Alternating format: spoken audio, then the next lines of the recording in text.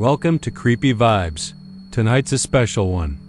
You're not just getting one story, you're getting 46 true chilling encounters, all set on hot, haunted Texas summer nights. And here's even better news. From now on every week, I'll be bringing you 4 to 5 hours of spine-tingling, real horror stories, so if you're into true scares and haunted tales, you're exactly where you need to be. But first, let me ask you something strange. Most viewers make one huge mistake. They watch the stories. They feel the fear, but they forget to subscribe. And by doing that, they miss out on the most disturbing stories only the bravest can handle. Don't be one of them. Smash that subscribe button now, because what you're about to hear will keep you up tonight. And the terror is just getting started. Where are you watching from? And what time is it where you are? Let me know in the comments. Because here, the night is only beginning and the horror waiting in the dark doesn't sleep. Now. Turn off the lights, get comfortable, and get ready. These are the 46 true chilling encounters on Texas summer nights. And they're as real as the heat rising off the highway. The field didn't have a name, not officially. Just a wide, flat stretch of cracked, red-brown earth tucked behind a line of forgotten trees off FM 1485, 20 minutes outside of Conroe. You wouldn't notice it unless you were looking, and even then, the barbed wire fence half swallowed by thistle and kudzu made it look like private land, nothing more.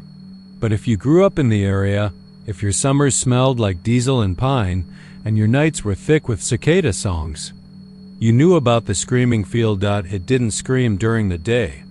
That was part of the trick. You could walk by at noon, sun high, and hear nothing but dry grass rustling and the occasional buzz of horseflies. Kids used to dare each other to hop the fence, run across barefoot, and not look back. Most made it. A few stopped midway and just stood there, wide-eyed, like something had whispered to them, something their minds couldn't shake. One boy, Jacob Mears, went in and came out bleeding from both ears. He never spoke again. His family moved away 3 days later. No goodbyes, no explanations. The old folks whispered about it at the barbershop and feed store. They said the ground was cursed. Said nothing had grown there in over 50 years. Not wheat, not grass, not even weeds. One man swore he saw his dog run into the field and come out hairless, skin pink and steaming, like it had been boiled alive. The vet wouldn't comment. The dog died the next morning. People say it started in '72. A man named Elias Finch bought the land to build a turkey farm. Said he wanted peace, space, a place to get away from the filth of city thinking. He hired 2 men to help clear the land, both of whom quit before the week was out. Said the ground moaned when they dug into it. Said they'd seen worms crawling up their boots, out of the dirt, and into their pant legs, biting hard like they were starving. One man had holes in his calf like cigarette burns. Elias didn't care. He stayed. Built the house. Built the pens. Brought in 100 birds. And then he stopped coming to town. They found him weeks later. Or what was left of him. House door wide open, the air thick with rot and ammonia. The turkeys had been torn apart, feathers everywhere like snow. The floor was black with blood and filth. Elias was upstairs in the bathtub, the water cold and pink, his body chewed raw like something had gnawed through bone. The windows were shut. No sign of forced entry. The only thing out of place, besides the carnage, was the hole in the field behind the house. Wide, shallow, freshly dug, maybe 6 feet long. Empty. After that, the land went unsold. People who tried to buy it, mostly out-of-towners, pulled out without explanation. One man, a developer from Austin, disappeared after camping out there overnight. They found his truck still running at dawn. All 4 tires shredded like they'd driven over razors. His tent was untouched. But the man was gone. The only thing inside was his boot, still laced, resting beside the fire pit. Sheriff Marty Tate, now retired, investigated that one. He doesn't talk about it much. But once, drunk at the Rusty Barrel, he told a story. Said he went out there after sundown. Alone. Just wanted to see it for himself. He parked off the highway, crossed the fence, and walked until he hit the center of the field. Nothing happened for a while. Just stars, silence, and the slow crawl of sweat down his back. Then the wind picked up. Cold, sudden, unnatural. The kind of wind that carries voices. He said it wasn't just screaming. It was pleading. Hundreds of voices layered on top of each other, some shrill, others guttural, all twisted in agony. He tried to run, but the wind pushed against him, holding him still, and that's when the ground beneath him pulsed. Like a heartbeat. A slow, wet thump he felt through his boots. He made it out eventually. Never went back. I didn't believe it. Not really. Not until last summer. It was July late.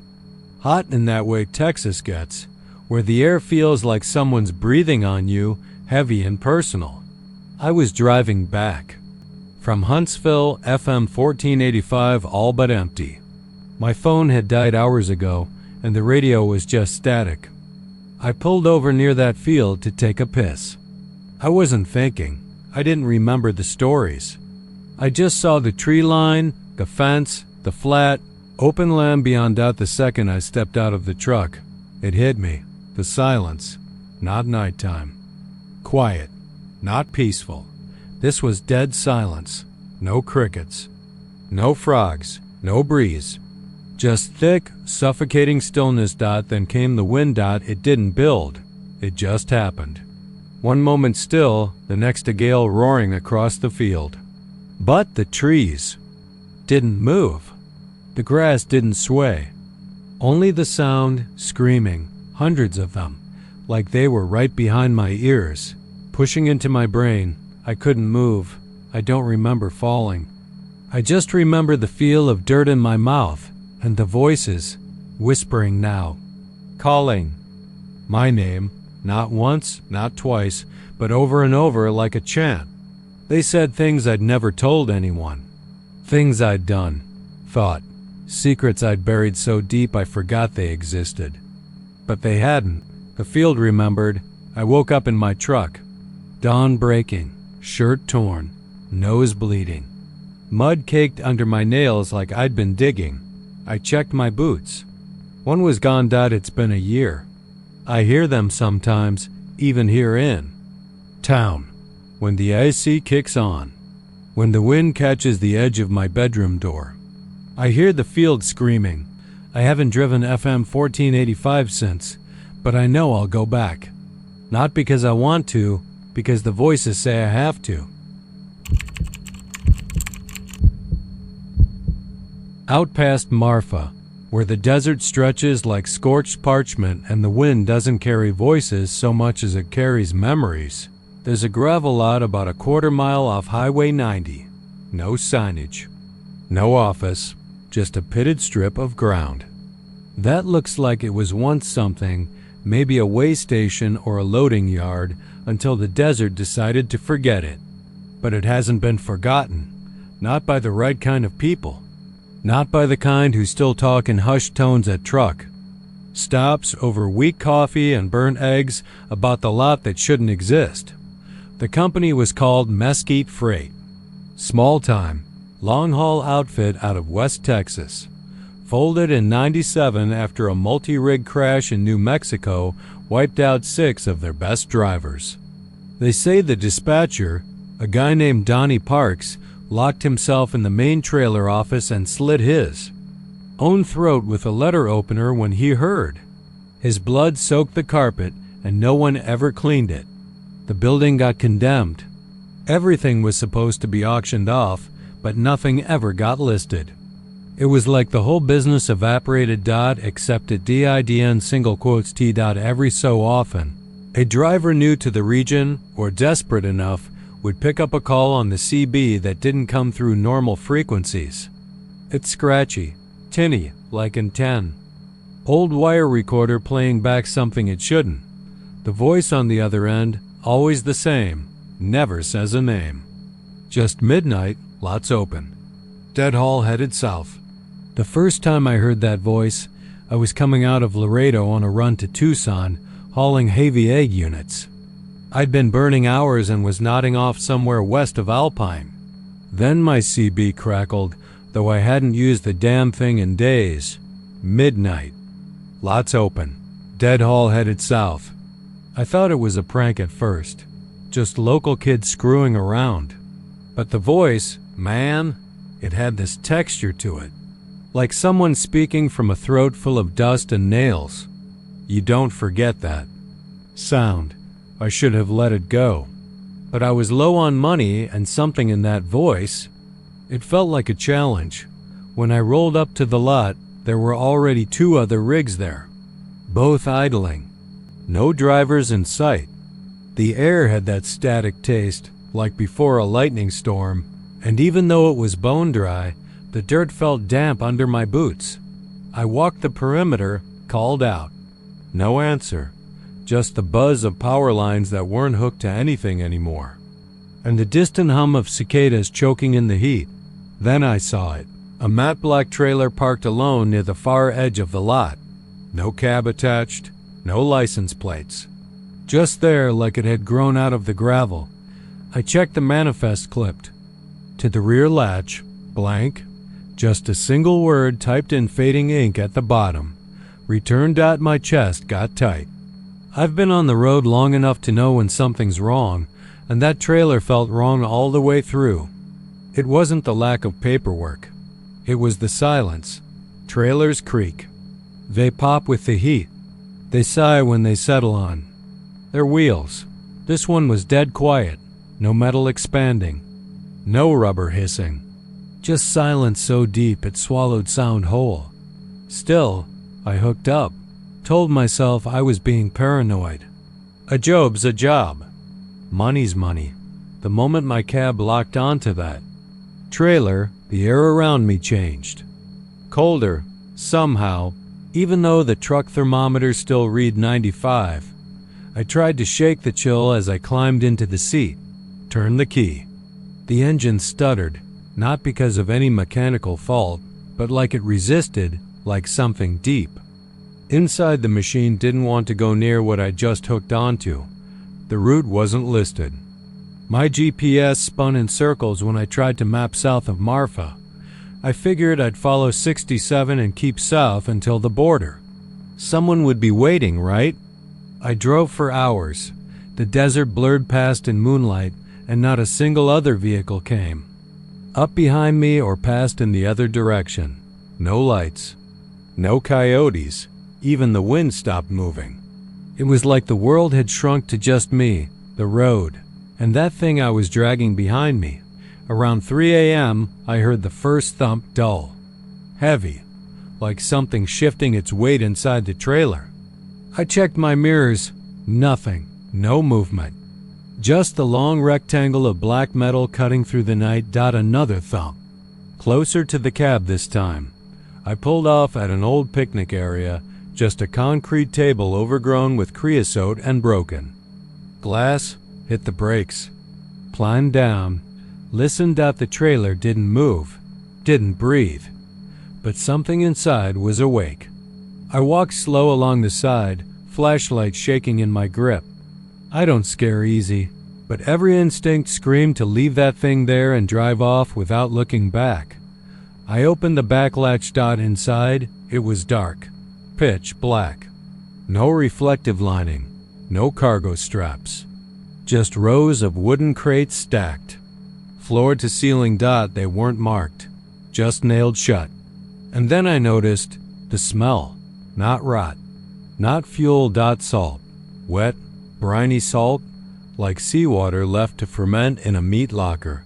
I stepped in, just enough to tap the nearest crate with my foot. It moaned. Swear to God. Low and deep, like someone crying in their sleep. I stumbled back, heart going full throttle. The trailer was silent again, but I'd heard it. I didn't open any more crates. I didn't need to. I shut the latch, climbed back in the cab, and drove. Faster this time. Didn't stop. Not until I reached a lone fuel station south of Presidio just before sunrise. I figured I'd unhook the trailer, leave it in the lot, and say nothing.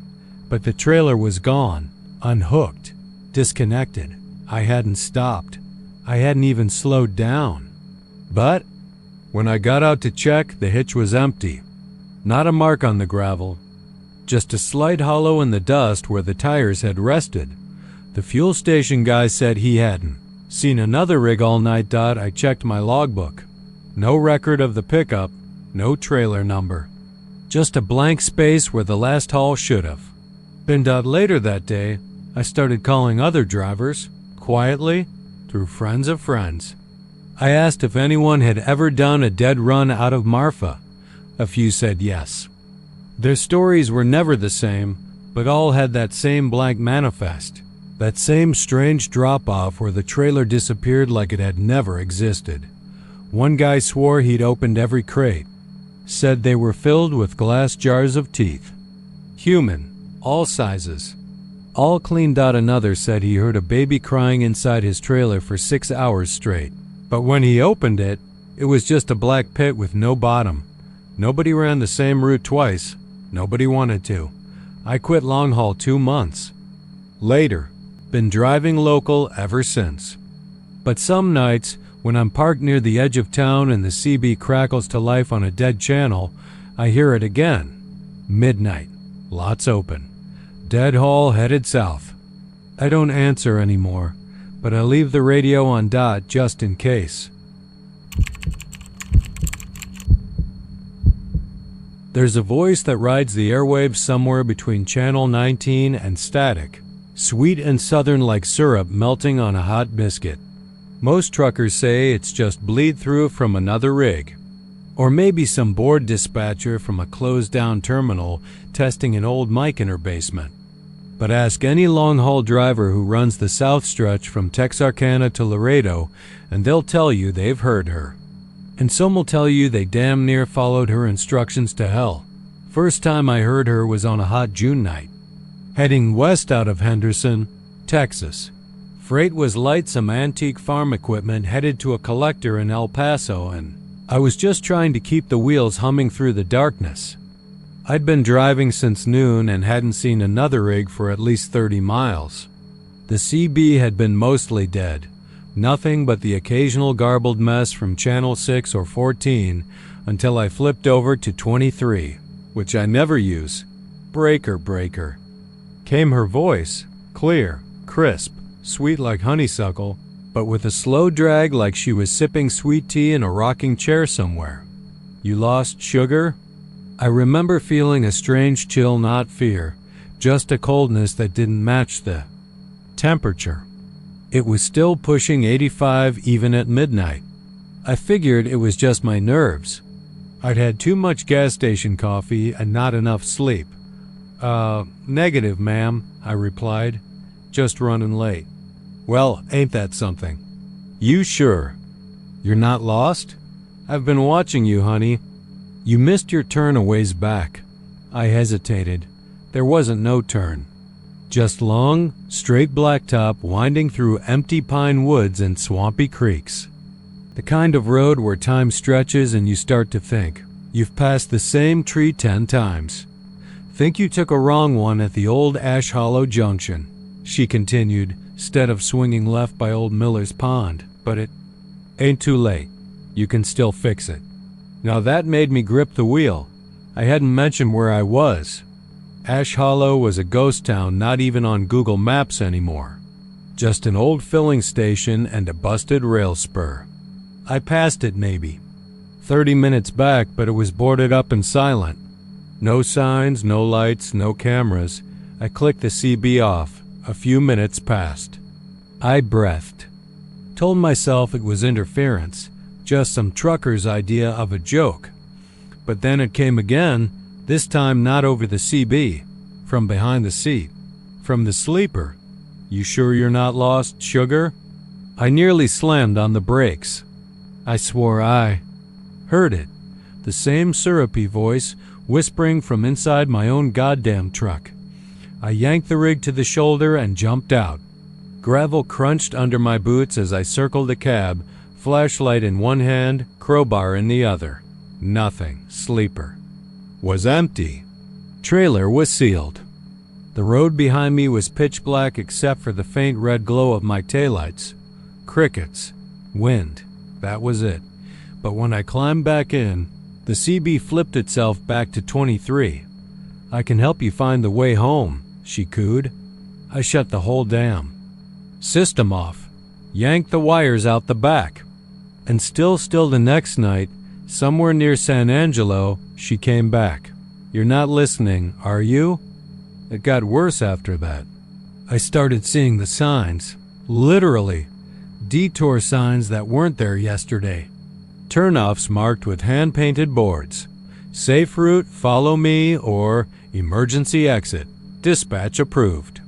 And they were always pointing down ragged county roads, overgrown and barely 2 lanes wide, that weren't on my GPS. Roads that looked like they hadn't seen pavement in decades. One night, I followed one. I don't know why. I was tired. I hadn't slept right in 3 days. Every rest stop felt like it was watching me. I'd wake up to find my truck moved slightly from where I'd parked it. Glove box open. Rearview mirror turned. I figured maybe if I just saw where she was leading me, it'd stop. She guided me through the CB again. Turn left at the red barn, sugar. Don't be scared. You're doing fine. There was no barn. Just a collapsed skeleton of wood in the moonlight that used to be a barn. But I turned anyway. Crossed the bridge. Mind the creek, she don't like loud engines. The bridge was half rotted. Planks missing. Water below black and unmoving. No frogs, no bugs. Just that quiet you only hear when something's waiting. She led me through miles of dirt roads, twisted through thick woods that pressed up against the cab like they wanted to crawl inside. Spanish moss hung like nooses from the trees. I passed an old swing set with no house around. Just rusted chains swaying slow in the still air dot. Then came the clearing dot. It was a gravel lot, half swallowed by weeds, with a single lamp post flickering. Like it was about to die. There was a trailer parked there. Not mine, a different rig. Paint peeled. Doors ajar. No driver. No cab dot, and from the woods came a woman. She was in shadow, but the way she moved. SLO. Like she had all the time in the world. Like she'd walked this path 1,000 times and would walk it 1,000 more. I couldn't see her face. But her voice, oh. That voice slid into my ears again without the CB. Welcome home. I reversed. Tires screamed. Gravel flew. I didn't care about axles or load. I just drove. Didn't stop until the sun came up somewhere near Azona. That trailer? It wasn't on any manifest. I asked dispatch. They had no record of me ever pulling over near Ash Hollow. No fuel receipts. Nothing. Just a blank 3-hour gap in my route. They said maybe I dreamed it. Maybe I nodded off, but I've never fallen. Asleep at the wheel. Not once. I'd rather drive wired and shaking than risk that. What scared me worse was the next guy I met at a rest stop outside El Paso. Older fella. Big belly. Looked like he'd been driving since Vietnam. He saw me staring at the CB and said, "She get in your head yet?" I didn't answer. He nodded. As if I had. She got my buddy last year. Swore up and down she was leading him back to his wife.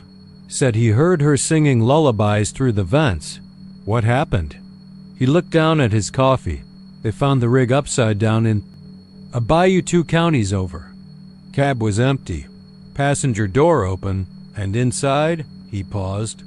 Inside they found her voice, still playing on the radio. No wires, no power. Just her, whispering, "You're almost home, sugar." I quit hauling south after that. Switched to Midwest runs. Cornfields, snow, potholes the size of bathtubs, anything but those Texas backroads. But some nights, when I'm cutting through empty plains and the sky turns that shade of bruised blue, I still hear her. Just for a second. Like a breath on my neck. You sure you're not lost?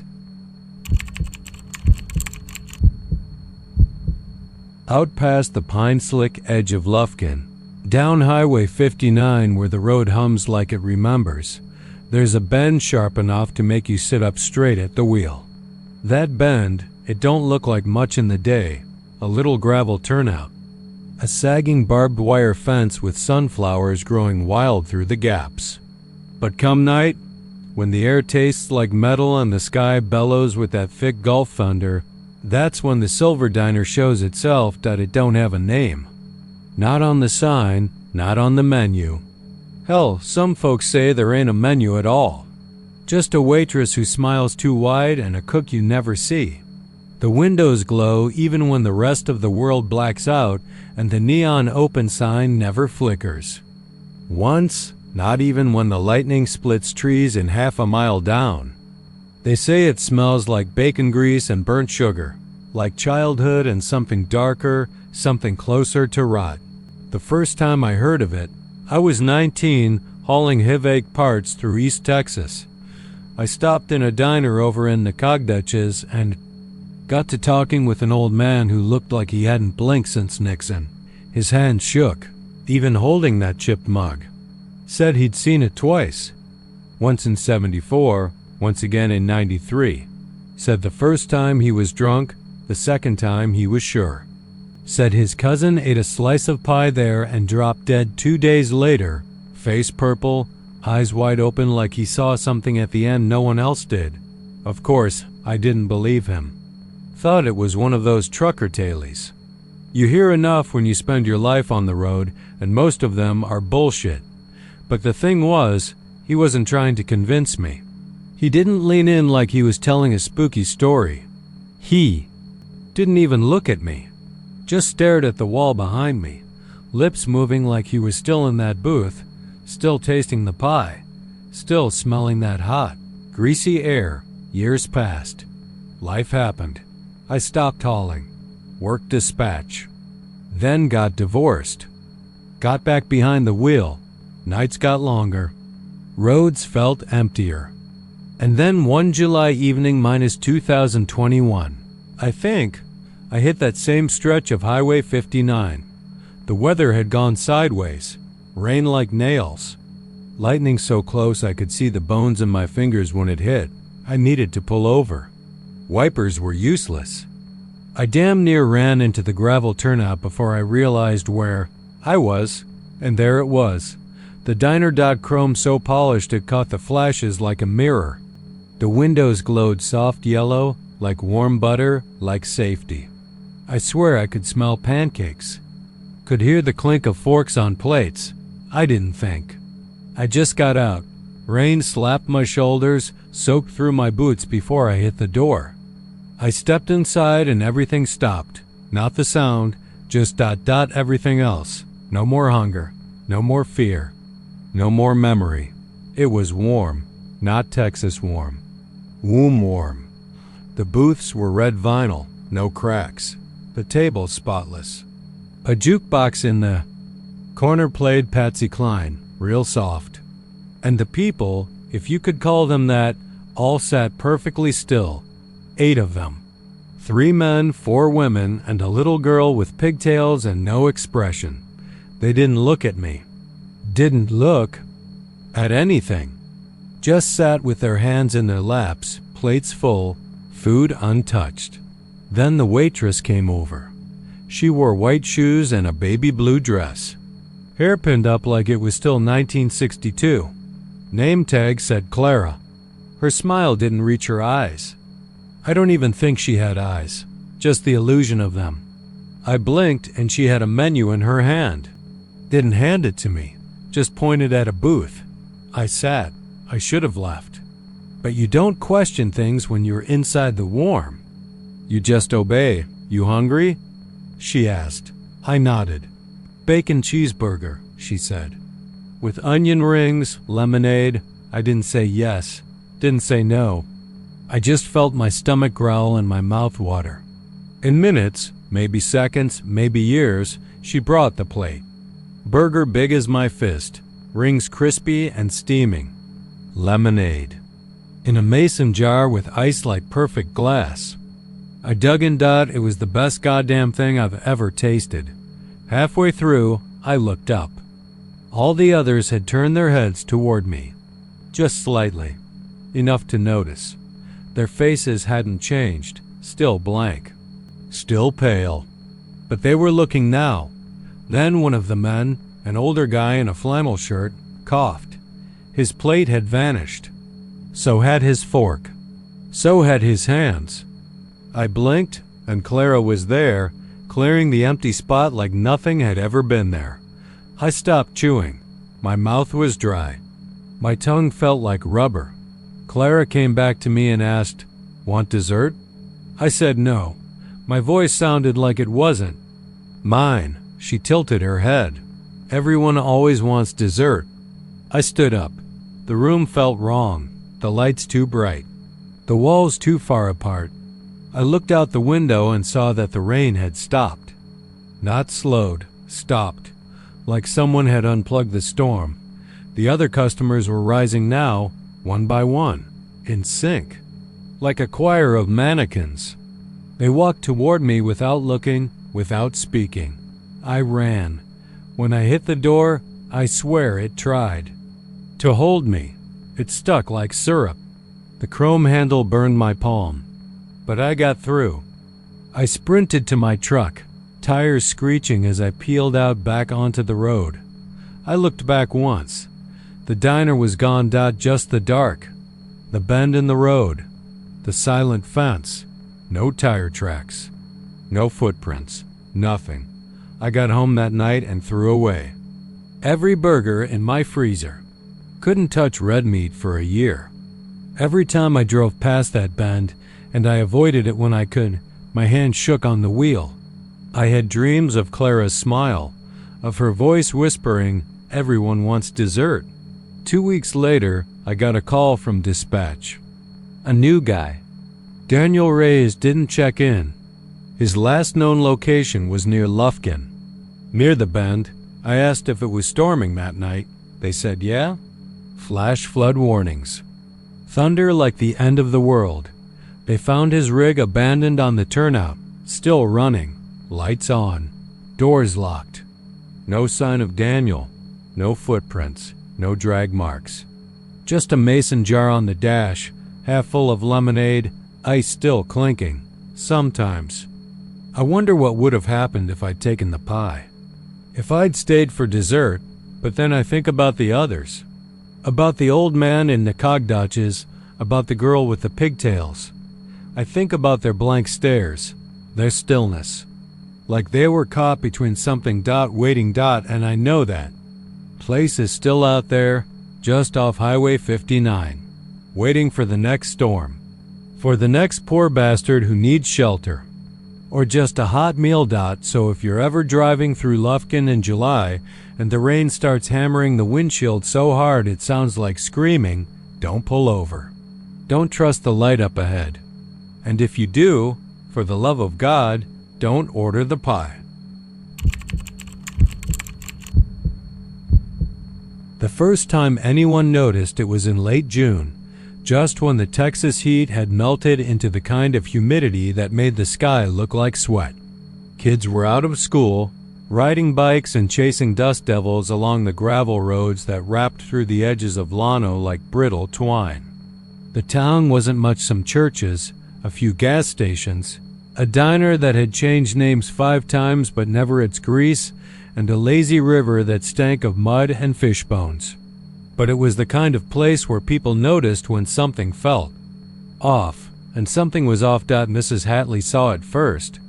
She told the pastor it looked like a shadow wearing bones, and that it moved like a spider on crutches.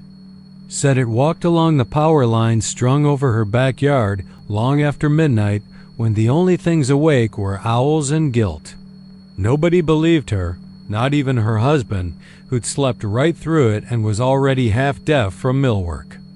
But a week later, young Ryder Garrison came screaming down the street, half naked and shaking, yelling about a man with no face walking on the wires above the old cemetery. That got folks talking. The power company came out, blamed the transformers, hiss on summer static and the flickering lights on aging circuits. They checked the poles, ran diagnostics. Nothing wrong, they said. No shorts, no tampering, no evidence of trespass. But people still heard the creak at night wires groaning like something heavy was crawling along them. The thing never came down. That was the rule, it seemed. It stayed up high, moving from pole to pole, one long limb at a time, sometimes fast, sometimes agonizingly slow. Always silent, always watching. It never made a sound, not even when it turned its blank, twitching head toward someone and tilted it too far, like it was trying to understand the meat below. Its face, or where a face should have been, looked like black glass with static. Crawling behind it, Dot, and it watched the kids dot at first. It was just curiosity, maybe. The thing would stop and stare while they played in backyards or wandered into the fields. But then dogs started barking at nothing just before vanishing. Riders. Collie went missing one night, leash snapped clean in two. They found the collar days later, hanging from a power line, crusted with something that looked like dried oil and hair. One night, Jacob and Maria Sandoval, 8 and 10, got dared to ride their bikes to the old bridge where the lines dipped. Low over the Llano River. Their cousin dared them, giggling about the wire man. They never made it home. The bikes were found the next morning, laid neatly side by side in the grass under the power lines. No sign of the kids. Just the faint smell of burnt plastic and a trail of melted ants crawling in a perfect line toward the nearest utility pole. People stopped going out after dark. Those who still remembered the old stories, the whispered things, passed down by grandfathers too quiet and too drunk to say them out loud. Talked about the storms in '72, how lightning hit the substation outside of town and the air stayed charged for weeks. How birds fell dead from the sky and a lineman named Wiley Caldwell got found stuck to a pole, fused into the steel brace like bubble gum in the sun, his mouth wide open like he was still screaming. They said his body hummed for days before the company could cut him down, but that was just folklore, right? Except one night in July, a blackout swept through Llano. No warning. No wind. No storm. Just silence, like the whole town had taken a breath and forgot to let it out. The backup generators failed. Phones stopped working. Flashlights flickered. Some said even time slowed down for a second, watches froze. Microwaves stalled mid-beep. Babies stopped crying like they were listening to something. Then came the crack. Not lightning, not thunder. Just a sharp, flesh-deep crack, like a whip made of teeth, and the thing came down.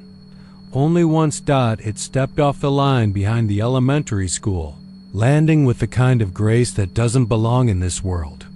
Teachers later swore they'd locked all the doors before going home.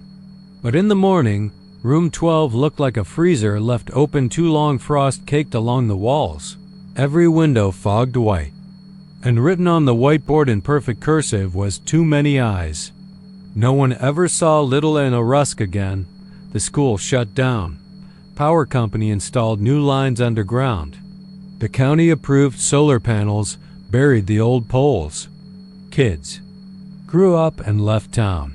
Some tried to forget. Others drank until the memories stopped scratching at their skulls. The Hatleys moved away.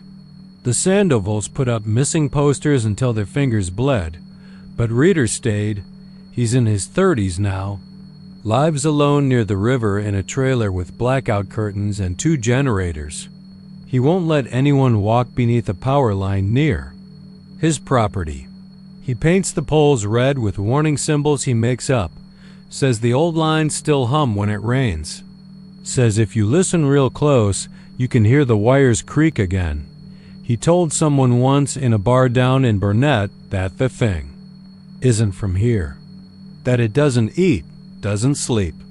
That it's not looking for anything except maybe to be remembered.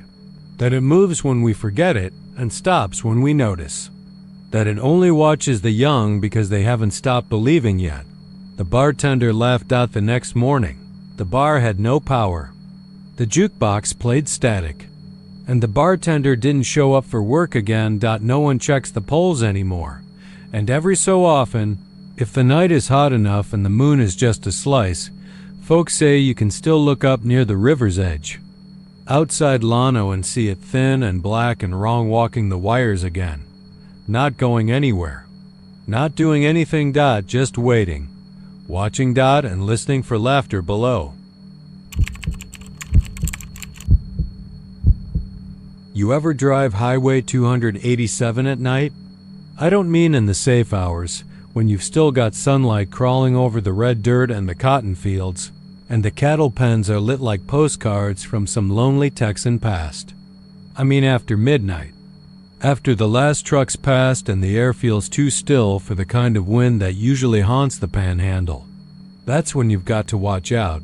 Not for animals, not for thieves, but for the lights. They call them the lures.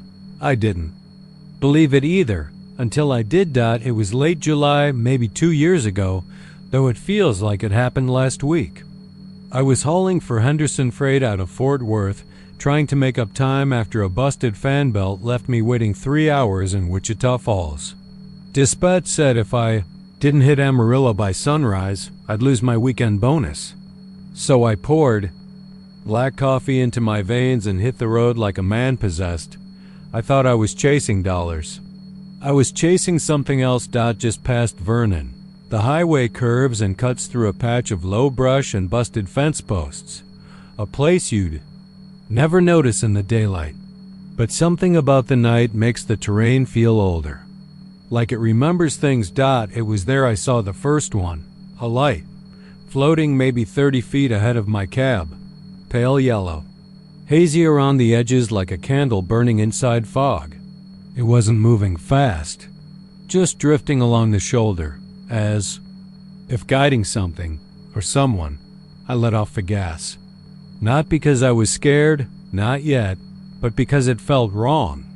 You know how when you see a deer up ahead, your body reacts before your brain? Like something ancient inside you recognizes danger in the brush?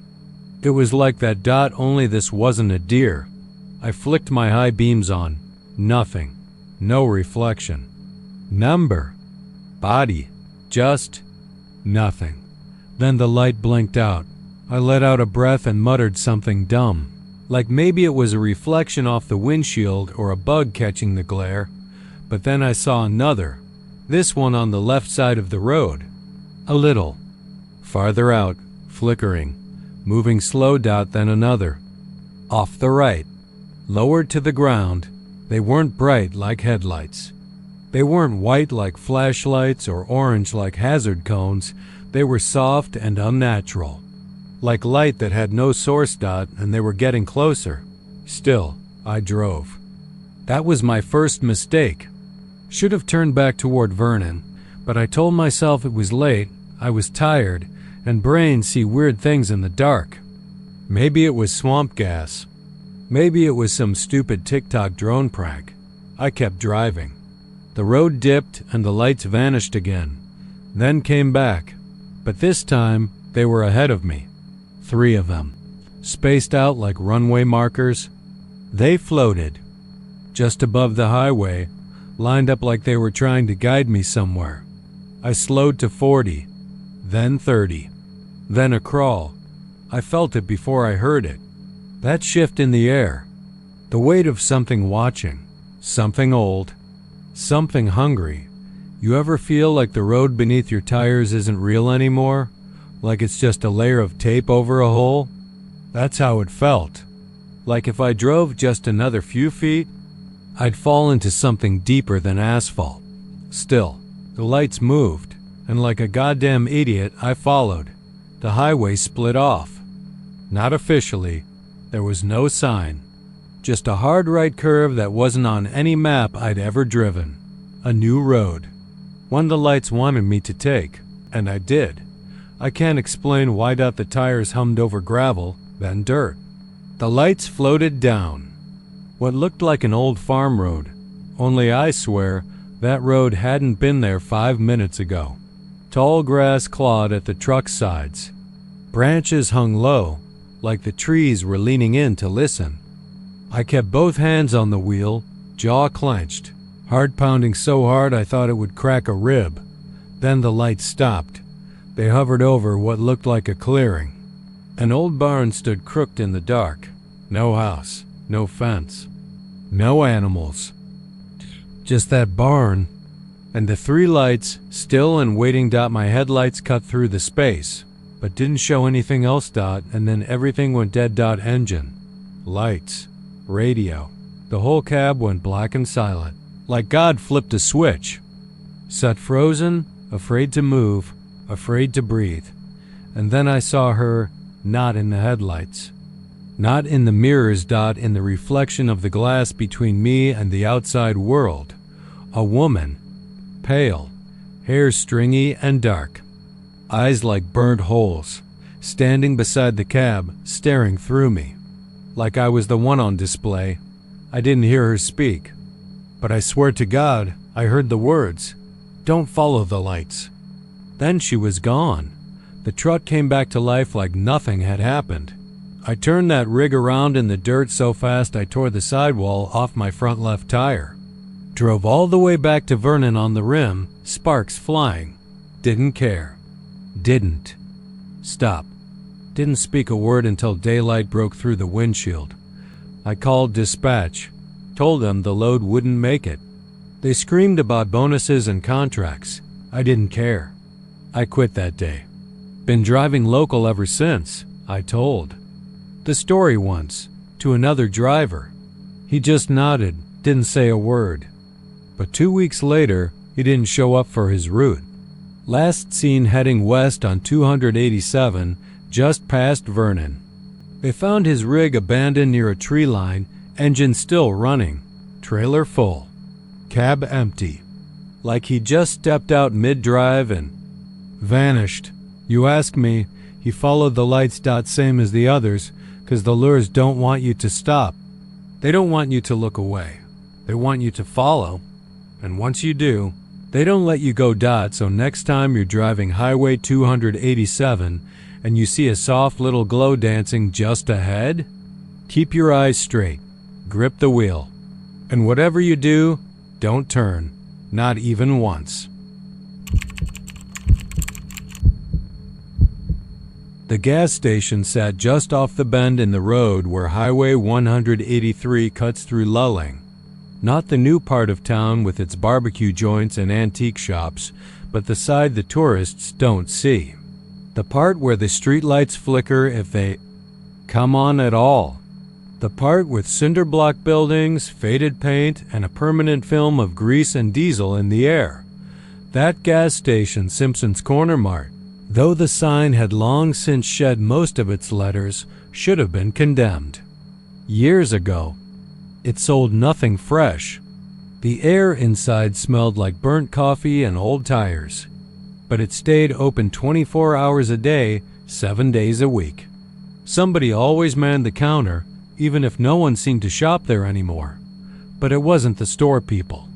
Whispered about it was the ice machine, the kind that stands outside, right against the wall near the entrance. Big white chest, rusted hinges, faded red lettering that once read ICE, but now looked like blood smeared across snow. The kind that hums at all hours, its motor coughing and grinding like an old man who can't clear his throat. Locals had stories. Kids dared each other to touch it. Teens used to knock on it late at night, giggling like idiots until the night one of them didn't come home. 17-year-old Nolan Gibbons. That was 8 years ago. They found his truck parked in front of the store, engine off, keys still in the ignition, driver's side door hanging open. The clerk that night, an old man with a hearing aid and a shaky hand, said Nolan had come in for a bottle of Gatorade. Paid in cash, said thank you, walked back outside. Never seen again. No blood, no signs of struggle. Just gone. And that goddamn ice machine still humming. People said if you stood close, especially in the dead of night, you could hear something inside. Not the usual clinks and cracks of freezing cubes, but something slower, something more deliberate. A soft tapping, rhythmic, like fingernails. Or teeth. Kayla heard it first when she was working the night shift. She'd moved back to Luling after the divorce. Said she needed to be closer to her mother, but really, she just couldn't afford rent anywhere else. The job at the gas station was a favor her cousin's husband managed it. If managing meant counting expired, jerky and dealing with drunks who wandered in off the highway. It was the week before Halloween. The kind of Texas fall night where the heat breaks just enough to let you breathe again. Her third shift in a row. Midnight to 6 a.m. long hours filled with nothing but old country on the radio and the occasional whine of a mosquito by the security light. Around 2:30, she stepped outside for a smoke. The air was thick. The sky held no stars. She lit her cigarette and leaned back against the wall, staring at the shadow stretching out across the gravel lot. Then she heard a tap, tap, tap. It wasn't loud, not at first. Soft, like someone knocking gently on wood. She turned, expecting to see someone playing a prank. The parking lot was empty. Tap. Tapped out. It came from behind her. From the ice machine. She stepped closer, frowning. It tapped again. Same slow rhythm. No other sounds. No wind. No bugs. Just the hum of the compressor and that soft, persistent knock. She reached out and laid a hand on the machine. Cold, of course. But too cold. The kind of chill that seeps into your palm and keeps going deeper, like needles under the skin. Tap. Tapped out. It stopped. She stepped back. Something shifted inside. Not ice. Heavier. A thump. Then silence. She backed away and went inside. Locking the door behind her. The next morning, she told the manager. He laughed it off. It's an old machine, he said. Probably a rat. Or a pipe expanding. But there were no pipes in that machine. Just bags of ice and a compressor. She didn't go outside again that night. The next shift, she kept the lights brighter. Turned the radio up. Tried to ignore the way the ice machine seemed to vibrate differently every time she looked at it. Then came the Wednesday night shift. That's when she saw the boy. He wasn't on any camera. Just there. Outside the front door, wearing a soaked hoodie, head down, hands in the pockets. She almost didn't notice him until she saw the reflection in the glass. He didn't move, didn't look up. She stepped closer to the window. The boy slowly raised his head. His eyes were gray, not pale, not silver. Gray, like wet ash. His mouth was too wide, like it had been pulled open at the corners by something not human. He smiled. Slowly, deliberately. She stumbled back and blinked. He was gone. The parking lot was empty again. That was the last night Kayla worked there. She packed up her stuff the next morning and left a voicemail saying she quit. No 2 weeks' notice. No explanation. Just gone. A few days later, another clerk took the night shift. Rawl. He lasted one night. The store cameras showed him pacing the aisles around 3 a.m., jittery, looking toward the door. Then he walked outside, straight to the ice machine. He touched it, stared at it. His lips moved, maybe talking to himself. Then he opened it. What happened next wasn't on the footage. Just static. For 17 minutes, when the feed returned, the machine was closed again. Rawl was gone. His phone was still behind the counter, still unlocked. The last thing he had searched? How to break open an industrial ice chest. They never found him. Just like Nolan, People don't talk much about the gas station anymore. It still opens. Some poor kid always ends up with a night shift, but they don't last long. A week. 2, tops. The machine still hums. And if you drive past on a humid summer night, you might see a figure standing beside it, not moving. Just waiting. And if you're real quiet, if you pull over, cut your engine, and listen real close, you'll hear it 2. Tap, tap, tap. From inside. They say the fire at Dagger's Hollow never truly goes out. East Texas is full of whispers, swamp legends, dead-end hollers with names older than Texas itself, and lakes that vanish from maps just when folks start asking too many questions. But Dagger's Hollow was different. It didn't need rumors to feel wrong. People just knew. Even the birds didn't fly too low over it. The campsite sits about 12 miles off the main road near Nacogdoches. Not marked anymore, not officially. The state used to list it on some old brochures back in the 70s, but they quietly removed it right after a family from Temple disappeared during a spring break trip. Rangers closed it then, blamed flooding and trail erosion, but locals know better. They remember stories from their grandparents and from the strange lights seen flickering in the trees long after sundown. They know about the fire. It started again in early June, right at the beginning of the humid Texas summer. A group of college kids, 3 boys, 2 girls, decided to take a trip out there, off-grid, no cell towers. Just tents, cheap beer, and a Bluetooth speaker that barely held a charge. One of them, Seth, had grown up in the area and heard the stories. He'd heard about the fire, sure, but like most who survive long enough to regret it, he laughed it off, thought it was local color, thought it would impress the girl he'd just started seeing, Mallory, who had a thing for abandoned places with creepy vibes. The drive out was already sketchy. The last 5 miles were all gravel and tree roots, the kind that scrape the undercarriage and make you wonder if you missed a turn an hour ago. The sun had dipped below the trees by the time they made it to the clearing. No signs, no fire pits. Just an open patch of cracked, dry soil with a circle of blackened stones in the center. The fire was already burning when they arrived. Nobody said it out loud at first. They just stepped out of the Jeep, blinking at the flames that danced too. Cleanly. No smoke, no flicker in the wind. It was as if someone had just stoked it. The logs looked whole, not charred, not green either. The flames licked them gently, but they never burned down. Must be some kind of prank, Seth muttered, but even he didn't sound convinced. They didn't find anyone else. No signs of other campers, no other vehicles. No boot prints, no trash. No sounds of someone in the woods. Just the fire, steady and calm, like it had been expecting them. They set up camp anyway. That's the part that always gets me when I think about it.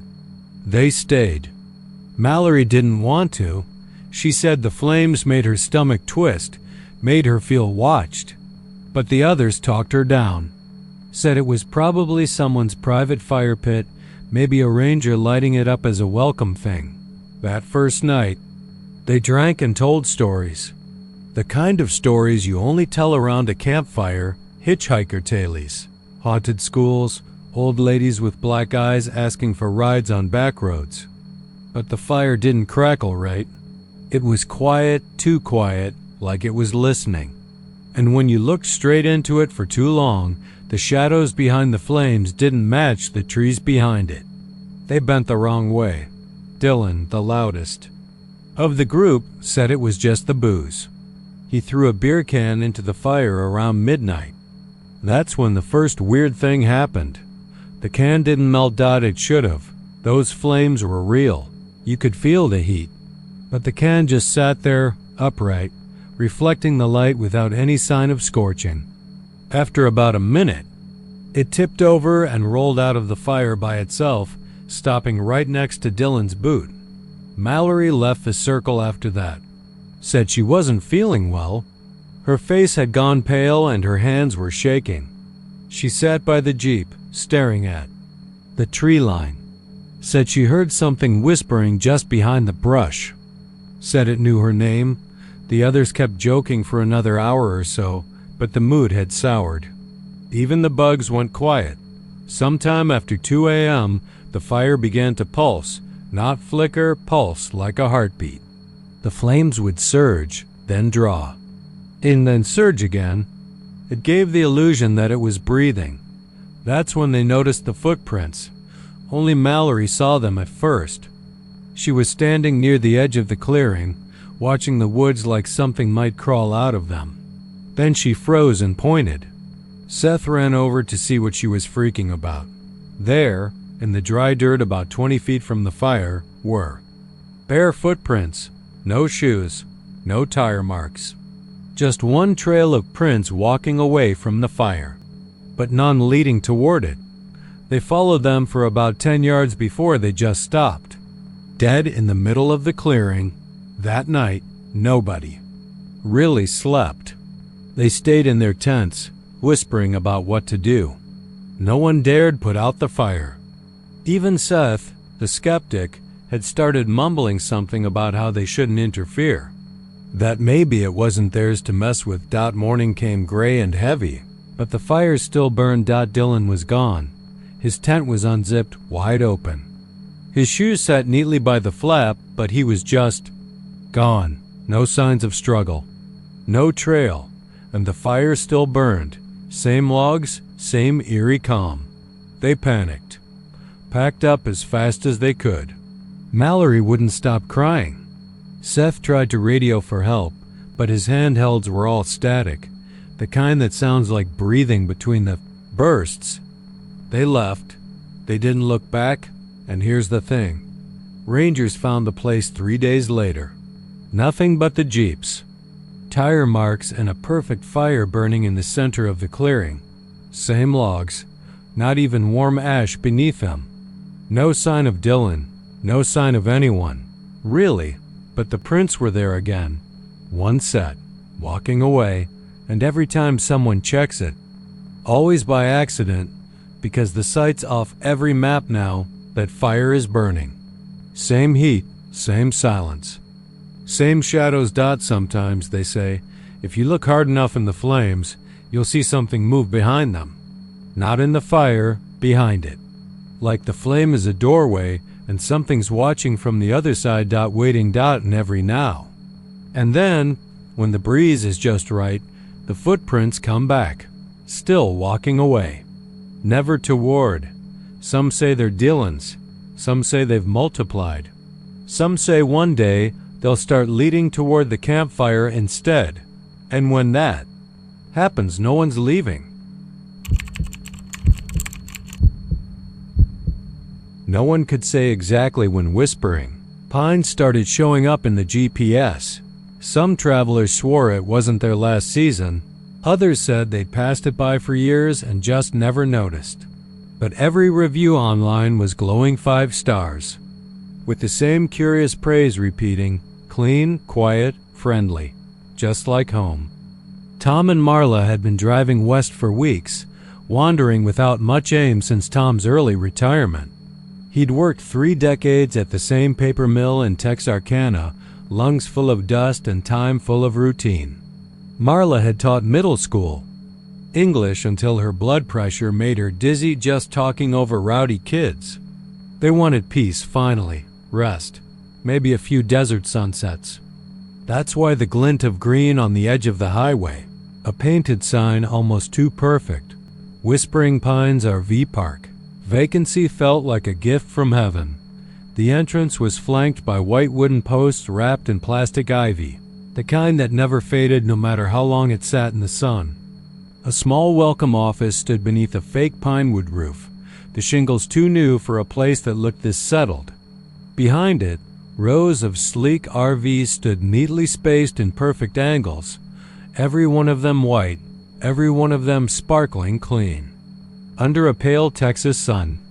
It should have looked clinical, maybe eerie, but there was a strange comfort to it. Like a postcard scene you didn't remember sending for but recognized. Anyway, Tom rolled the window down and smiled at the man who came out of the office, waving. The man wore khakis and a tucked-in polo. His gray hair was trimmed neatly, his tan face tight with a cheerful smile. His nametag read Hal. "Welcome, folks," Hal said with a deep drawl, like they were the first guests in weeks instead of the fifth ones that day. "You just missed Monday bingo, but don't you worry. We've got music tomorrow, barbecue on Friday, and there's a walking trail loops behind the north lot. Spot 27's open, shady, and quiet. You'll love it." They checked in. With ease, no IDs, no long forms, just a simple guest book. When Marla raised an eyebrow at the lack of paperwork, Hal laughed. "No need to fuss with all that out here. We're all friends. You'll see." Spot 27 was near the back, nestled under tall fake pines that didn't sway even when the wind moved the grass. Their RV slid in like it belonged there. That first night was peaceful. Crickets chirped in slow, measured rhythms. The park lights glowed with a soft amber hue, not harsh like halogens, more like candlelight. They slept with the windows open and didn't lock the door in the morning. Marla made coffee and frowned at the calendar app on her phone. It showed no signal. The date blinked. Updating. "Huh," she muttered. "Weird. What day is it?" "Tuesday, I think," Tom said. "No. Wait, didn't we get here Monday?" "Maybe," she said. "Wasn't it Saturday when we left that flea market in Abilene?" They laughed it off. Retired folks didn't need days anyway. They wandered over to the clubhouse after breakfast, drawn by the low hum of music and laughter. The other residents, all silver-haired, all smiling, waved like old neighbors. Nobody asked their names. Instead, they were simply absorbed into the gentle flow of activities, slow dancing under twinkle lights strung between trees, sing-alongs, card games, polite jokes that never got too loud the next morning. Marla stared at her reflection in the RV mirror, blinking. Something about her face felt off. Not bad. Just unfamiliar. Her lipstick was a shade too pale, and her eyes, she always had crow's feet, hadn't she? But they seemed to have faded. Her phone still wouldn't load a date. The calendar. App crashed every time. "Hey, Tom," she said. "Did I dye my hair?" "It looks lighter." Tom grunted from the tiny booth table. "Looks good. Mine feels thicker, I swear." He ran a hand over his scalp and chuckled. "Guess this air agrees." "With us?" It wasn't until the fifth day, or what they guessed was the fifth, that they noticed something stranger.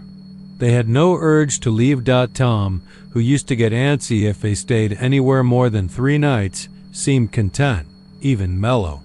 He stopped checking the road maps, stopped cleaning the RV's windshield, stopped talking about moving on to Big Bend or El Paso. He just sat on the porch swing near the park's community garden and waved at passing couples, with smiles stretched tight across their faces. Marla found herself humming songs she didn't know the names to, joining water aerobics without hesitation, and forgetting to call her sister. Wasn't there a sister? Somewhere? And then one evening, she met Helen. Helen sat on a bench outside the laundry room, wearing a faded sun hat and large sunglasses even after dusk. She didn't smile. That alone made her stand out. "You're new," Helen said, her voice dry and low. Marla nodded slowly. "A few days now, maybe a week. Closer to 10, Helen said. "They don't tell you, but you can count the times. The sprinklers run, 1 a day." "I've been here 236 days, Marla blinked. "You sure?" "No, but I wrote it down, for a while, until I ran out of paper. They don't sell pens here, or notepads, you noticed?" Marla. HADN single quotes T. Helen leaned closer. "Do you remember your phone number?" Marla opened her mouth. Nothing came out. "Your last address?" Helen shook her head. That's how it starts. You forget the little things. You think it's peace, rest. It's not. It's the park. It feeds off you. You're saying the place is alive? Helen gave her a long, hard look. Ever heard music without a source? Ever seen the same person walk the same loop 3 days in a row, saying the same thing, wearing the same clothes? The same smile? Marla wanted to laugh. She didn't. Her throat was dry. There are paths behind the north lot, Helen said. The trail? Don't go near it after dark. That's where they take the ones who remember too much. Marla stood there for a long moment before backing away. When she told Tom later that night, he just stared at her blankly. Helen, he said, you sure? That sounds like Cheryl. Helen's not here anymore. Left last fall. Left? Marla asked. How? Tom shrugged, packed up, drove off. But no one else ever left. And they hadn't seen an exit road.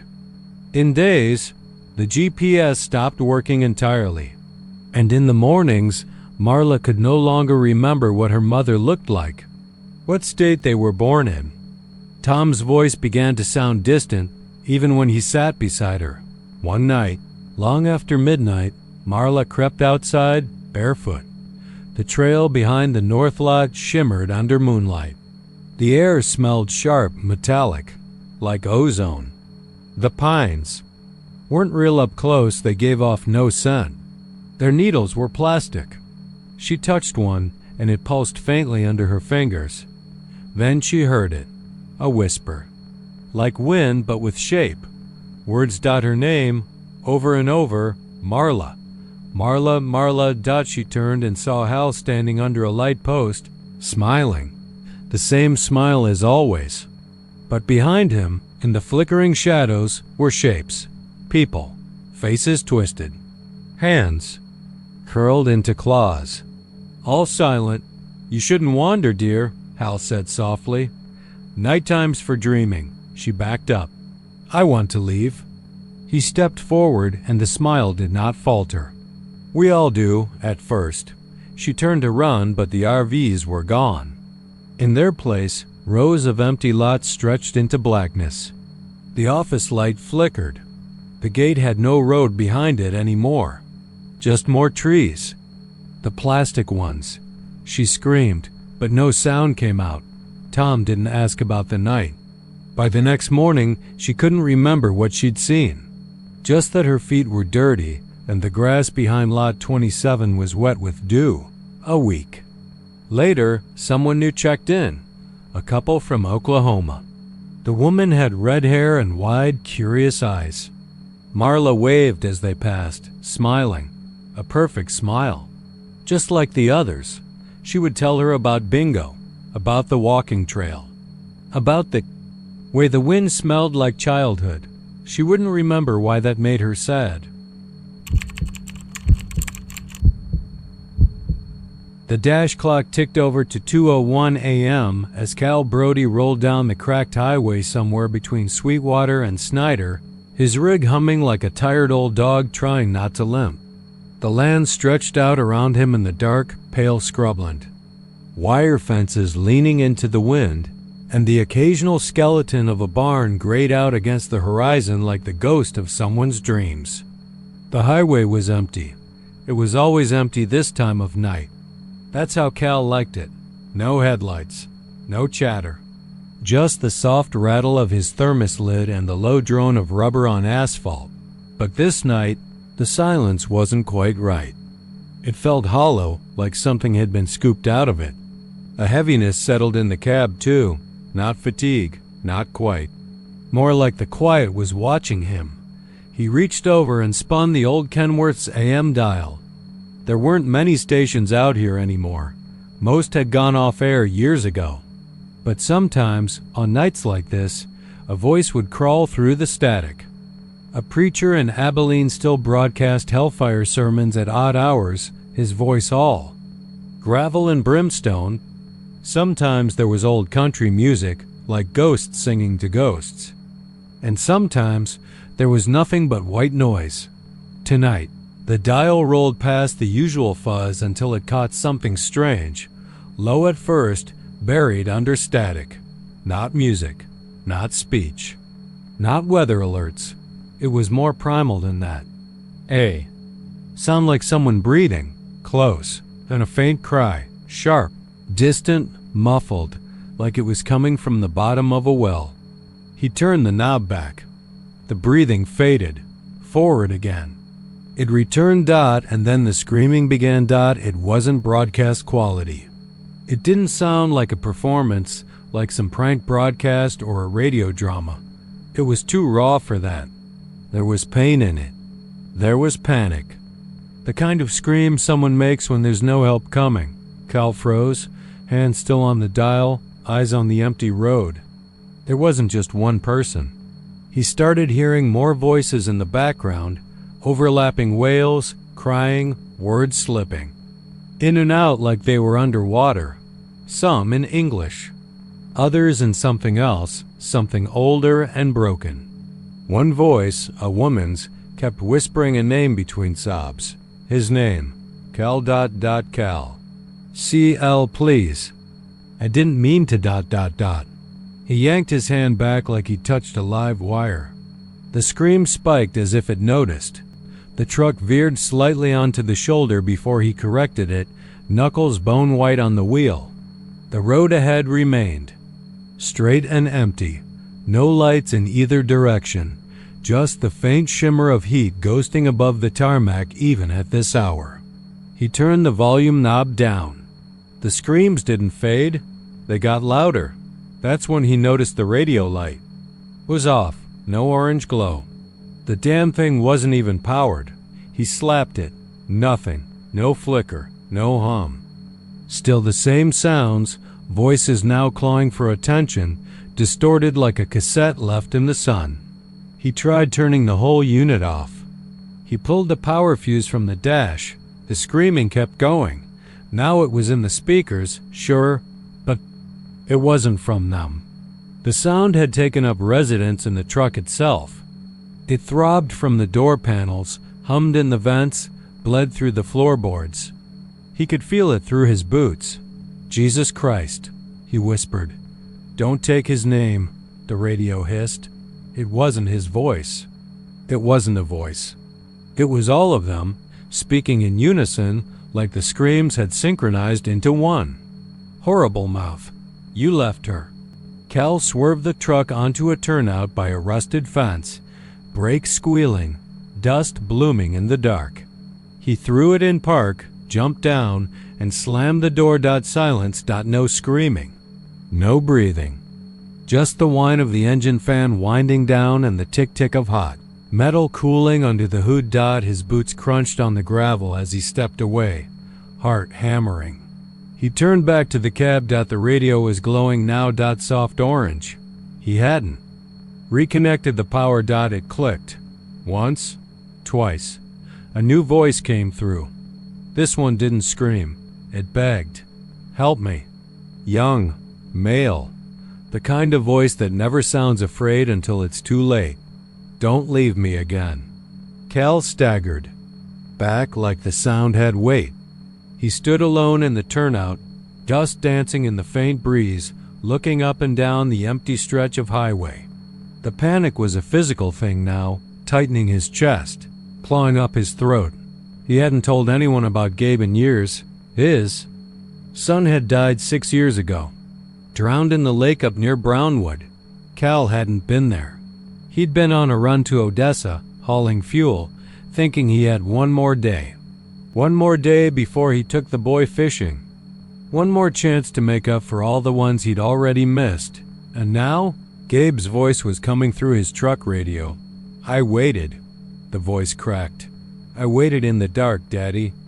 Cal walked back to the cab like a man walking into a grave. He climbed up, closed the door. The screams were gone. The static was gone. Only breathing remained. He reached out to the dial, touched it gently. It felt cold, like the inside of a freezer. Gabe? He whispered. Silence. Then another voice. This one wasn't his son. It wasn't human. It rasped through.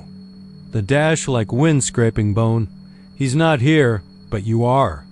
The cab door slammed shut on its own. Cal twisted the handle. Locked. The windows began fogging up from the inside, streaked with long smears. Finger streaks. Tiny ones like from a child's hand. He banged on the window. No give. The engine revved on its own. The lights flicked on, and the truck started moving. Cal's foot wasn't on the pedal. The steering wheel turned sharply. The truck rolled back onto the highway. The scream started again, this time from behind the seat. Something was back there. He didn't want to look. He did. The sleeper bunk curtain was open just a crack. A sliver of black between folds. Something was moving. Something pale. Crawling. His breath caught. The scream grew louder, more shrill, like whatever it was back there was unfolding, limbs. Creaking like snapped branches. A face, no, not quite a face, but the shape of one, pressed against the curtain from behind, bulging the fabric dot, then it whispered again. His name. Cal? The truck picked up speed. 50, 60, 70. Tried the brake. Nothing. The road stretched ahead, a straight shot into the hills. He spotted the junction sign for an old service road. Barely a road anymore.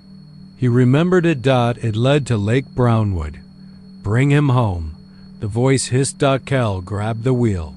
He tried to steer it off course, but the truck fought him like it had its own hands on the wheel.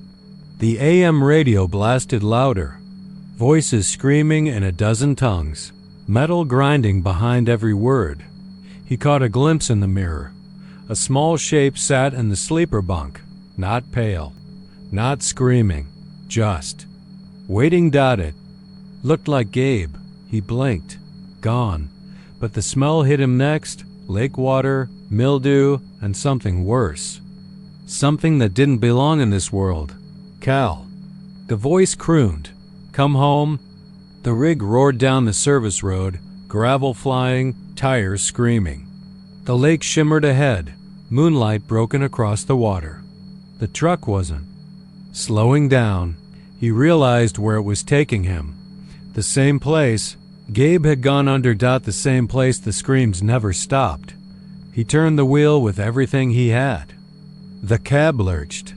The rig jackknifed. The sound of tearing metal and screeching brakes swallowed by a high, inhuman howl. Then silence. Only the lapping of water. By the time they found the wreckage 2 days later, the cab was submerged halfway. Into the lake. Radio destroyed. Dash crushed. No sign of Cal. But at 2 a.m. the following week, a rookie trucker passing through that stretch turned his AM dial on a whim.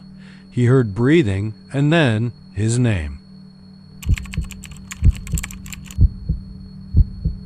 They say there's an old gas station on Route 66, about 20 miles east of Shamrock, out near a place that used to be called Rock Bluff before it dried up and blew away.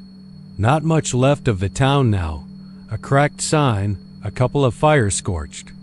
Foundations, and the bones of what might have been a church. But that gas station, still standing, still open, still waiting. Only shows up to drivers alone. Only after midnight. And if you're unlucky enough to stop there, they say the glass door will show you a face, someone you've never met, or maybe someone you haven't thought about in years. Either way, it's the person you'll bury before the year is out. Never believed it. Not really.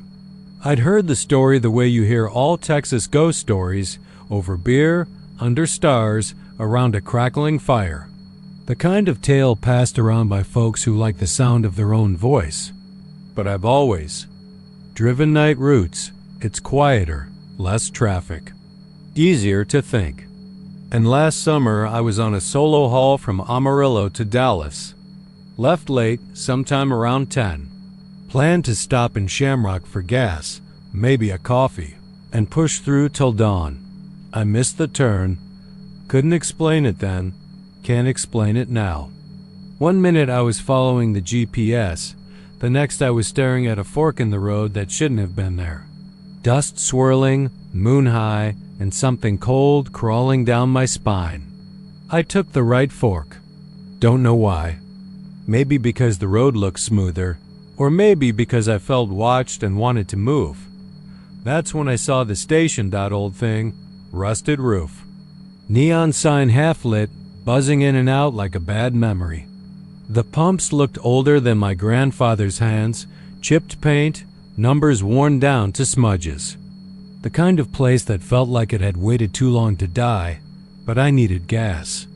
And the needle was tapping empty. I pulled in slow, engine ticking. No other cars, no bugs even. Just this weight in the air, heavy, tired, like the whole world was holding its breath. I stepped out and the smell hit me. Not gas, but something sweeter, almost metallic. Like rust, but deeper. Something that reminded me of hospitals and old wounds. The pump worked. Surprisingly smooth, actually. Clicked into place like it had been waiting for me. I filled up, scanned the horizon. Nothing. No traffic. No coyotes. Not even wind. Just that dead silence Texas gets sometimes, where the sky looks too big and the ground too flat, and you start to feel like maybe the world ended hours ago and no one told you. I went inside. Bell jingled, even though the door barely moved. Cold air hit me, too cold for summer, for any season, really. The kind of cold that made your bones feel hollow. The place was clean. Shelves lined up straight, labels facing forward. No dust, no clutter. But no clerk either. I called out. Nothing. That's when I saw the door. Big pane of glass right across from the register. Looked like a walk-in cooler, except the glass didn't show anything inside. Just my reflection, or what I thought was mine. I looked tired, fair enough. Bags under the eyes, hair flattened under my cap. But something was wrong with my eyes. In the reflection, they didn't look back at me. They looked past me. And behind me, faint and flickering, a shape began to form. At first I thought it was a smudge or a shadow. But it grew clearer, more real. It was a man, mid-30s, maybe. Shaved head, narrow face, eyes sunk too deep. I didn't know him, never seen him before in my life. But the moment I saw him, my stomach turned, cold sweat on my neck. My heart kicked twice in my chest, then slowed like it didn't want to beat. Any more. The man didn't move, just stood there, pale hands hanging at his sides. Then he smiled. It was slow, lazy, like he knew something I didn't, something that would break me. Turned around, nothing there. I turned back to the glass. The reflection was gone. I stood there for maybe a minute, maybe longer. Time felt thin, unreliable. The clock behind the register ticked, but the hands didn't move. I left without buying anything. The bell didn't jingle that time. The next few months were strange. I kept thinking about the man. Dreamt of him some nights, just standing outside my window, his face washed in moonlight. I started looking over my shoulder at truck stops. Watched faces in crowds, wondering if I'd see him again. Then in October, I got a call from my brother. Our cousin Jared had been killed in a bar fight in Lubbock. Wrong place, wrong time. Hit his head on the corner of a pool table and never woke up. I hadn't spoken to Jared in years. We weren't close, but I went to the funeral out of guilt, mostly. That's where I saw the guy from the glass, not alive. In the casket. Same face, same deep-set eyes, same lazy smile, even in death. They said he was a friend of Jared's, ex-military, moved around a lot. Name was Cole something. He'd been trying to break up the fight, got shoved, hit his head. Died instantly. No one knew how I recognized him. No one but me. I buried him that day. Helped carry the casket. Lowered it into the ground with hands that shook. And when the last shovel of dirt hit the wood, I heard something soft beneath the wind. A jingle, like a bell above a door. I don't drive Route 66 anymore. Don't take night routes. Hell, I barely drive at all. But sometimes when I close my eyes too long, I see that glass door again. The way it shimmered. The way it hummed with a kind of knowing. I wonder who I'll see next. Out on the edge of Fritch, where the high plains stretch empty and the air always smells like scorched dust and old oil, there used to be a church, a squat, white-steepled thing with sun-peeled siding and warped windows that let in the wind, even when they were shut. St. Elias of the Redeemed, they called it. A name too big for a building so small, but nobody ever said faith had to be modest. The people who went there weren't rich, and they weren't many, but they filled the pews and sang like they were trying to drown out something older than sin. The fire came on a windless evening in June. Back in 2002, there was no lightning, no heat wave warnings, just a sudden bloom of flame that swallowed the structure whole, burning fast and quiet. No one was inside. The preacher, old Cal Duncan, was out in Amarillo visiting his daughter. The custodian, Jonah Brooks, said he'd locked up the night before, double-checked the candles and everything. Said the whole place had smelled like bleach and lemonwood polish when he left out. By the time the Fritch Volunteer Fire Department showed up, the place was gone. Not just the pews and the hymnals and the red carpet that always smelled like mildew, but the bell tower too, gone, melted, or buried under char. They said the heat was so intense, the brass in the bell likely boiled, ran down like lava and soaked into the soil. That's what they told everyone, but not long after the ashes cooled, it started ringing again, just one tone. Once a day, always at dusk, as the sun bled orange across the flat horizon. The kind of dusk that makes everything look washed out and ghost-colored. You'd hear it echo over the fields, a deep, drawn-out clang that came from nowhere and went nowhere. There was no tower, no pulley system, no mechanism, just sound. As if the air remembered the shape of something it had carried for years and kept repeating it, long after the thing itself was gone. At first, people thought it was just one of those old wind chimes the farmers hang from their barns, or maybe a prank, but it didn't stop, day after day, week after week, always at the same time, no matter the weather. Lightning couldn't hush it. Tornado sirens couldn't drown it out. They tried bulldozing what was left, even digging into the ground with heavy equipment. All they found was dirt and some bones, dog bones, the coroner said. But even after the pit was filled in, even after they laid gravel over the spot and tried to ignore it, the bell kept ringing.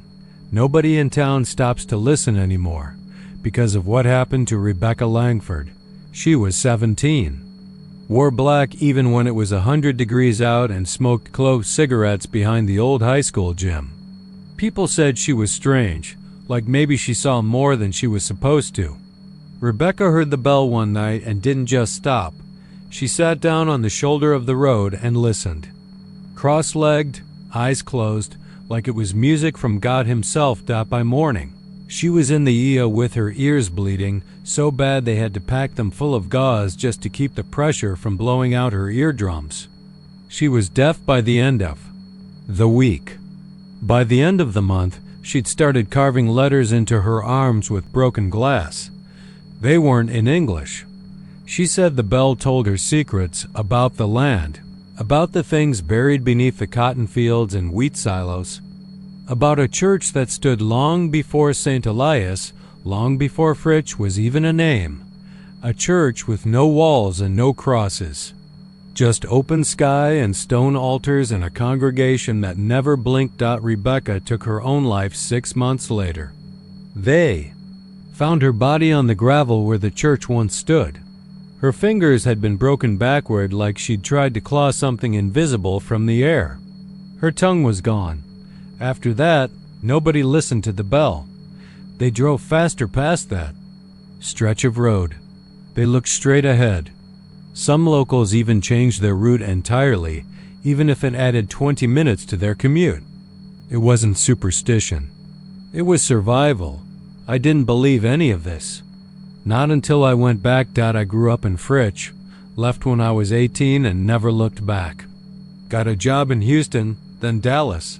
Married, divorced. The kind of life it makes. You miss places you once hated. After my father passed, I returned to deal with the house, a faded rancher with a cracked foundation and a back porch, full of wasp nests. I stayed a week. Tried to avoid the area near the old church. But one night, I had to drive past it. Took a wrong turn off Spur 245. The sun had dipped behind the mesa, painting everything in that strange amber hue. And then it came low and long like a cry. From a throat too old to scream. The bell. It didn't just ring. It pulled. I felt it in my bones, in the fillings in my teeth, in the soft tissue behind my eyes. It didn't sound like metal anymore. It sounded like breathing made solid. Like a name being called out in a voice too big for any one person to understand. I stopped the car. I didn't want to. I just did. My hands slack on the wheel, my mouth dry. And I listened. Nothing happened at first. Just the silence afterward. Thick and wet like syrup. Then a pressure in my ears. Not pain. Not yet. More like altitude sickness, like being buried alive slowly. My vision blurred, and for a second, just a second, I saw it. The church. Not the one that burned down. Not the little white building with its peeling cross. This one was made of shadow and wind. It rose from the ground like smoke, its steeple jagged and wrong, bent backward like an animal's broken leg. The windows were holes into someplace deeper than night. And inside were shapes. Rows of figures with no faces, just open mouths and hands that twitched in slow, jerking motions like puppets remembering how to move. They weren't looking at me. They were listening. Listening to the bell. I peeled out of there so fast I tore gravel into the windshield. Drove. Through 2 stop signs and clipped a fire hydrant. Didn't care. Didn't stop. I didn't even sleep that night.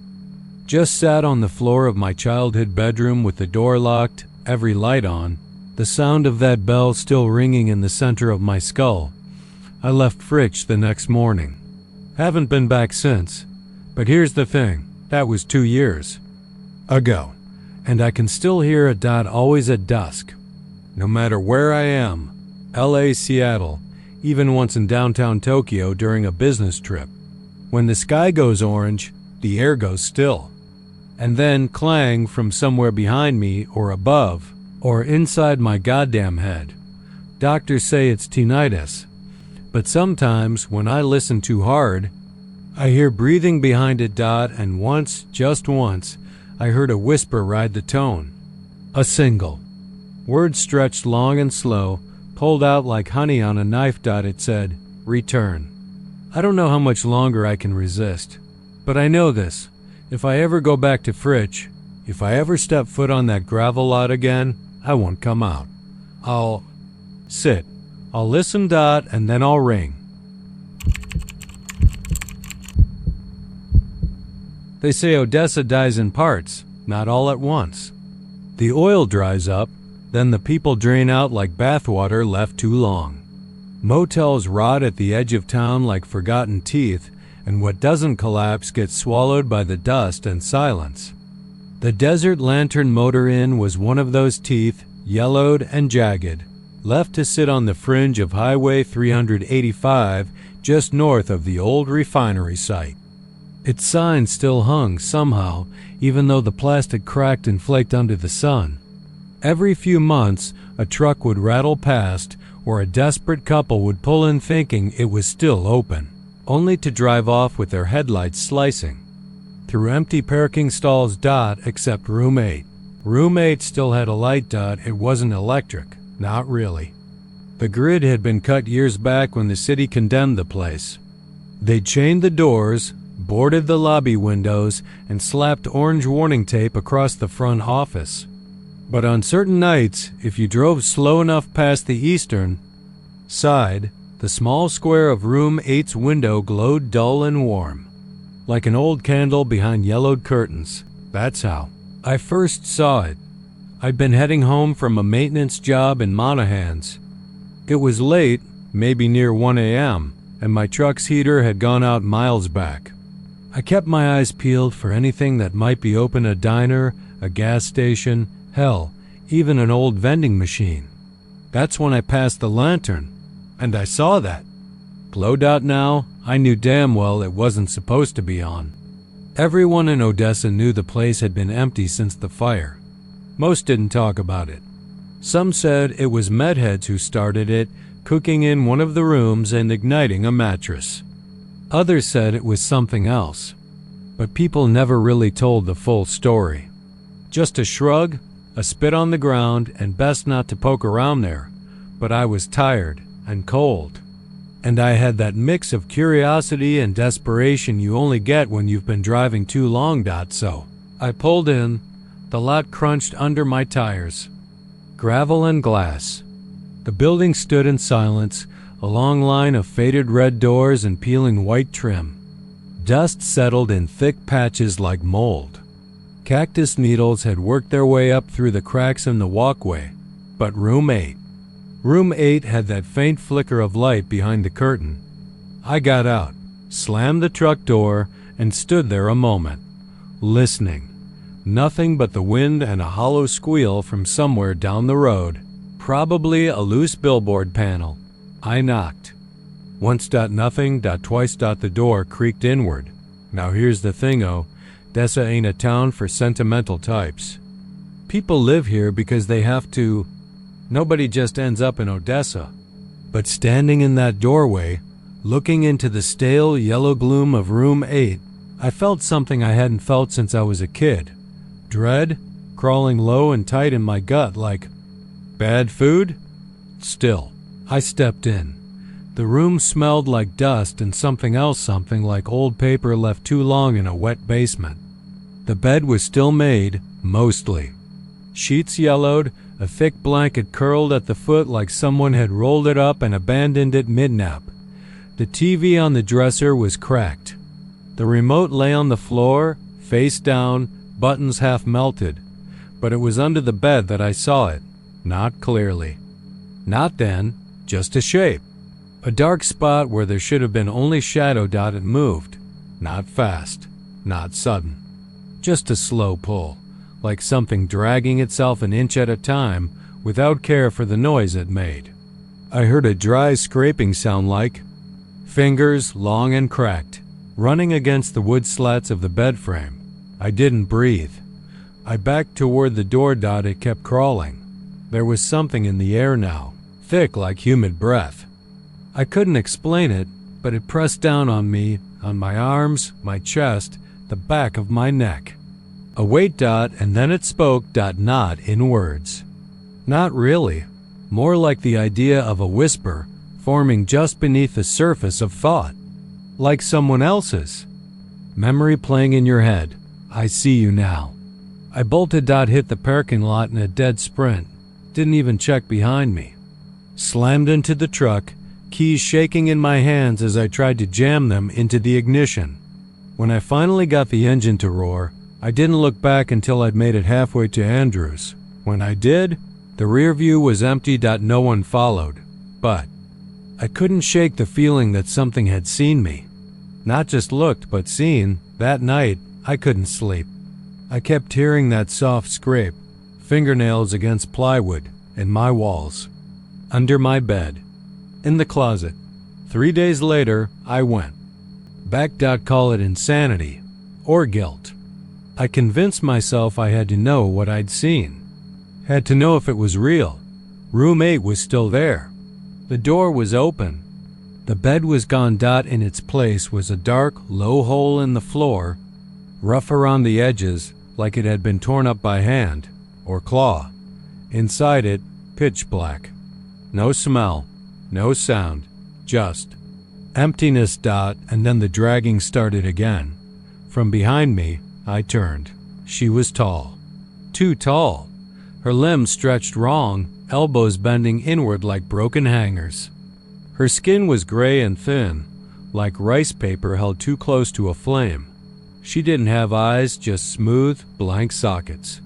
But I knew she was watching. Her fingers dragged behind her on the floor long, dry things, cracked and dusty, like the limbs of a desert beetle. She smiled, not with her mouth, with her whole face. It stretched. I tried to run, but I couldn't. My legs locked up.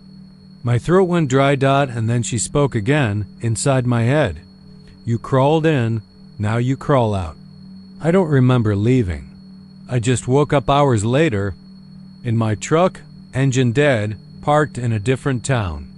The motel was gone, not just boarded, not just burned, gone, no foundation, no rubble, just sand and scrub. People say I imagined it, some kind of breakdown, but they don't see the shadow. Under my bed now, they don't hear the dragging at night. They don't dream of room 8, the hole in room 8 pulling them down inch by inch, night after night, until there's nothing left but fingers and dust. But I do, and so will you. Glen Rose sits crooked on the edge of nowhere, nestled in that part of Texas where the roads are more suggestion than design, and the sky feels a little too close at night. Locals will tell you it's a quiet place, peaceful even, but if you've driven through on certain moonless nights, nights when the wind has teeth and the radio cuts out for no reason, you know better. There's a stretch of road south of town, just past the bend near the Brazos River, where folks have seen her. They never see her approach. She's just there, suddenly, standing off the shoulder in a long dress that sways even when the air is still. No shoes. Pale as fresh milk, and she always looks lost, but not afraid. Never afraid. I didn't believe it at first. I was 33. Working out of Stephenville as a nighttime courier. I'd picked up the odd stories from other drivers, mostly the old-timers, guys who chain-smoked and carried Bibles in their glove boxes. They'd talk about her like a superstition, always with the same details. A woman in white, no shoes, long black hair like a curtain over her face. The part they all swore by? She had no feet, just the suggestion of legs that ended mid-calf. Like she'd been erased from the ground up, of course. I thought it was all nonsense. Late-night talk, highway hypnosis. Maybe too much caffeine mixed with Texas folklore. Then I saw her. It was early August. Hot enough that the pavement shimmered. Like oil. I had a run from Granbury down to Waco. I was cutting through Glen Rose around 2:40 in the morning. Windows down, truck humming under me. The air was thick with that kind of heat that never lifts, even after midnight. Not a car in sight. And then, as I came around that bend near the river, I saw her. She was standing just beyond the edge of my headlights, the hem of her dress fluttering like it was underwater. I slowed. It was instinct. She looked real. Not like a ghost, not like some floating specter. Just a woman in need of help. She didn't wave, didn't speak. Just stared. I pulled over. Rolled to a stop. You need a ride? I called through the window. She nodded. That's all. No words. No smile. I unlocked the door. She climbed in slow like her bones ached. Sat real straight, hands folded in her lap. She didn't look at me. Just stared out the windshield. You okay? I asked. She nodded again. You live around here? Nothing. The silence filled up the cab until the engine felt too loud. I cleared my throat, tried not to look too long, but I couldn't help glancing down. Her dress had pulled around her legs, and I realized there was nothing underneath. Number. Feet, no calves. Just the fabric draping over air. I froze. I didn't say anything. Didn't want to spook her or myself. Maybe I was imagining it. Maybe it was the way the shadows played in the cab. I forced my eyes back to the road, hands gripping the wheel so tight my knuckles popped. We drove in silence for 10 minutes. Then, she whispered, "You missed the turn." I nearly jumped out of my skin. "What? The turn?" she said again. Her voice was soft, like water running over smooth stones. "You were supposed to turn back there." I'm headed south." I stammered. "Toward Waco." She turned her head toward me then, slow and steady, like a marionette on frayed strings, and I saw her face full on. She was smiling, but it wasn't warm. It wasn't even human. Her mouth stretched too far, and her lips were dry and cracked, like they'd been stitched on afterward. "I don't like this way," she said. My gut turned cold. I didn't answer. I couldn't. I just focused on the road and kept driving. Then the radio fizzled. Static poured out like a scream. I reached to shut it off, but the knob wouldn't move. My headlights flickered. The engine coughed once, twice, then died. Silence. We coasted to a stop on the shoulder. I turned the key. Nothing. I tried again. Dead. Beside me. She was still smiling. "You can't go forward now," she said. I turned to her, and she was gone. The passenger seat was empty. The door hadn't opened. There hadn't been a sound. The air was ice cold. And in the glass of the rearview mirror, I saw her, sitting in the back seat, hands in her lap. That same crooked smile. I didn't scream. I didn't move. I just stared. Then she vanished. Just blinked out like smoke in the wind. It took me an hour to get the truck started. When it finally turned over, I floored it. I didn't stop till I hit the lights of Waco, parked outside a Whataburger, hands shaking so bad I couldn't hold the coffee cup without spilling half of it on my jeans. After that, I started asking around quietly, careful not to sound crazy. Turns out, she's been around a long time. There's a newspaper clipping from the 50s. A car found wrecked near that same bend. No skid marks, no brake lights. Just a Buick wrapped around a pecan tree. The driver's body was missing both feet.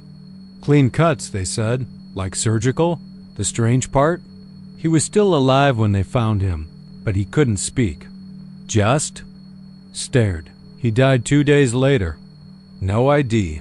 No known relatives. Locals say she was a woman from the 30s, a farm girl who lost her legs in a threshing accident. Others say she was murdered by a jealous lover and left to bleed out barefoot in a ditch. A few believe she was never human to begin with. Something older. Something that lives off the road, in the gravel and the bones of animals you never see. Again, whatever she is, she doesn't want rides. She wants the memory of them. A guy I know, Ed, another courier, swore he picked her up last year. Same deal. No shoes, long dress. Said she looked at him once and all the hair on his arms stood up like wire. He dropped her off at a gas station. When he went inside, she was already standing by the cooler. He blinked and she was gone. He quit the next week. I still drive through Glen Rose sometimes, not by choice. The GPS reroutes me, or I miss a turn, or traffic shuts down the main road. And when I do, I roll up the windows, lock the doors. Don't stop for anyone, even if it's a woman in a white dress, even if she looks lost, especially if she has no shoes, because if you see her once, that's bad luck. But if she sees you, she remembers. The playground had been fenced off since the fall of '96. Torn yellow tape clung to the chain links like old spider webs, flapping gently in the breeze that always seemed colder near the sand pit. It sat at the end of Cotton Hill Road, a cul-de-sac, where the streetlights never stayed lit longer than a week. No one came out there anymore, not the city workers, not the kids. Not the ice cream truck that used to make the rounds every Friday back when the heat didn't feel so mean. The place was called Fairleaf Park once. Though the sign had been stolen or rotted through years ago, all that was left was a bent frame covered in bird shit and rust. The paint on the merry-go-round had peeled off in wide, curling strips. The swing set sagged like an old man's back, the seats ripped, chains tangled. The ground beneath it hardened to stone by years of sun and disuse. The slide was a crooked rust bucket. One side melted from what people said was a grease fire started by some teenagers who tried to cook meth behind the jungle gym. It was dead, except it wasn't. Every night, exactly at 1:11 a.m., laughter came.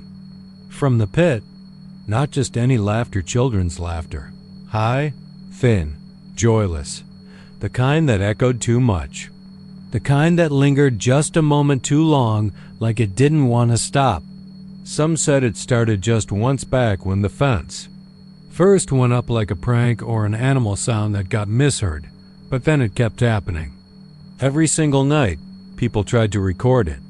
They brought phones, tape recorders, even those little sound monitoring apps that ghost hunters love to use.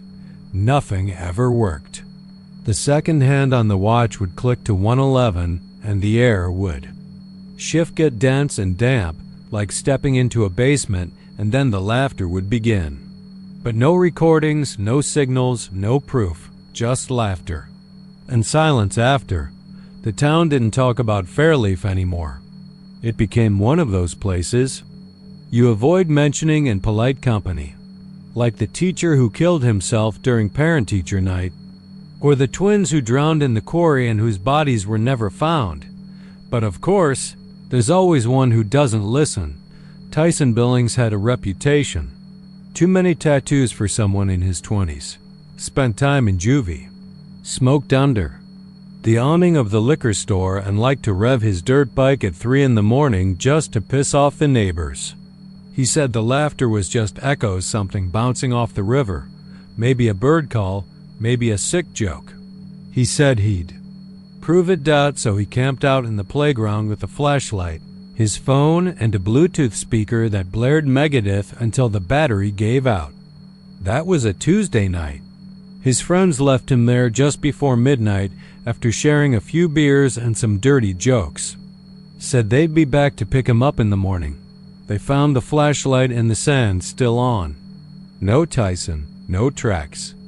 Just drag marks, long ones, like something heavy had been pulled across the playground into the rusted pipe tunnel that ran beneath the sandpit. The phone was there too. Screen cracked, blood smudged across the glass. And in the recording app, a single clip, 31 minutes of dead silence. And then, at the very end, a hiss, like static, followed by whispering, and then laughter. The police didn't even tape the place off again. They knew better. It's always the same. Folks say 1:11 in the morning, on the dot. The wind dies down, the trees go still, and the laughter starts too many voices to count. Some deep, some squeaky, some wet, like they're gurgling through something. It lasts for exactly 2 minutes and 13 seconds. Always. A local kid, Tommy Griggs, snuck out with his cousin last summer. On a dare, they brought fireworks, planning to set them off right when the laughter started. Scare the ghosts, they said. But Tommy never lit them. He was too busy watching his cousin walk forward through the fence like it wasn't even there. The boy didn't speak, didn't blink. Just walked barefoot across the gravel and sat in the middle of the merry-go-round. The metal spun by itself. Slow at first, then faster and faster until the bolts started to shriek. Tommy ran. They found his cousin 3 days later, huddled in the creek 3 miles away. Lips blue, eyes wide open. Hands shredded from clawing at tree bark. Couldn't speak for weeks. When he finally did, all he said was, "Don't let them swing. They remember how to scream." What that meant, nobody knew. Or maybe they did, and just didn't want to admit it. Old Mrs. Glenrose, who lived 2 houses from the park, kept a diary. She was 76, still sharp, and had a tendency to spy from her curtained windows with a pair of army surplus binoculars. She saw a lot over the years. Too much. Her final entry, dated April 2nd, simply read, "Tonight I saw the slide move. No wind. No children. Something is still climbing." She was found 2 days later. Recliner still rocking. Eyes missing. Not? Gouge just gone. As if they'd never been there. Her glasses were still on her face. The town council considered razing the playground entirely. Leveling it, maybe putting up a rec center or a dog park. But every contractor they called declined.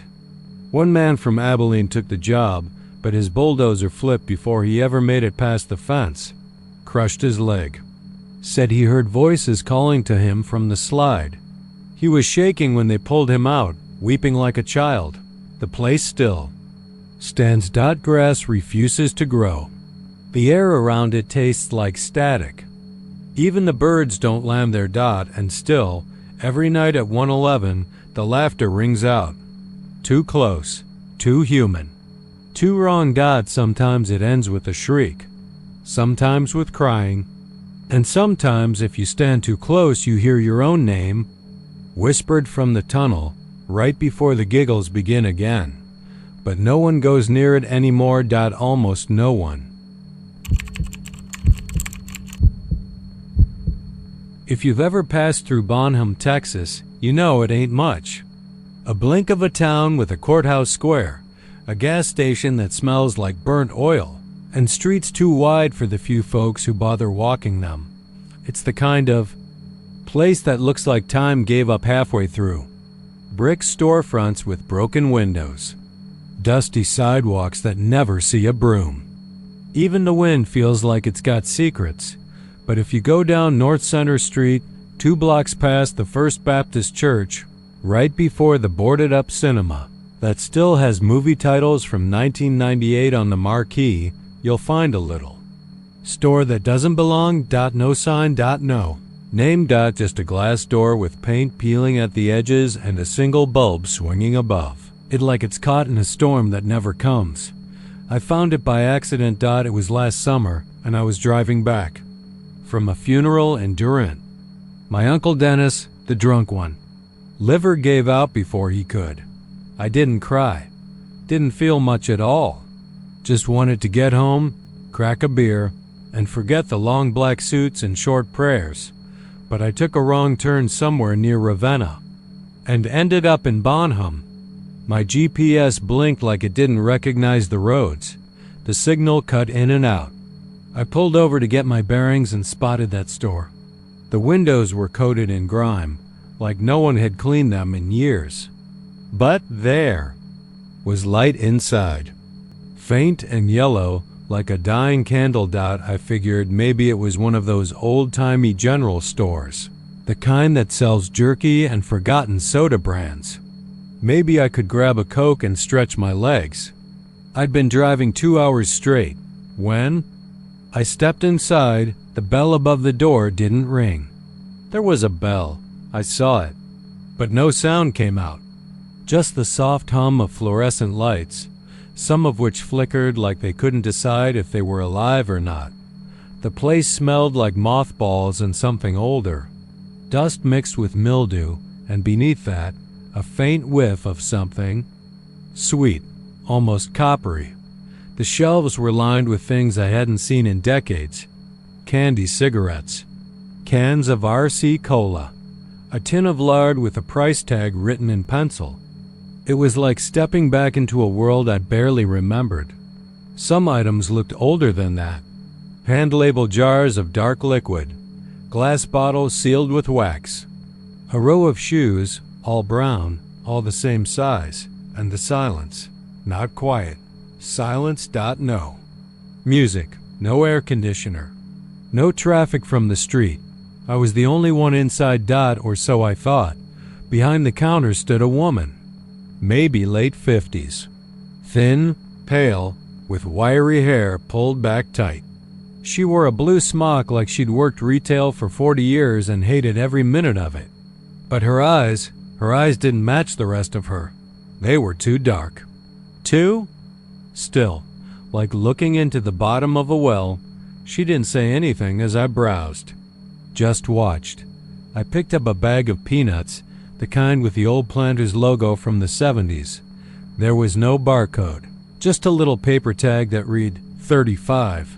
I brought it to the counter, already fishing $1 from my wallet. That's when she spoke. "You're too early." I froze. "Sorry?" She didn't repeat it. Just stared. I cleared my throat. I just wanted the peanuts. 35 cents, right? She didn't move, didn't blink. "You're not ready," she said. Her voice was flat, like a machine. Reading from a script. This place isn't for you. Not yet. I tried to smile, tried to laugh it off. "Well, I'm here now, so maybe you can make an exception." Her face didn't change, but the lights did. They dimmed, flickered, and then the humming stopped. Everything went still. Behind me, the shelves creaked, like something moved. I turned, but saw nothing. When I looked back at the counter, the woman was gone. No sound. No movement. Just. Gone? And the peanuts? Gone too? I swear my hands were empty, though I don't remember putting them down. Then I heard it, footsteps, slow, from the back of the store, not heavy, but deliberate. I backed toward the door, my heart hammering against my ribs. I fumbled for the handle, but it didn't budge. The lock turned itself with a click. From the corner of my eye, I saw something move between the aisles. A figure, thin, pale, dressed like me. Wearing my clothes. It moved like it was learning how to walk, like it wasn't used to having bones.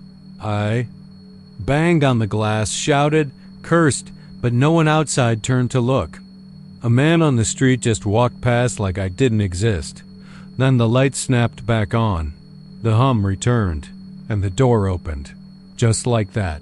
Stumbled out onto the sidewalk, gasping like I'd been underwater. I turned back, and the store was dark again. No light. No woman. No sign anyone had ever been there. I drove straight home. Didn't stop. Didn't sleep. And for weeks, I thought maybe I imagined it. That stress and grief had fried something in my brain.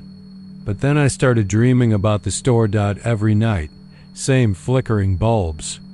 Same dusty aisles. Same version of me walking between the shelves. Moving closer. And now I see things. When I pass mirrors. When I glance too long at dark windows. A shape. Standing behind me. Not a reflection. Something waiting. I think the woman was right. I was too early. But not forever. One day I'll be ready. And when I am, the store will open again. And this time I won't leave. Out along Ranch Road 965, just north of Fredericksburg, where the limestone bluffs give way to patches of cedar and sun-bleached grass, sits a barn that's older than the road itself. Locals call it the Mueller Place, though no one's used the name in decades. The land around it's long been dead, no cattle, no crops, not even fence posts left standing. Just that barn. 4 walls of gray clapboard warped with time, a tin roof rusted and twisted by 100 hill country storms, and a set of heavy double doors bound shut by iron chains, though no one remembers who put them there. Or why. But every summer, without fail, when the air turns thick as syrup and the cicadas scream themselves hoarse in the trees, the barn glows. Not fire. Not sunlight. A light from within, soft and unnatural. Electric blue, the kind of color that doesn't belong in wood or dust or Texas soil. It doesn't flicker or pulse like a lantern. It spreads, evenly, cleanly, like the inside of the barn has been filled with something not of this place, not of this world. Some say the glow starts in late June and fades before September. Some say it's earlier or later, depending on the year. No one really agrees on when it begins. Only that when it starts, everyone knows. And then there's the sound low, vibrational, a hum just below the edge of hearing. You don't notice it right away. It creeps in slow like humidity, pressing behind your ears and settling in your jaw. Your fillings start to ache, your gums throb. Some say it makes your tongue taste like metal. Others say it triggers memories, strange ones, things you're sure never happened to you but feel like they did. The hum never gets loud. But it never stops either. Not until you're far, far away. Every few years someone gets the bright idea to go out there. Usually kids, sometimes out-of-towners looking for a thrill. Urban explorers, ghost hunters, TikTokers, whatever the hell they call themselves now. They don't get far. Their phones die. Cameras refuse to record. Some get nosebleeds. Others throw up in the grass before they even reach the edge of the clearing. 3 years ago, a college student from Austin named Travis Ward decided to spend the night beside it.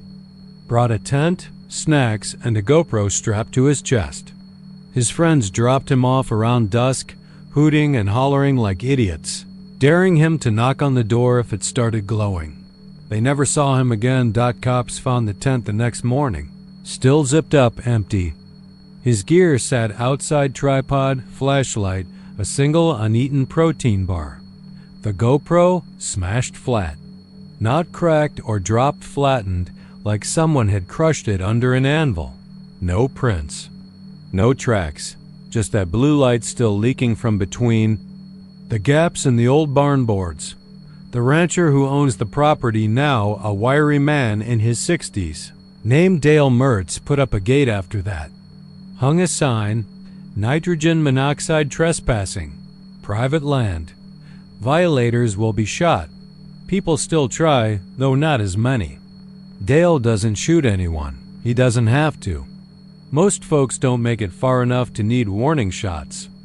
Dale's lived there his whole life. He remembers the glow starting when he was a boy. His father told him it was always there. Said his own father used to watch it too, way back before the war.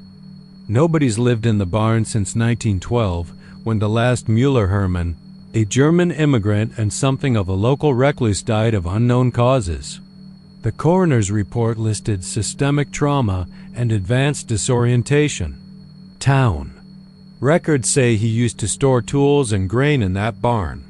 Some whispered he practiced odd rituals. A few folks claimed they saw him hauling crates in and out in the dead of night. One man swore Herman kept blue candles burning at all hours. But no one could prove anything, and Mueller never spoke much to begin with. After his death, the place fell silent. For a while, until it didn't. Dale won't go near it now. Says the last time he tried 20 years back, he lost 3 hours. Just gone. 1 minute he was standing at the edge of the clearing, shotgun slung low, watching the barn flicker like a storm was trapped inside.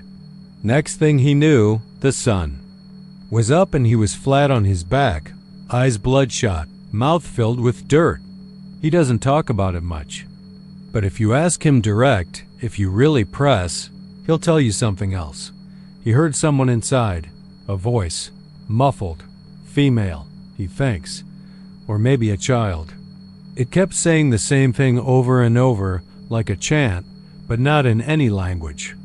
He knew, and every time it repeated, the blue glow surged like a heartbeat. Dale never told the sheriff. Said he didn't want anyone else getting involved. Said the barn didn't like company. Last summer, a pair of scientists from San Antonio showed up, claimed they were with a university. Had gear, meters, drones. Spent all day setting up on the outskirts of the property with Dale's permission. Just observation, they said. Data collection. No entry. That night, they packed up and left before midnight. Left everything behind. Tents, cameras, generators abandoned in place. Both of them drove straight to a hotel in town, checked in without a word, and were found 2 days later still sitting in their room. Lights on, shades drawn. just sitting in silence, eyes open, unblinking. Paramedics said they were dehydrated, catatonic. No trauma. No substances. Just blank. To this day, neither one has spoken a single word. Now the barn glows earlier, stronger. The light doesn't fade like it used to. Some nights, people on the outskirts of town say they can see it pulsing in the distance, like a lighthouse. For the damned, dogs bark and won't stop, radios hiss. Folks wake up with headaches they can't explain, and dreams they'd rather forget.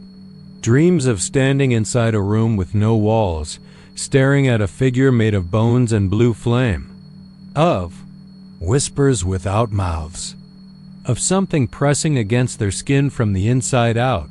One woman, a pimp waitress at the truck stop, said she dreamed she was the barn. She could feel people approaching, feel their fear, taste their breath like warm vapor in a cold room.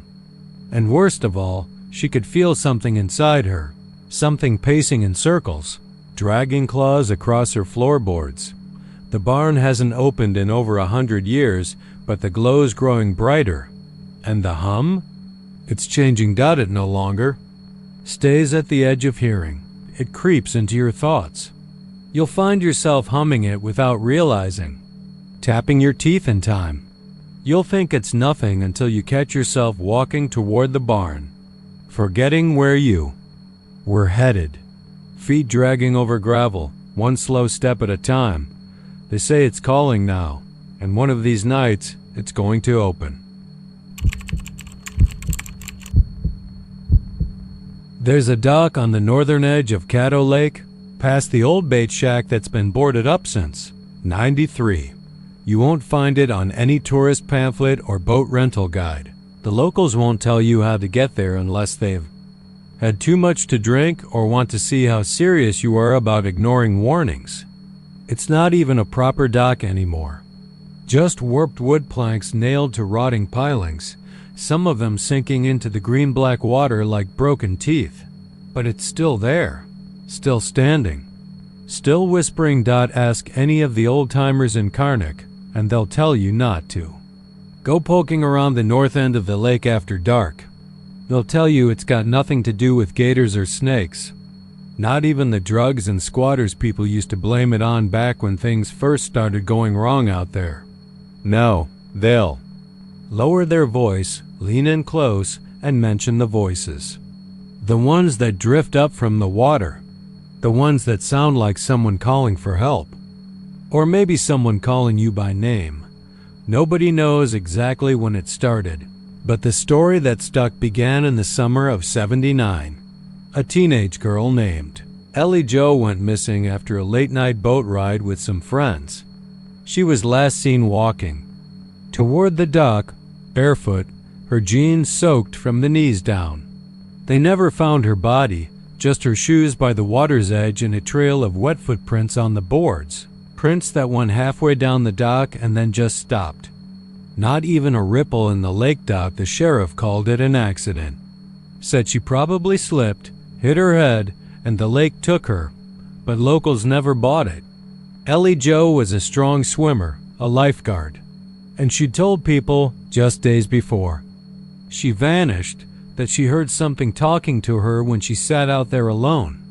Something under the dock just below the surface.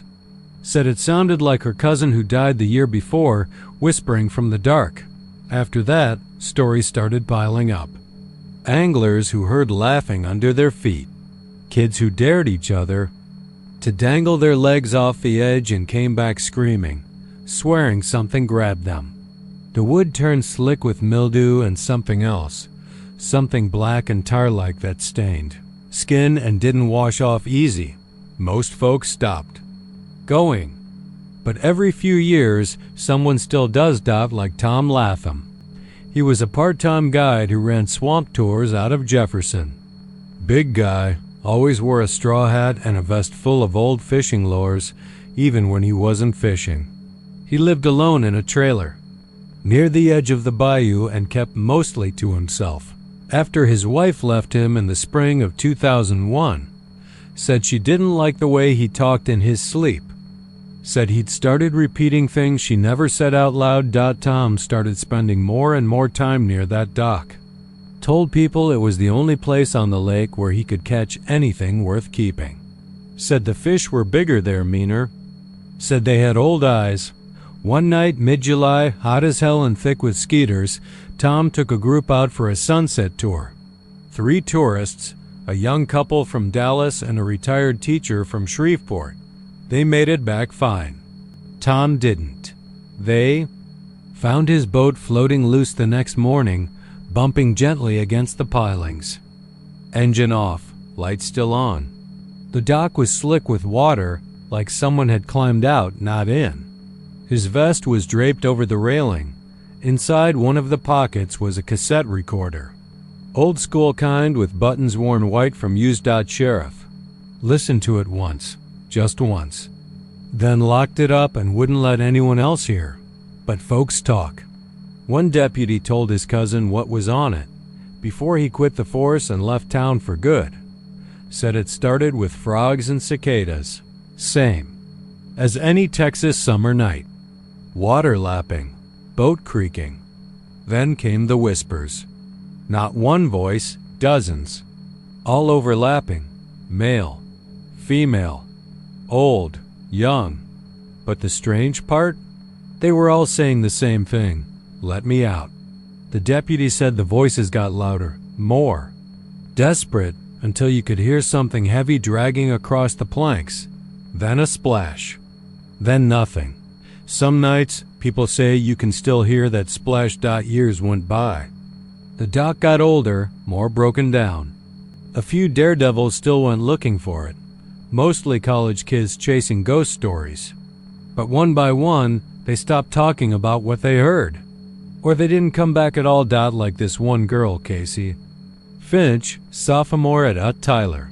She went out with 2 friends and a GoPro, planning to record an overnight stay by the dock. They posted the first hour to YouTube, mostly them drinking and joking about ghosts. But at the 37-minute mark, something weird happened. The camera, which was set on a tripod facing the lake, caught a shape. Not in the water, but under the dock.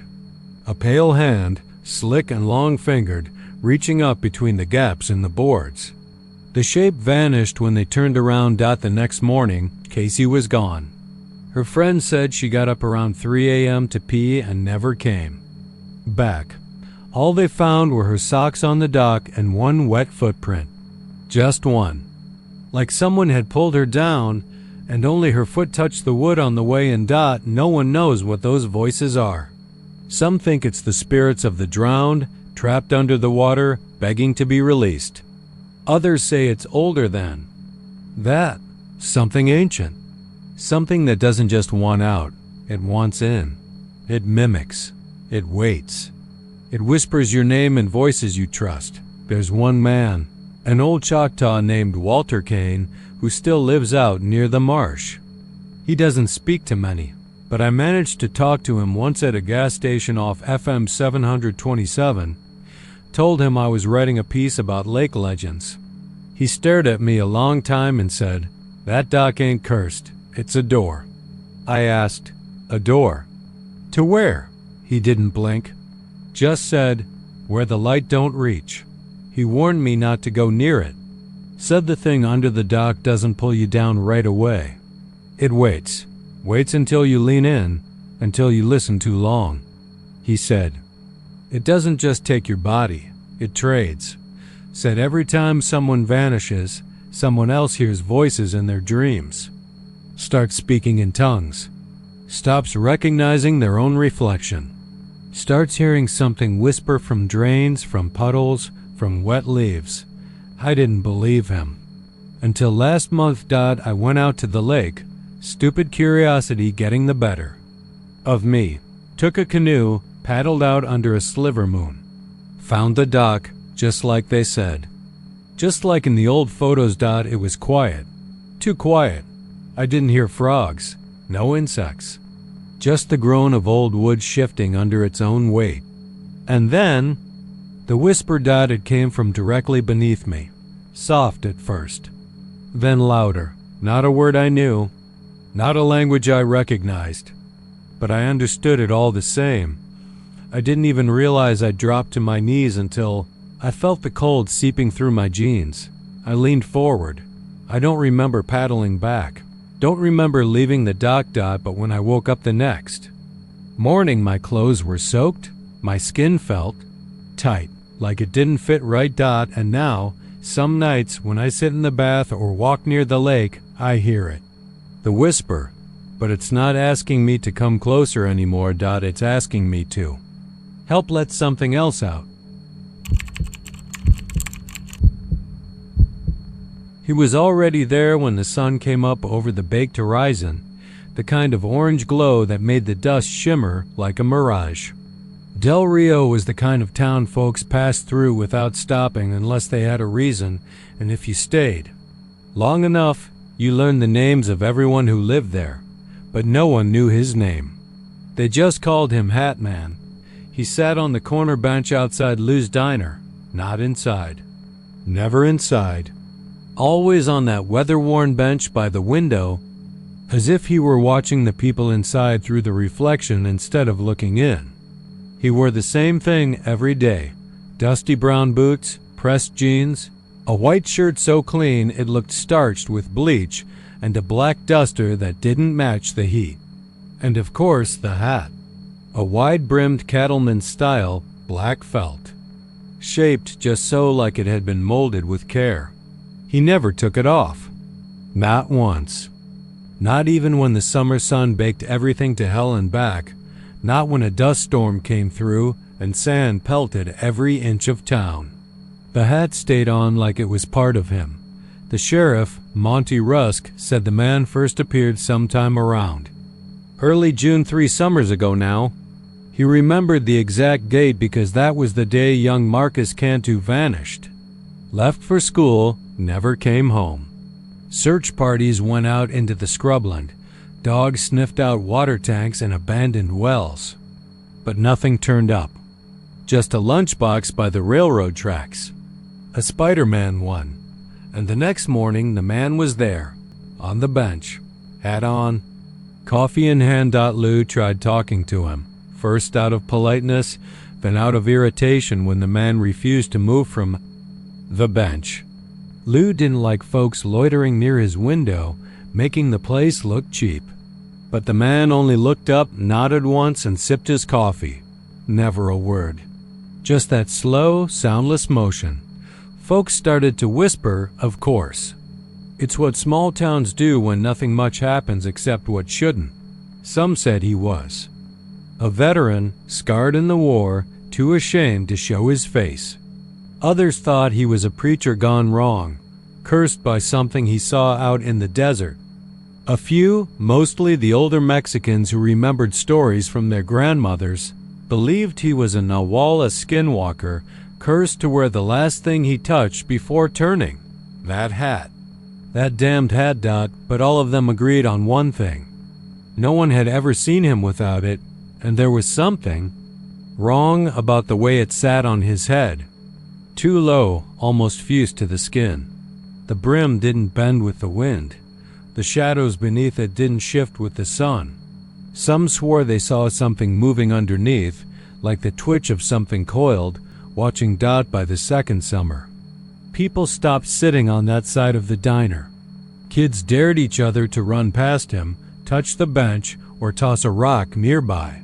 A girl from Eagle Pass, one of those teenagers with dyed hair and a too loud laugh snuck up with a camera, tried to take a picture of his face. The moment the shutter clicked, the camera fried. Smoke puffed from it like it had touched a live wire. The girl's laugh disappeared after that. She just stared at the man for a full minute before she turned and walked away. Left town that night. Her friends didn't even get a goodbye. Another boy, Javier Pina, tried pulling the hat off as part of a bet. Said he'd give $50 to anyone who filmed him doing it. He reached out, fingers just inches from the brim. He didn't even touch it, just reached. He collapsed. Eyes rolled back. Frothing at the mouth, convulsed for a full minute on The sidewalk before his dad ran out and dragged him into the back of their truck. They said he had seizures for weeks after. He doesn't speak anymore. Just stares at the sky and clutches his rosary like a lifeline. People learn not to look. Directly. Not for too long. Something about his presence made your memories feel loose, like you'd forget why you came into the diner. Forget your car keys. Forget the way home. One old man, Cooper said, swore the Hat Man spoke to him once. Whispered. It low and graveled, just as Co-op walked past with his morning paper. He said, "You shouldn't be here tomorrow," Co-op told folks. That's all, just that. Next morning, Co-op didn't show up. They found him dead in his trailer. Heart attack, clutching the same paper he'd picked up the day before. The date circled in red ink. Some townsfolk wanted the sheriff to run him off. But Sheriff Rusk wouldn't. Said he went out once to ask him kindly to move on. Said the man looked at him and something passed between them, something not right. Something that smelled like burned ozone and made the fillings in his teeth ache. Rusk went home sick that night. Couldn't remember the drive. His dog wouldn't go near him for 2 days, and so the man stayed. Time moved around him. Seasons shifted. Tourists came and went, but he didn't. His coffee never emptied. His clothes never changed. His shadow never moved quite right. Birds never landed on the bench. Even the town cats gave him a wide berth. People started noticing something else too. Every summer, a child would vanish. No signs, no witnesses. Just gone. And the next day, Hat Man's coffee would be full again. His boots freshly dusted. His hat casting that same wrong shadow. Last July, it was the Martinez girl, 8 years old. Smart as a whip. She used to sell lemonade outside her uncle's hardware store. 1 minute she was there, next minute, cup still on the table, coin still in the box. But no Maria.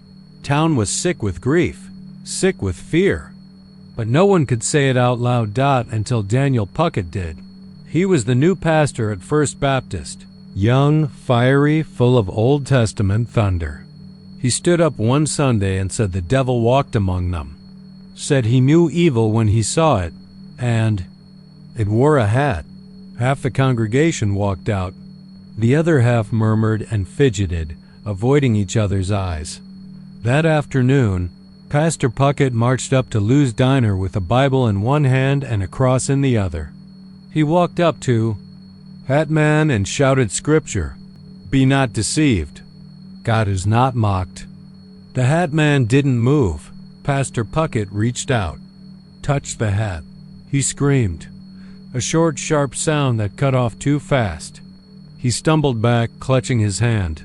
Skin blackened. Fingernails curled. He dropped the Bible. It landed open on the sidewalk, pages curling like they were on fire, though no flame touched them. They say he left town that night, same as the others. Didn't pack. Didn't say goodbye, and Hat Man stayed by this year. No one dared approach. Lou started bringing his coffee out in a paper cup, placing it on the table without looking. No one cleaned the bench. No one sat near. The air around him always felt just a degree colder, even when the pavement shimmered with heat. Then, in August, a storm rolled in. A bad one. Flash floods washed out the south road. Power flickered. The diner closed early. But no one knows who snuck. Up behind Hat Man in the dark. Maybe it was revenge. Maybe desperation. They came with a knife. People heard the scream from 5 blocks away. High? Long? Not human. Next morning, the bench was empty. The coffee cup was gone. And on the table, resting perfectly center, was the hat. It sat there all day, untouched. People passed by with their eyes down. Lou covered the windows. That night, the diner caught fire. No cause ever found. Burned to the slab. They rebuilt, eventually. But no one ever sat on that side again. And the hat? It's still in town. Now locked. In a glass case at the sheriff's office. Sheriff Rusk says it's just a keepsake, a curiosity. But the deputies don't go near it. It's always warm to the touch, even under cold air. Sometimes it shifts, just slightly, like something inside it still breathes. And every summer, the coffee shop across from the diner gets a new customer, a man with dark boots, a white shirt, and no one ever sees what he puts on his head when he gets up to leave. It was the kind of dog that made you smile before you realized you were doing it. Scruffy, golden brown with patches of white around the eyes like it had been dipped in milk. Ears too big for its head. Tail always wagging. No collar, no tags. Just a constant presence outside Fuller's General and Nacogdoches. Tourists would toss a jerky or the end of a sandwich, and it never barked, never growled, just leaned in like it trusted you more than you trusted yourself. Locals called it Buddy. No one could remember when he showed up. People said he'd been there since the mid-'80s, but others swore their grandparents used to talk about him, which didn't make sense unless you believed the older stories. The ones whispered between rocking chairs on back porches or traded under breath at the bar when the power flickered. Those stories said Buddy wasn't a dog. Not really. Not entirely. But if you asked around during daylight, most folks would just shrug. Harmless, maybe a little weird. The kind of weird that clings to old Texas towns like Spanish Moss, familiar and mostly ignored. But if you asked what happened when Buddy barked, the air changed. They'd get quiet. Some would chuckle, low and nervous, like trying to laugh. Something back into the shadows, because Buddy only barked when you were alone. He only barked when it was already too late. Carter Nix didn't believe in ghost stories, much less ghost dogs. He'd grown up in Houston, bounced around through a half-dozen jobs, and landed in Nacogdoches after a failed marriage and a broken HVAC apprenticeship. Now he drove a supply van for a lumberyard and spent most of his evenings in a studio apartment. Above a laundromat, drinking warm beer and watching grainy DVDs on a Goodwill flat screen. Life hadn't exactly gotten worse, just small. He first saw Buddy on a Wednesday, raining lightly. Carter had pulled in for a pack of smokes and an Anon, off-brand energy drink. The dog was curled up under the overhang by the vending machine, tail thumping once when Carter stepped past. "Hey, bud," he muttered. The dog stood, wagged, followed him halfway to the door and stopped. Carter chuckled. He opened the cooler for the drink, turned to the counter, and the clerk, an old man named Duke who never blinked fast, leaned in. "You see the dog?" Carter nodded. "Yeah, seems friendly." Duke didn't respond right away. "Don't ever feed him if you're alone." That hung in the air longer than it should. Single quotes. Vedot Carter half smiled. "What?" Duke just shook his head. "Some things ain't hungry the way you think." The next few times Carter stopped in, Buddy was always there. Always quiet. Always watching. One time, Carter came in after dark, fresh off a delivery run out to Quirino, and Buddy stood as soon as he parked. It stared at him. Eyes locked, tail low, body tensed. It didn't bark. Just paced a little in place. Whined once. "You okay, boy?" No answer, obviously. But the night around the parking lot felt wrong. Like the shadows were watching from the edges of the floodlights, leaning just past the reach of the bulbs. He shook it off. Too many late nights. Too much caffeine. Maybe the dog picked up on it. Some animals could do that, he figured. Feel a mood. Sense the storm. He cracked a beer back home and forgot about it, until it happened again. And again. And then it barked. Friday night. No moon. The kind of black sky that feels deeper than it should. Carter came home after a double run, tired, head buzzing, feet numb. He parked in the alley, keys clinking in hand, and turned toward the back stairs. Buddy was there. In the center of the alley. No sound, no tail wag, just staring. Carter paused. What the hell? The dog took a step toward him and barked once. Short. Loud, piercing. Carter's blood ran cold. The alley was empty. The kind of empty that feels curated. No wind, no scuttling roaches. Even the buzz of the transformer on the pole nearby had stopped. Buddy barked again. Carter turned. No one was there. He looked back. The dog was closer now, body rigid. A growl began low in its throat. Okay, Carter muttered. What's the gag here? Another bark. Urgent. The streetlight above him flickered. Something cold pressed against his back. Carter spun, fists raised. Nothing. But he swore the alley stretched longer than it had before. He could see the far wall, but it looked warped, like the bricks were wet. Breathing. Buddy barked again, and this time it wasn't fear in the dog's eyes. It was sorrow. Carter turned and ran. He didn't sleep that night. Every time he closed his eyes, he saw that stretched alley, heard the bark, felt the air change. And just before dawn, he heard scratching. At the door. The next day, he asked around, casually. A mechanic at the Texaco station told him not to joke about the dog. A clerk at the bait shop made the sign of the cross. One guy, a drunk named Harold, pulled him aside behind the post office. You saw it, huh? Carter didn't answer. You don't look right. That's how it starts. How what starts? The thinning. Harold leaned in, breath sour with old beer and fear. There's something that walks in our reflections. Something that don't belong here. It follows you when you're most alone. When you think no one's looking. Starts whispering first. Then it learns your walk, your voice, your face. That dog, Buddy, he knows. Sees it plain as day. Carter blinked. That's insane. Maybe, but when he barks, you best not turn around. That's when it's already at your back. Only way out is not looking, not listening. You look, you invite it. What happens if you do? Harold just shook his head. I don't think anybody who turned around ever got to answer.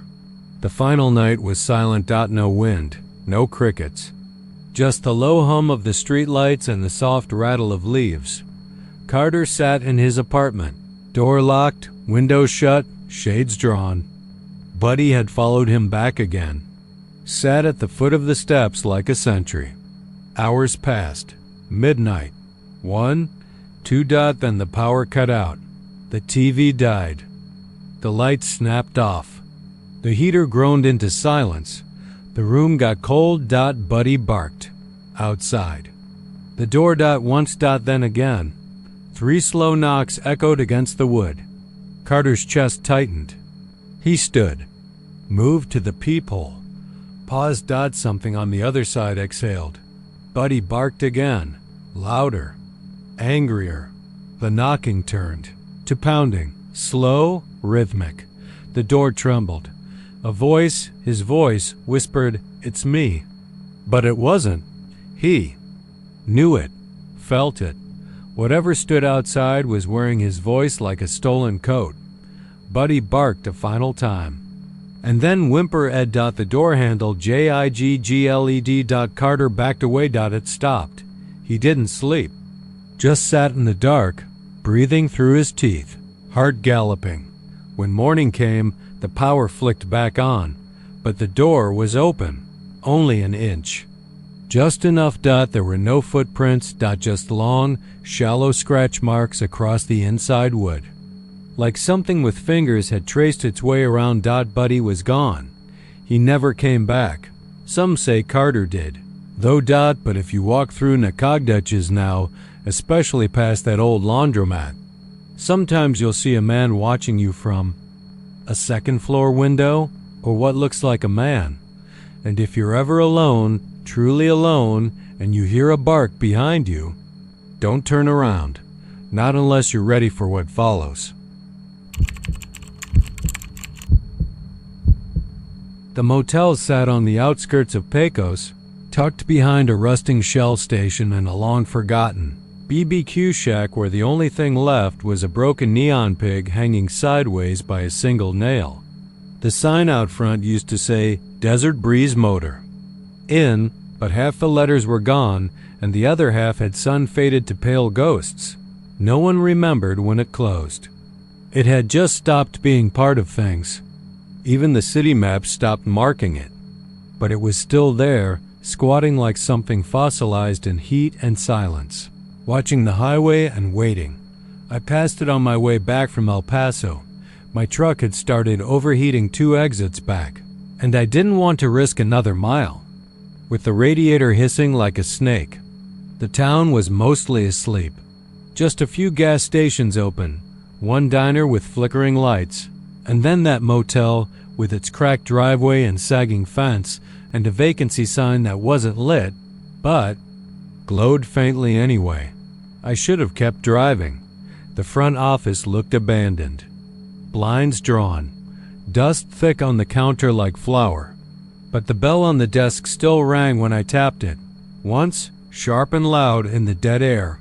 I waited. No one came. I was about to leave when the door to the back office creaked open on its own, just a few inches.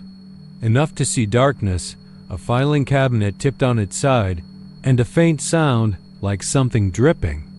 That's when I saw the key, room 6. It sat on the counter in an old plastic holder, yellowed with time. No name, no price. Just there waiting. I told myself it was fine. Just a bed for the night, a place to cool down and crash. I grabbed the key and headed toward the rooms. The pool was in the center of the property, square, dry, and cracked. Down the middle like an old scar. No water, not for years. You could see the faded blue tiles, the rusted ladder half pulled from the concrete, and the shallow end filled with dry leaves and soda cans. But the smell hit me as I passed, chlorine faint and sharp. Wet, and underneath it, something else. Rot, maybe. Or something older. I heard it two-dot splashing, not loud, not playful. Just slow, deliberate slaps of water, like someone treading. In the deep end, I turned and the air shifted. My skin went cold. There was no water, still dry as bone. But the sound didn't stop. I moved on. Room 6 was at the far end, tucked in the shadow of a crumbling staircase. The door creaked as I pushed. It opened. Inside it was cool, cooler than it should have been. The kind of cold that doesn't come from a sea. The kind that sinks into your clothes and settles into your bones. The room was basic. Sagging bed. Mildew-streaked curtains. TV bolted to the dresser. The wallpaper peeled in corners like dead skin. I flicked on the bathroom light and jumped. My reflection looked wrong. Not scary wrong, just delayed. Like it was thinking a second too long before moving. I splashed water on my face. The faucet ran brown for a second before clearing. I should have left then. I laid down instead, closed my eyes. Let the hum of silence wrap around me. That's when I heard it again, splashing. Closer now. Not outside. Inside. Right beneath. The floor. Like there was water under the bed, and someone, or something, was moving through it. Slowly, weightly. A rhythmic slap of limbs. Against water dot then came the footsteps. Soaked, heavy, one after another, crossing the carpet. The sound of water squishing with each step, like whoever it was had climbed out of a pool still full of something thick and wrong. Didn't move. COULDN single quotes T. The steps stopped just beside the bed. I felt something lean over me, close, breathing. Wet breath, humid and stinking like pond scum and something rotten.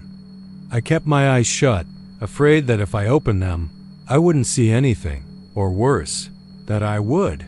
The sound vanished. I lay there until the sun bled through the curtains. When I finally opened my eyes, the carpet by the bed was soaked, not just damp, dripping. A trail of dark, wet footprints led from the bathroom to the side of the bed and back toward the door. I followed them. They ended just outside room 6. Then they began again, leading toward the pool. I went back out. Sun was high, the heat blistering. But the pool was different. The dry leaves were gone. The tiles looked cleaner. And in the center, where the deep end dropped off, there was a wet shape. Like someone had sat there all night. The footprints were real. I wasn't dreaming. I got back in my truck and drove. Didn't stop until I hit Midland. I told a mechanic about the motel while he looked at my radiator.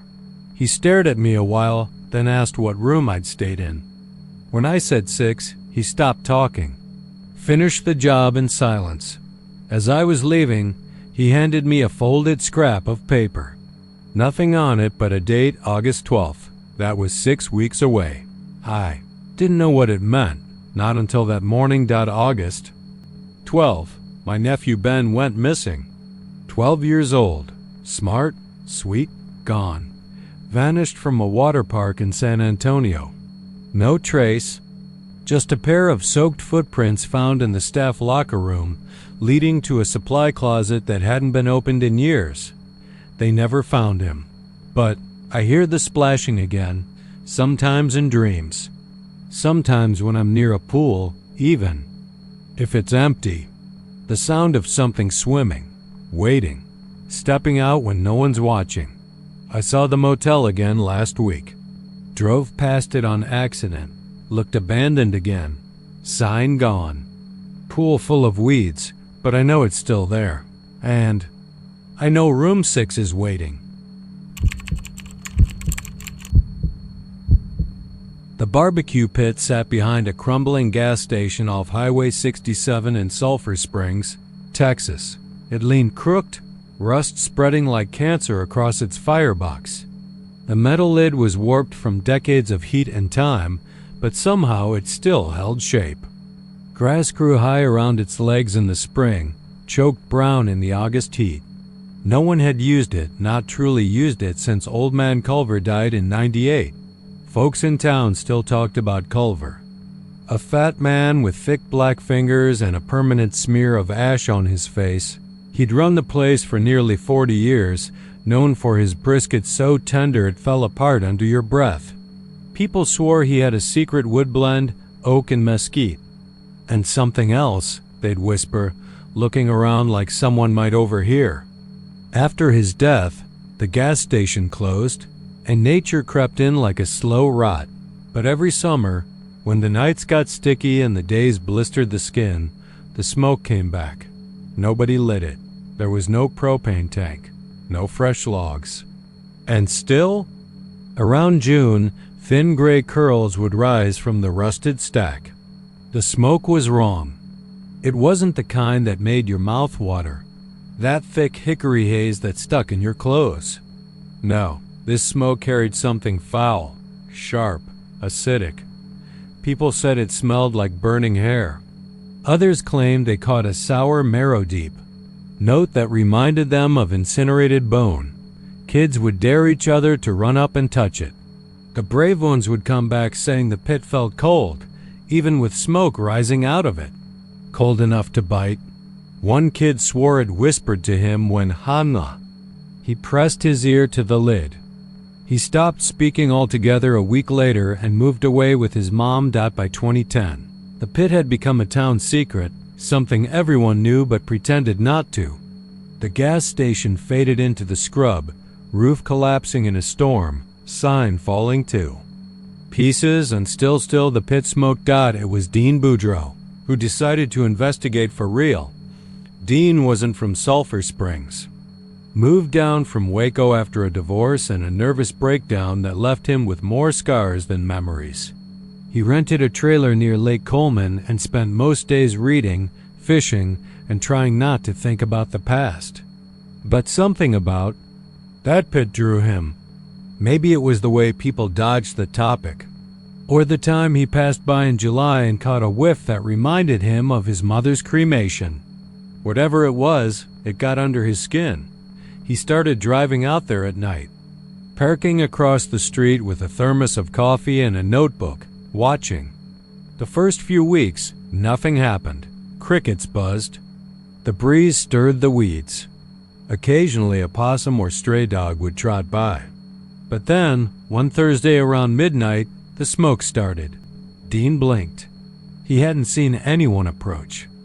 No lights, no footsteps. Just one moment the pit was still, and the next, smoke was bleeding out from under the warped lid. He got out of the car and crossed the street. The smell hit him like a wave dot. It was horrible. Not just hair or meat, but something deeper, like the insides of a person gone wrong. He'd spent a year working with a funeral home in his 20s and knew that scent. Burnt cartilage. Molars cracked under heat. Something that didn't belong outside of a hospital or a morgue. He forced himself closer. The pit wasn't hot. It wasn't warm. The air around it had a strange static quality, like standing beneath high-tension wires. He lifted the lid. Nothing. Just black grates, old ash, a few curled remnants of whatever Culver had last cooked, though even those were more like fossilized teeth than bones. The smoke drifted straight up, but it didn't dissipate. It hovered. Like it was watching. Dean backed away. He returned the next night. And the next. Each time the smoke would begin around midnight. Each time the scent grew worse. One night, early July, he brought a camera, mounted it across the street, hit record, and sat back in his truck. The smoke came, and with it a shape. Not a person, exactly, but a shadow with the rough proportions of one. It coalesced beside the pit arms, torso, no face, like a figure made from ash and thought. It stood motionless for 20 minutes. Then it raised its hand and touched the pit. The smoke doubled, swirling around its body, and for a second, Dean thought he heard a voice. A thick, guttural groan like something being scraped across cement underwater. When he reviewed the footage later, the figure wasn't there. The smoke was, but the shadow had vanished. Even the timestamps blinked out for 20 minutes. The audio crackled into static. Dean didn't stop. He became obsessed. He started digging into Old Man Culver's history. Found out the man had been in Vietnam, did 2 tours, came back different. Opened the station, ran the BBQ joint out back. Quiet, private, a loner. But in 1998, Culver died behind the pit. Official cause, heart attack. But the coroner's report was strange. Body was half burned, from the inside. Like something had cooked him hollow before he hit the ground. Dean went deeper. Found newspaper clippings about people going missing along that stretch of 67 in the 80s. Mostly drifters. 2 teens hitchhiking. A traveling preacher. No bodies ever found. Just gone out by late July. Dean had stopped sleeping. He camped behind the old station with a chair and a shotgun. Every night the smoke came. And every night that shadow returned. One night it spoke. You want the truth? It rasped. Dean didn't answer. You think I cook meat? It asked. You think that was oak and mesquite? You ever taste something too tender? Dean vomited into the dirt.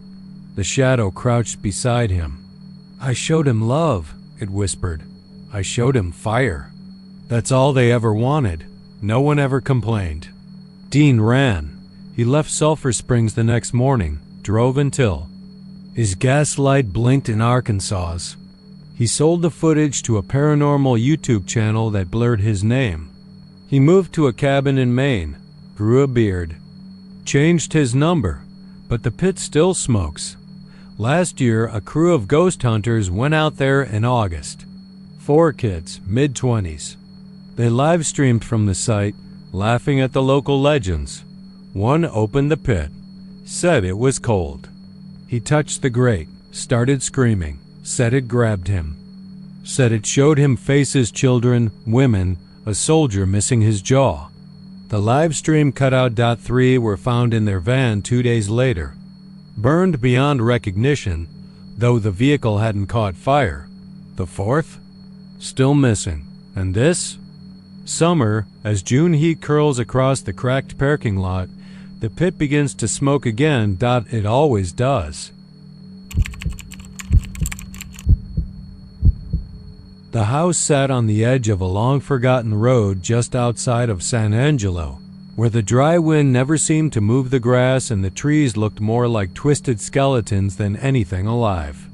It was a single-story, low-slung place with sun-bleached clapboard siding and a warped front porch that dipped in the middle like something had walked across it 1,000 times with too much weight in its step. Most folks didn't talk about it anymore. It had slipped out of conversation like an old wound no one wanted to poke at. The neighbors, the few that still lived nearby, called it cursed in that half-joking, half-serious tone West Texans used when they didn't want to admit they were scared. They say the house bleeds in July, real blood, from the walls. Not paint, not water turned red from rust. Blood that smells of iron and rot, sticky and slow as it oozes down old wallpaper and collects in the seams of the floorboards. The weird part, or maybe just one of many, is that it only happens after sundown and only in that 1 month of the year. Clean it up and the house takes something from you in return. No one agrees on what that something is. Some say it's a memory. Some say it's time. Some say it's a piece of your soul.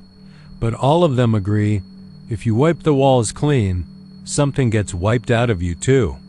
Mason Carter didn't believe a word of it. He was 35, recently divorced, and the kind of guy who thought horror was just a genre people like to scare themselves with. Ghost stories, urban legends, TikTok trends. Nothing real. So when his boss at the small, heavy company offered him the house for dirt cheap, and Mason saw the listing price, he figured he'd struck gold. Just a fixer-upper, the old man had said with a wink. She's a July bleeder, but you're not the superstitious type, are you? Mason had laughed. I'm the type that doesn't believe in fairy tales. He signed the papers 2 days later. The house didn't seem strange at first. It smelled like mildew and rat piss, but most old houses did. The roof leaked. The plumbing groaned. The floorboards in the hallway dipped like something heavy had been dragged down the length of it again and again. But Mason chalked all of it up to years of neglect. He got to work cleaning, patching, scraping. It gave him purpose, something to focus on instead of the cold. Empty spot in his bed where his ex-wife used to lie. The first week of July came and went without incident. The air was thick and hot, that kind of stifling Texas heat that seems to crawl under your skin and live there. He kept the windows open during the day and ran fans all night. Every now and then, he'd hear something scuttle through the walls, but again, old house. Rats, squirrels, maybe a raccoon. Nothing to worry about. On the 7th of July, the walls bled. It happened just after 8:30 p.m., when the sun had disappeared behind the hills and the cicadas were screaming their usual night songs. Mason was sitting on the couch with a beer, watching reruns, when the smell hit him, like rusted pennies and something sour. He wrinkled his nose, stood up, and walked to the hallway. There, in the dim amber glow of a single overhead bulb, he saw it. Thick red liquid, slow, syrupy, oozing from the seams in the wallpaper. First one spot, then another. Soon, the entire hallway looked like it was crying blood. He didn't move for a long time. Just stood there staring, his jaw slack, the bottle in his hand dripping condensation onto the floor. Eventually, he whispered, "No way." But it didn't stop. He reached out with shaking fingers and touched the wall. The liquid was warm. Not sticky like fake blood, not watery like food dye. It clung to his fingertips, thick and clotted in places, like it had already begun to coagulate. When he brought his fingers to his nose, the smell made him gag. Still, he didn't run.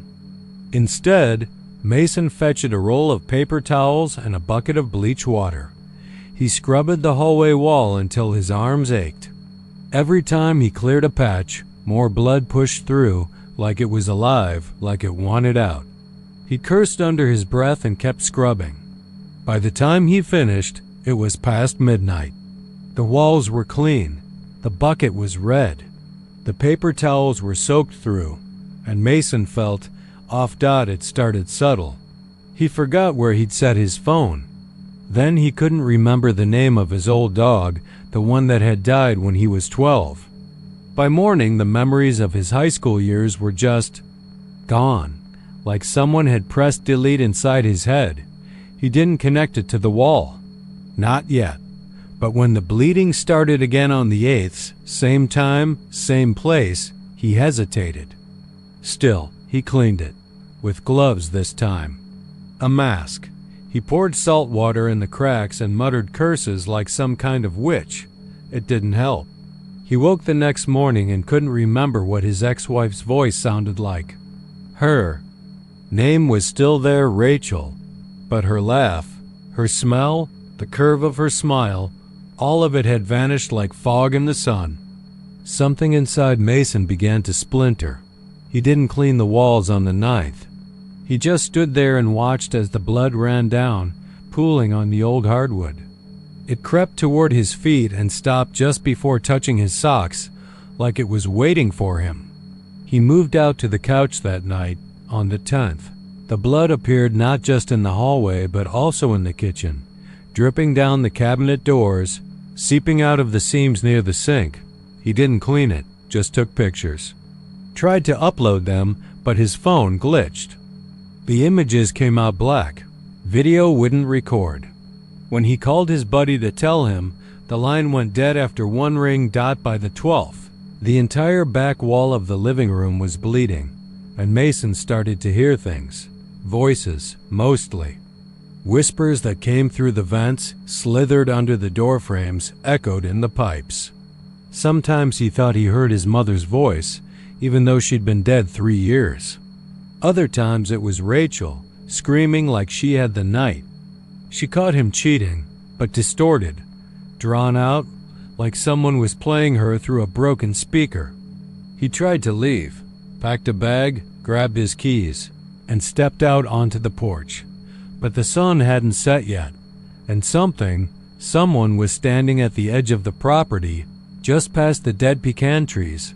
A figure, tall, unmoving.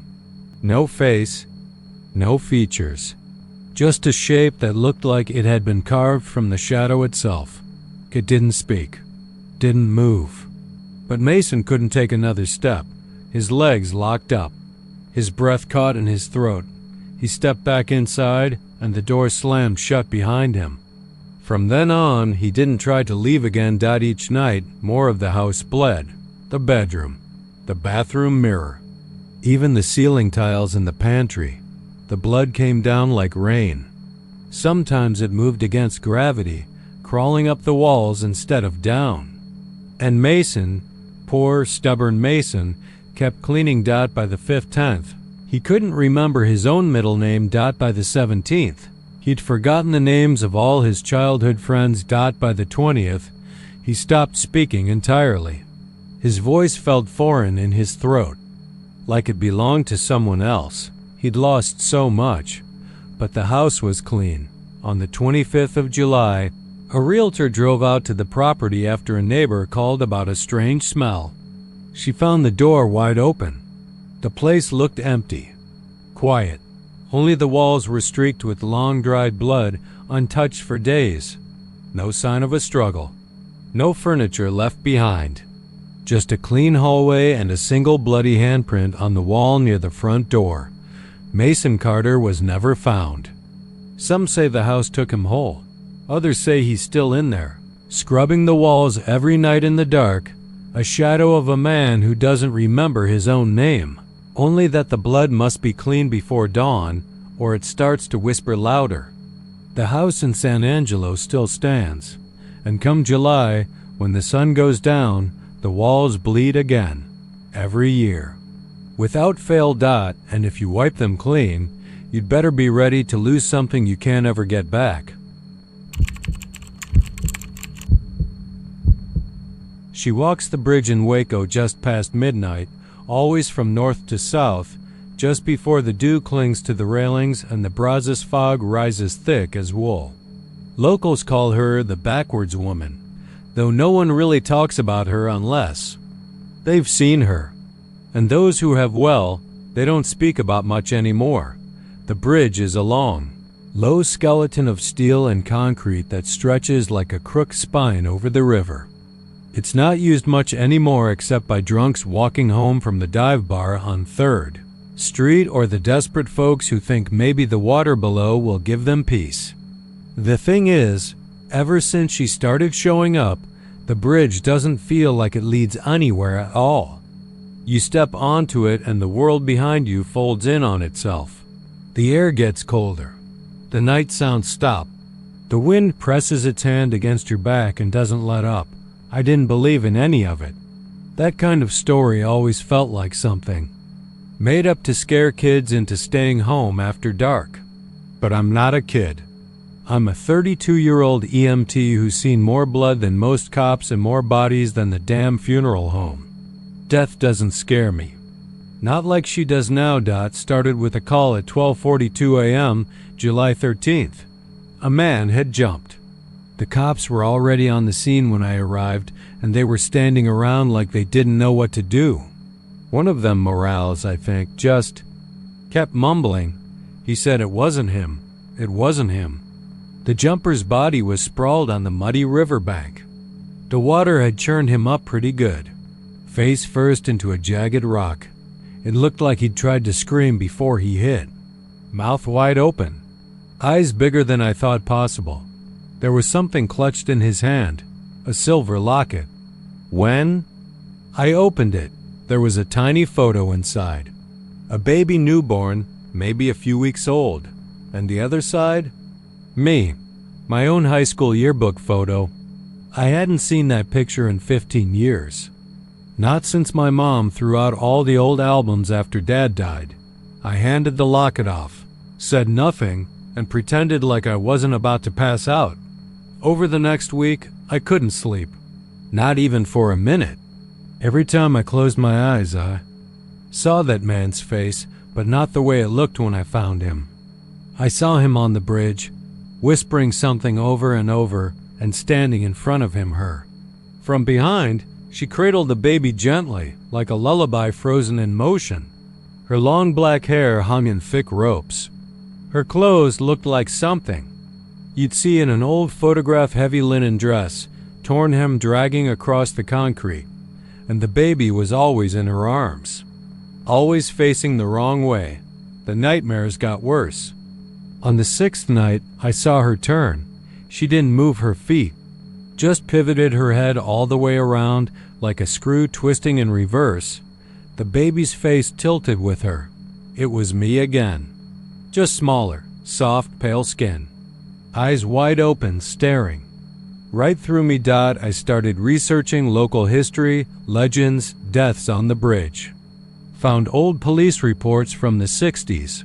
One mentioned a woman named Evelyn Wren who drowned herself and her newborn in the Brazos after her husband abandoned them. The cops pulled her out, but never found the baby. Locals say she walks still, searching for her child. They say she got it back somehow, but it's all wrong now. I tried to rationalize it. I told myself I was cracking from exhaustion, PTSD, anything. But logic doesn't mean shit when your phone starts showing pictures you didn't take photos of the bridge at night, always from behind the woman. And always with the same timestamp, 12:51 a.m. I don't even go near that part of town anymore. Not after what happened with Jeff, my partner on night shift. He went out to the bridge alone one night. Said he wanted to see if it was real. He never came back.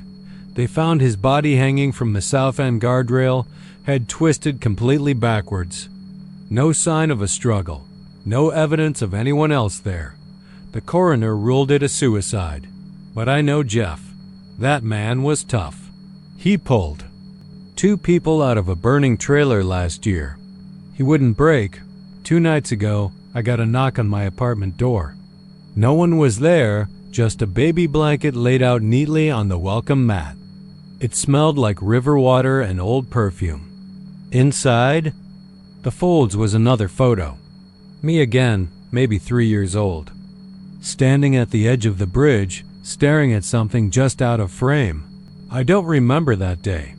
I don't even remember going near the river when I was that young. But the date on the back was in my mother's handwriting. July 13th, 1996. The same day Evelyn Wren died, I called my mom. She got real quiet, then said something that chilled me down to the marrow. You were sick that year. Merely died. You had a fever for days. But then you just got better. You don't remember who brought you home? What do you mean? You were gone for hours. We thought we'd lost you. Then someone knocked on the door holding you. Wrapped in that blanket. I never saw their face. Just long black hair and a heavy dress. She handed you over and walked away. I hung up on her. It's almost midnight now. I haven't left the apartment in 2 days. Every light's on. All the curtains drawn, but I can hear her on the bridge, just a few blocks away. The slow, wet sound of her shoes on the concrete. The weight of something rocking gently in her arms. Sometimes I think I hear the baby coo, and I know if I step outside, she'll be there. Not rushing, not screaming, just walking, waiting. I keep telling myself it isn't real, but the blanket is still here, and it's wet again. They say cotton breathes out there in La Mesa.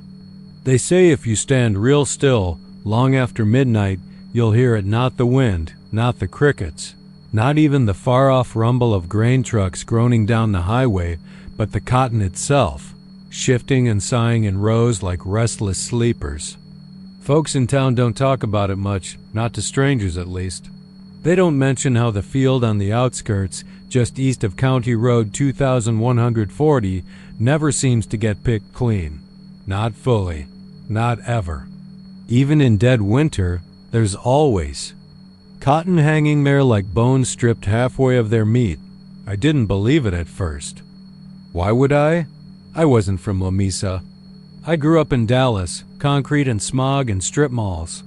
But after the divorce, I took whatever job I could find, and that meant farmhand work for an old guy named Wallace Bearden. Wallace ran one of the oldest farms in Dawson County. A tough old man with leathery skin, narrow eyes, and a limp so bad you'd think he was dragging a ghost behind him. He never smiled, not once, and spoke like every word cost him something. You don't go near that east field after sundown, he told me on the first day, pointing with a dirty finger across a flat stretch of land toward a patch of cotton. That looked just like the rest of my city-bred eyes. I don't give a damn if you see lights or hear things. You leave it be. Come morning, it'll still be there. I laughed a little, thought maybe he was just trying to mess with the new guy. Maybe local folklore, some rural scare tactic to keep kids from messing around at night, but Wallace didn't laugh. Didn't blink either. Just stared at me until my chuckle faded and I nodded. That was in early September, just as the heat was starting to break. My first week passed without much trouble. Hot days, dry evenings, endless fields of swaying white that seemed to shimmer under the moon. I didn't think about the East Field again until that Friday night, when the wind died down and the air felt too still, too heavy. I was staying in a trailer behind Wallace's barn. Simple thing, one bed, tiny stove, weak air conditioning, but it suited me fine. Around 11 that night, I woke up thirsty and decided to step out for some air. That's when I saw it. Out past the tree line, just beyond the edge of that forbidden cotton, I saw lights flickering. Not steady like lanterns or flashlights, these danced and swirled, pale and blue like reflections on deep water. I squinted, rubbing my eyes. I thought maybe I was dreaming, but the lights didn't vanish. They pulsed, like breath. And then, beneath that hush of windless air, I heard it. Voices. Not just one, many. Men, women, children. They weren't speaking English exactly, but it wasn't Spanish either. Just murmuring, whispering, soft and fast and constant. My skin prickled as I stepped down from the trailer and crossed the gravel toward the fence. That's when I heard it more clearly. My name. They said it like a question, like an accusation. Daniel. It wasn't loud. It was inside me, in the space behind my ears and under my skin. The way you hear a thought before it forms words. I froze. Every instinct I had screamed to run, to turn back, to climb into that trailer and never come out again. But curiosity's a bastard. You know it's a bad idea, but you do it anyway. I walked toward the cotton. The rows were neat, too neat. Like soldiers at attention. The cotton itself was dense and soft, but the ground between the stalks felt wrong wet, almost spongy, like walking across a swampy mattress. And the moment I stepped between the rows, everything changed. The night went. Quiet, no insects, no breeze, no distant truck engines. Just silence. And the whispers. Every step I took, I heard them louder, faster, like a crowd just out of sight. My name again, over and over. Daniel. Daniel. I spun around, tried to see where it was coming from, but the cotton blocked my view. The rows stretched on forever in every direction, and I realized I couldn't see the edge anymore. Not the tree line, not the barn, not even the moon. I wasn't high. I wasn't dreaming. I tried to retrace my steps, but the rows were different now. They turned when they shouldn't, doubled back. I felt sweat break out across my back even though the air was cold. I turned left, then right, then left again. But the whispers just got louder. And then the cotton moved. It didn't bend like it should have. It reached. The soft white tufts twisted as if pulled by invisible hands. The branches curled in on themselves, nodding and stretching toward me. I backed away, but the cotton followed. Like it wanted me, like it knew me. And the voices changed. No longer just whispering my name. They said other things. Things I hadn't told anyone. Things no one should have known. You left her crying in the bathroom. She begged you not to drive drunk. You could have stopped him, but you watched. Each voice hit me like a punch. Old sins, secrets I buried. Deep, mistakes I never confessed. The cotton field whispered them all back to me, clear as glass. A judge. A jury. A fucking executioner in white. I ran. I didn't care which way. I just ran, crashing through the rows, the cotton tearing at my shirt, scratching my arms. The whispers followed, mocking, screaming. Some laughed, some cried. I tripped and fell, face first into the soil, and that's when I saw it. A hand, sticking out of the dirt, pale, rotting, fingers curled toward the sky like it was trying to grab something. Then I saw another, and another, dozens, hands, just beneath the surface, like they were buried there, like they were trying to pull themselves out. I scrambled back, heart hammering in my chest, and that's when the cotton closed in around. No way out. Just rows and rows and hands and whispers. I don't remember how I got out. Next thing I knew, Wallace was dragging me by the collar across the gravel, cursing under his breath. I was covered in dirt, shirt torn, one boot missing. He never asked what happened. Just shoved me into the trailer, handed me a bottle of whiskey, and said, "Now you know." That was 3 weeks ago. I quit the next day, packed my things, left La Mesa without looking back. But the whispers didn't stop. I hear them in the static of the radio, in the hum of the fridge, in the rustle of leaves outside my window. I see. Cotton now where it shouldn't be, on the sidewalk, in my car, on my pillow, and at night, it calls me. Daniel, not loud. Not angry, just waiting. They say the field never lets you go. Once it knows your name, it keeps whispering. Until you come back. And someday, I think I will. It always started the same way just past midnight, when the streets were quiet and the heat of the day had bled out of the cracked pavement. That's when the bus would come rolling silently through downtown Tyler, Texas, tires whispering. Over the concrete like a sigh. It never made a sound. No brakes, no engine noise, no humming from the interior lights, though they always glowed a pale yellow, sickly and soft like the glow of jaundiced eyes in the dark, and it never stopped at. A regular bus stop. The first time Caleb saw it, he thought it was a dream. He'd been walking home from a night shift at the Waffle Shack, bone-tired and sore from another 12-hour slog on his feet. The route he walked took him past the corner of 4th and Magnolia, a spot where no public buses ran after 10. But there it was, just parked in the middle of the empty street, as if waiting for someone. There was no driver. The doors were wide open, hissing out a strange kind of cold, and above them, a rusted digital sign flickered. Next stop, home. Caleb didn't get on, not then.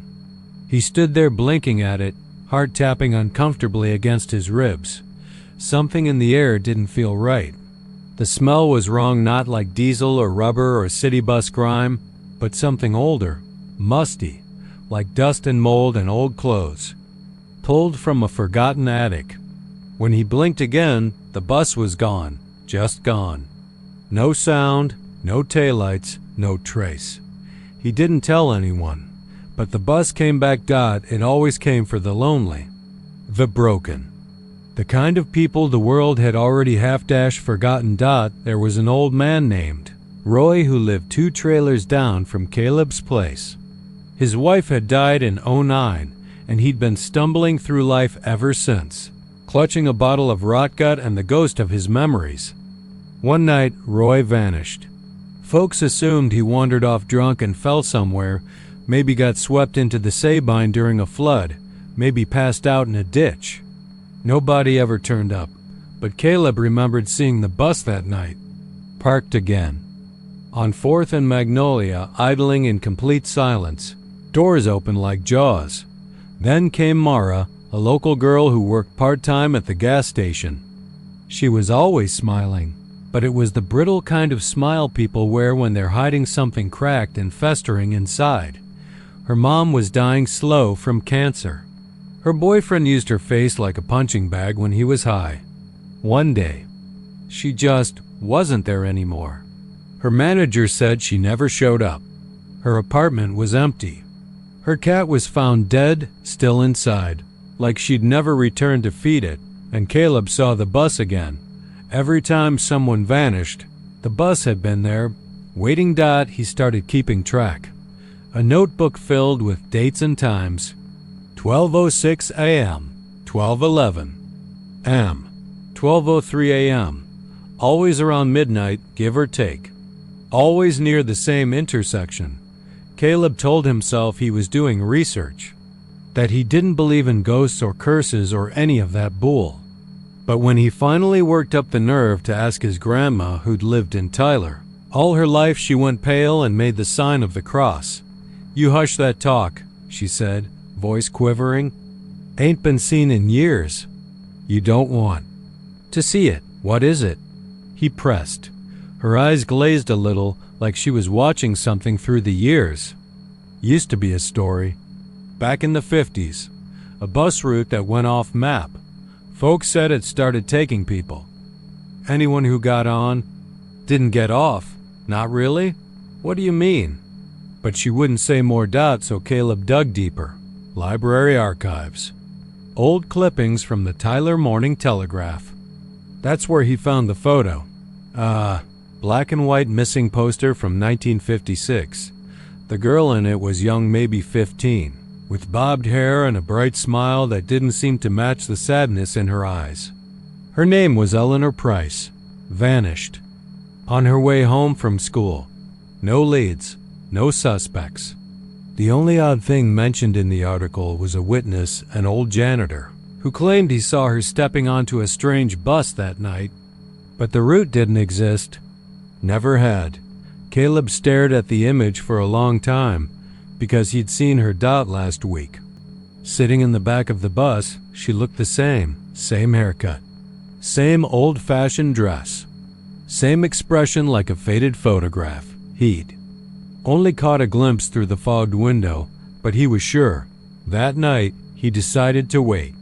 He stood at 4th and Magnolia just past midnight, wearing a hoodie and holding his phone like a weapon. The air felt weird heavier than usual. Still. Too still.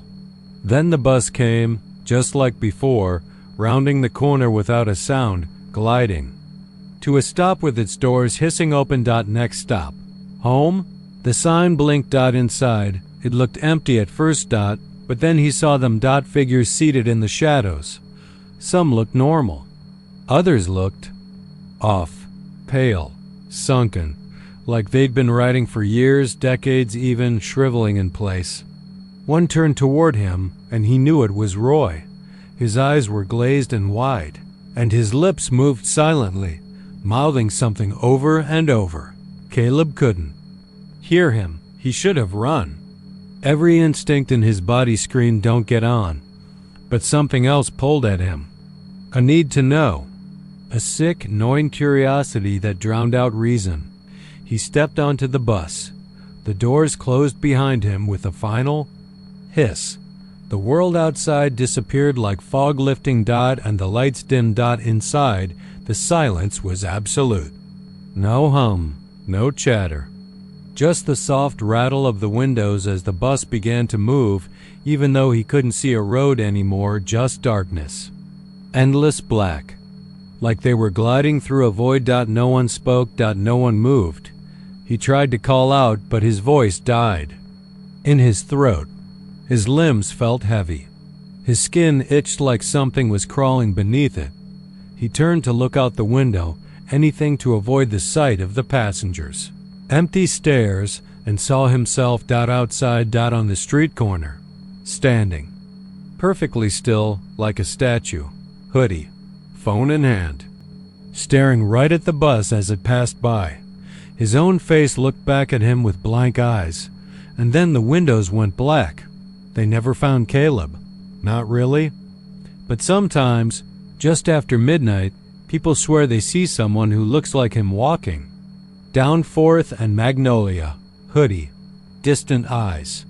Always alone. And sometimes, just sometimes, he's seen standing near the bus. Watching it pull away, waiting for the next one. He appeared just before the first frost hit the pines along the Neches River. People in Palestine, Texas didn't talk about him at first, not really. You'd hear a whisper at the bait shop near the lake or see someone take the long way home, rather than cut through the edge of the woods near 287. But no one wanted to be the first to say it out loud. They called him the man who smiles. That's all. No one knew his name. He didn't move. Just stood there, between the trees, shoulders straight and face tilted ever so slightly, as if he was listening to something coming from underground. His smile, God, that smile cut across. His face too far, like someone had peeled his lips back with a knife and left them that way. He didn't blink, didn't wave. He just watched. Most people who saw him didn't see him twice. Eddie Braddock was the first who tried to get a good look. He was one of those guys who always had a story, always trying to one-up the last drunk at the bar. Told everyone that the smiling man was just a homeless guy playing a prank. Said he was going to go out there with a flashlight and a GoPro. Prove it was all nonsense. He went out the next evening, just after sunset. Folks at the Iron Kettle Diner said he left around 7. He never came back. They found his car on the shoulder of a dirt road that cuts between Pine Hollow Cemetery and the back trail to the hunting cabins. His flashlight was still on, lying in the grass, the beam pointing toward the tree line. The footage from the GoPro was recovered by the sheriff's office. They never released it, but Sheriff Raines, who's been tough as nails since Vietnam, resigned. A week later, started going to church 3 times a day, and was last seen wandering the edge of Lake Palestine mumbling something about teeth in the trees. After Eddie vanished, the town changed. Folks started keeping their curtains drawn at night. Kids weren't allowed to play past dusk. Dogs wouldn't go near the woods, they'd growl low, like they were warning you about something you couldn't see, hackles raised and tails between their legs. A few people moved away altogether, quietly. No garage sales. No goodbyes. Then came the Tapleys. A family of 5 new to town, moved into the old farmhouse near the tree line off FM 315. The real estate agent who sold them the property left town 2 days after closing the deal. The Tapleys didn't last a week. It was the youngest, Lila, who saw him first. 4 years old, liked to sit in the bay window and play with her dolls. She told her mom, "The smiling man waves at me." They brushed it off. Imaginary friends and all that. Then Lila stopped eating. She'd sit at the table, eyes wide, face pale, whispering under her breath. Her mother caught her once, just before dawn, standing in the backyard with her tiny hand raised waving at the woods. No one else was awake. 2 days later, the family was gone. No signs of a break-in. Doors still locked from the inside.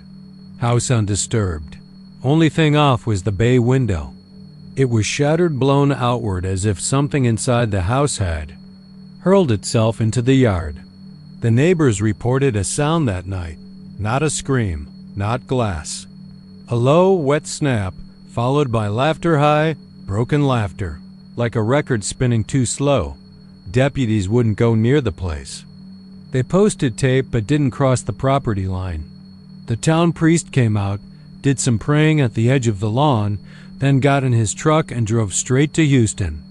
Never came back. After that, no one had to explain anything anymore.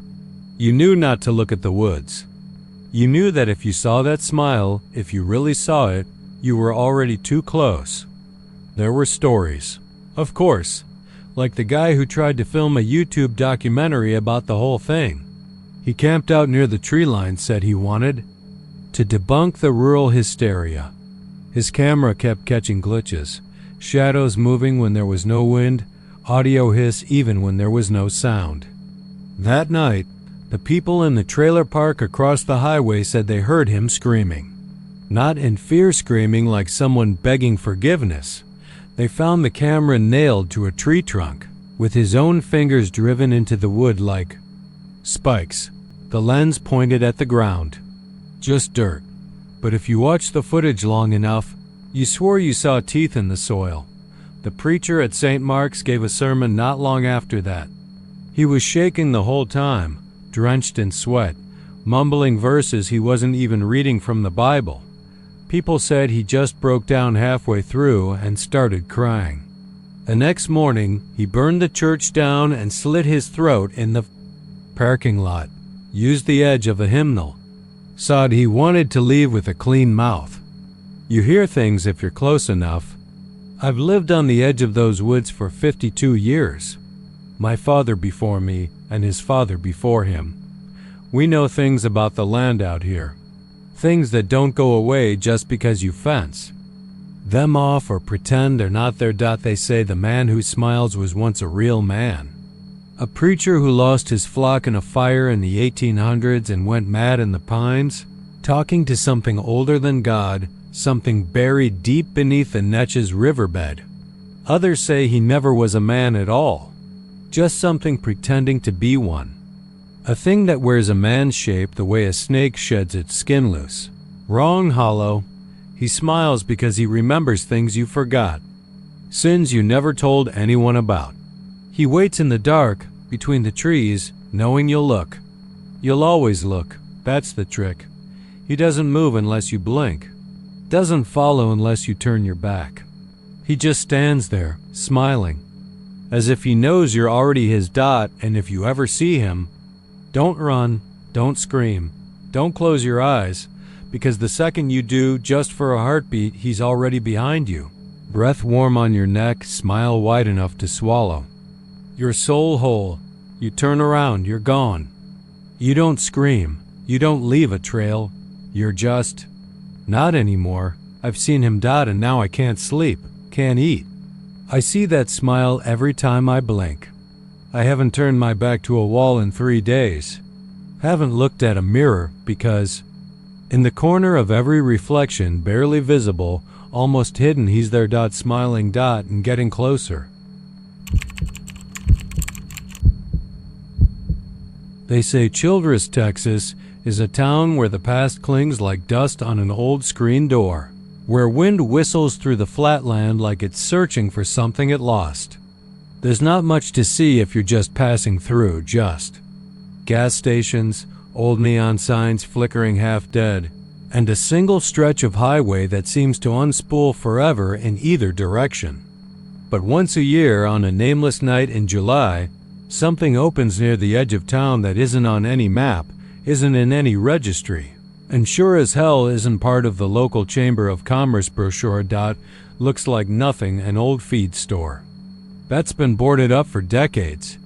The wooden sign above the door reads Thompson's Feed and Grain in peeling paint, though nobody around remembers anyone named Thompson.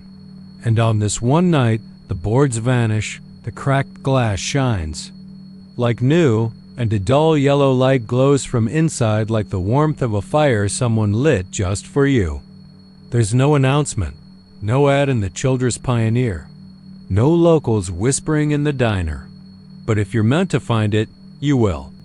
I found it in 2009 when I was passing through from Lubbock to Dallas. My daughter had just turned 6, and I was late getting home for her birthday. Work always seemed to find ways to chain me to a desk or a highway, and that year was no different. I was tired, worn out, and angry at everything, especially myself. My GPS went haywire about 10 miles. Outside Childress, the sky had that sick yellowish tint that Texas skies get when the heat's thick enough to boil your thoughts. I'd stopped to get a Coke at a gas station that looked like it hadn't been stocked since the Clinton administration, when I saw a dirt road to the side that hadn't been there before. At least, I didn't think it had. The sign at the head of it said, "Private road, no outlet." But the moment I looked at it, my chest got tight, like something inside me recognized it, like a dog catching the scent of an old owner. I turned without thinking. It was dusk by then. I remember the sky bleeding purple behind me as I pulled up to the feed store. I swear to you, Remen, I never saw it until it was right in front of me. 1 second it was just flat, empty land. The next there it was. Bright yellow light behind the windows, the smell of old hay and something else I couldn't place. Something like cinnamon and rot. The air buzzed like a speaker left on too long. The neon open sign in the window blinked steadily. I should have driven away. But there's something about regret. It can drag you down like wet cement tied to your ankles. It pulls you toward anything that even hints at a second chance. When I walked in, a bell above the door chimed. It wasn't cheerful. It sounded like something from a funeral parlor. Inside, the air was thick, too warm, like it had been sealed shut for 100 years and only now cracked open for me. Shelves lined the walls, filled with old jars, clocks, dusty books, and odd trinkets I couldn't even name. In the middle of the store stood a long wooden counter, and behind it was a man in a dark vest and bolo tie, his hands folded neatly in front of him. He smiled without showing teeth. His eyes looked milky, like cataracts had taken everything but the whites. "Evenin'," he said, voice like gravel. "You here to buy it back?" "Buy what?" I asked, trying not to sound nervous. "Time," he said. A moment, 1 second, to be exact. I laughed, the way you do when someone says something strange but not quite funny. That's some kind of roadside gag? No gag, sir. This store opens one night in July. Always has, always will. Folks come for all kinds of reasons. Some want to take back a second they regret. Others want to relive one. I was quiet then. The air smelled sweeter the longer I stood there. Like baking cookies in a hospital hallway all at once. And what's the cost? I asked Dot. His eyes didn't blink. Depends on the second. Some are cheap. Others? They cost more than you'd imagine. I didn't even have to think about it. The moment came to me like it had been waiting all my life. My daughter's first steps. I'd missed it. I was stuck in a damn board meeting in Amarillo, fighting over a budget line like it mattered more than blood. My wife had texted me a blurry video, and I'd watched it in a hotel room hours later after 2 bourbons. I'd smiled through tears. Told myself it was just 1 second. Now I had a chance to get it back. I want March 3rd, 2009, 6:17 p.m., the living room. My daughter took her first steps, I said. The man gave a slow nod, reached beneath the counter, and pulled out a small black box. You'll get your second, he said. But the price, well, you won't know it until it's paid.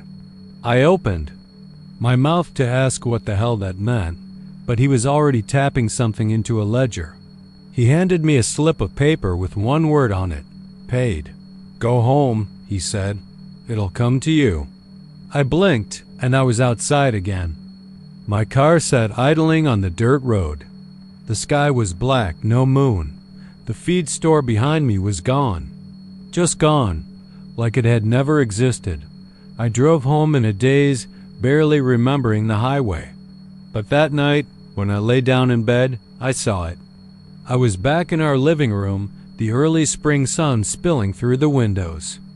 My daughter stood, wobbling like a baby deer, her eyes locked on mine. She giggled and took 3 tiny steps right into my arms. I wept. In the memory, I held her and wept. It was everything. But the price? It started the next morning. A missed call from my wife. She was crying when I called back. Our daughter had collapsed. She was in the hospital. A blood clot in her brain, they said. Rare. Sudden. She'd been perfectly healthy. I sat by her bed for 3 weeks. Every beep of the monitor felt like a countdown. She never woke up. The doctors were baffled. They called it a freak event. Said even if she lived, she'd never walk again. Never move again. I begged. I prayed. I offered everything, but you can't. Buy forward. You can only buy back. She died on a Wednesday morning. The same sun spilled through the window, warm and cruel. I still have the slip of paper. The one that says paid. Some nights I hear a bell chime, far off in my dreams. Sometimes I swear I see the neon light glowing just past the trees at the edge of town. They say the store appears for those with deep regret, those who'd give anything to relive just one moment. And they say no one ever walks out the same. I got my second, and I've paid for it every minute since. The first time I heard the voice, I thought I was losing my mind. It was just after midnight, somewhere along a godless stretch of Highway 285 between Pecos and Sanderson. West Texas at night is a place that feels forgotten by both God and the map. Dust, dark, and distance. The kind of place where radio signals go to die and your thoughts grow teeth. I'd been running the same overnight haul between El Paso and Laredo for months. Nothing but freight in the trailer and caffeine in my bloodstream. Channel 23 was always quiet. It was the junk channel. CB chatter usually lived between 19 and 21. Trucker etiquette. But out there, in that nowhere, I flipped through for noise. Something to hold the brain in place. That's when I heard him. Evening. Baby, the man said, soft as if he was talking through a dream. You wouldn't believe the moon tonight. Big all-yellow eye just hanging there. Looks like a damn omen. His voice was calm, loving, old school, like a man who'd been doing this a long time, still sweet on his girl. Then came her voice. "Did you get enough rest, honey? You sound tired again." It was clear, smooth, no static. It cut through the frequency like a warm knife. I sat up straight in the cab, hands frozen on the wheel. The CB lights flickered a little, but it was her voice that got me, too alive. For a signal that strong out there, too soft and fluid to be normal radio bounce. It had something behind it. Something. Present. I didn't answer. Just sat there, listening.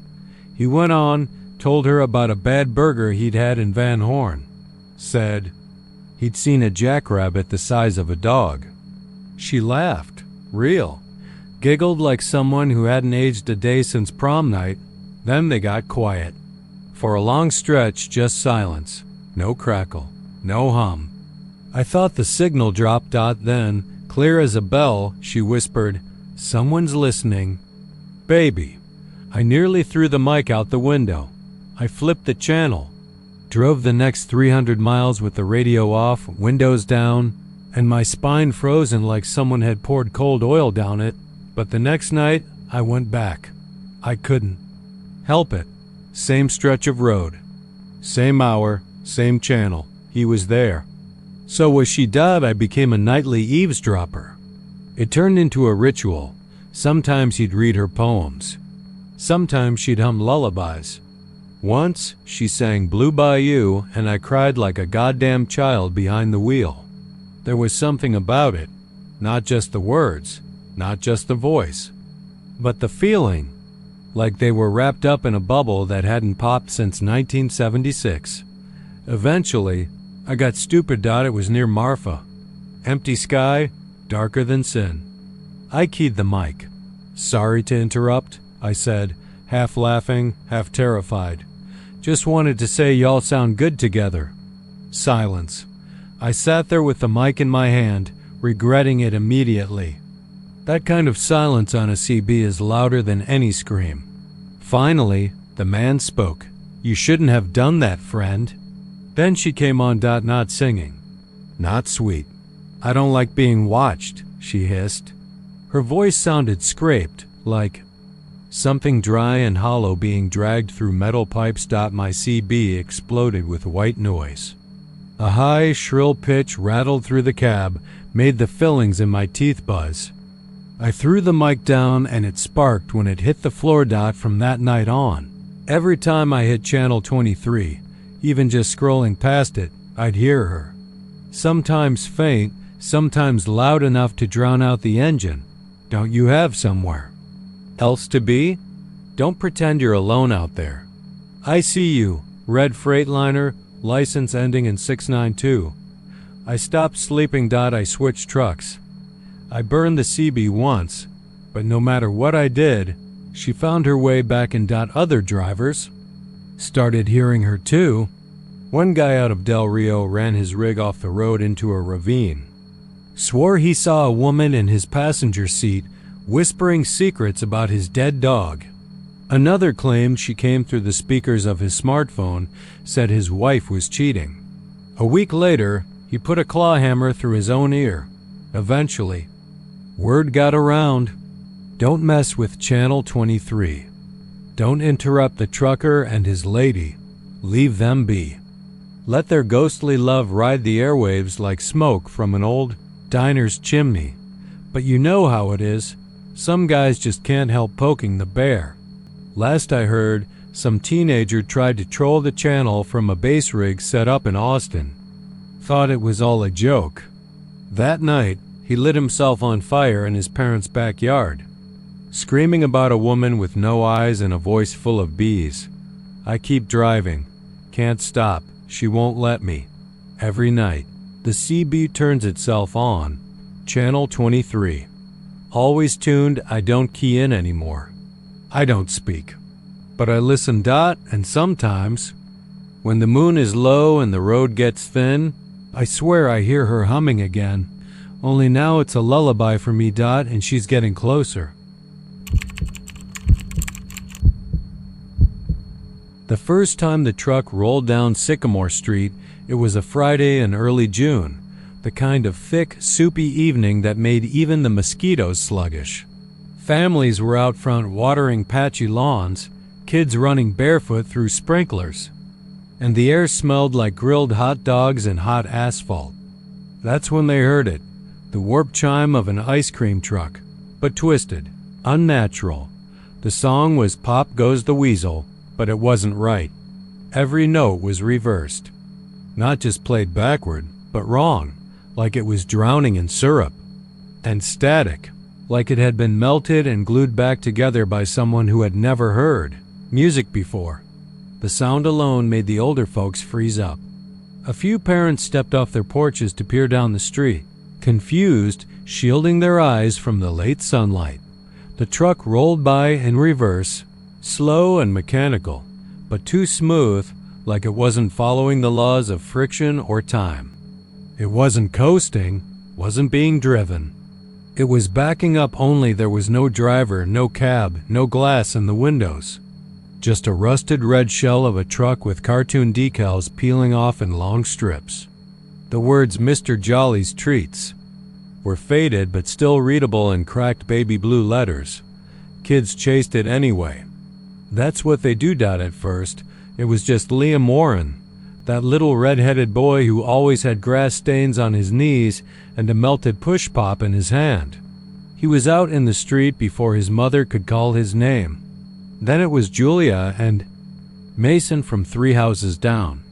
Then more, all sprinting behind the slowly reversing truck, laughing and calling out, "Wait up! Wait up!" The truck didn't stop. It didn't need to.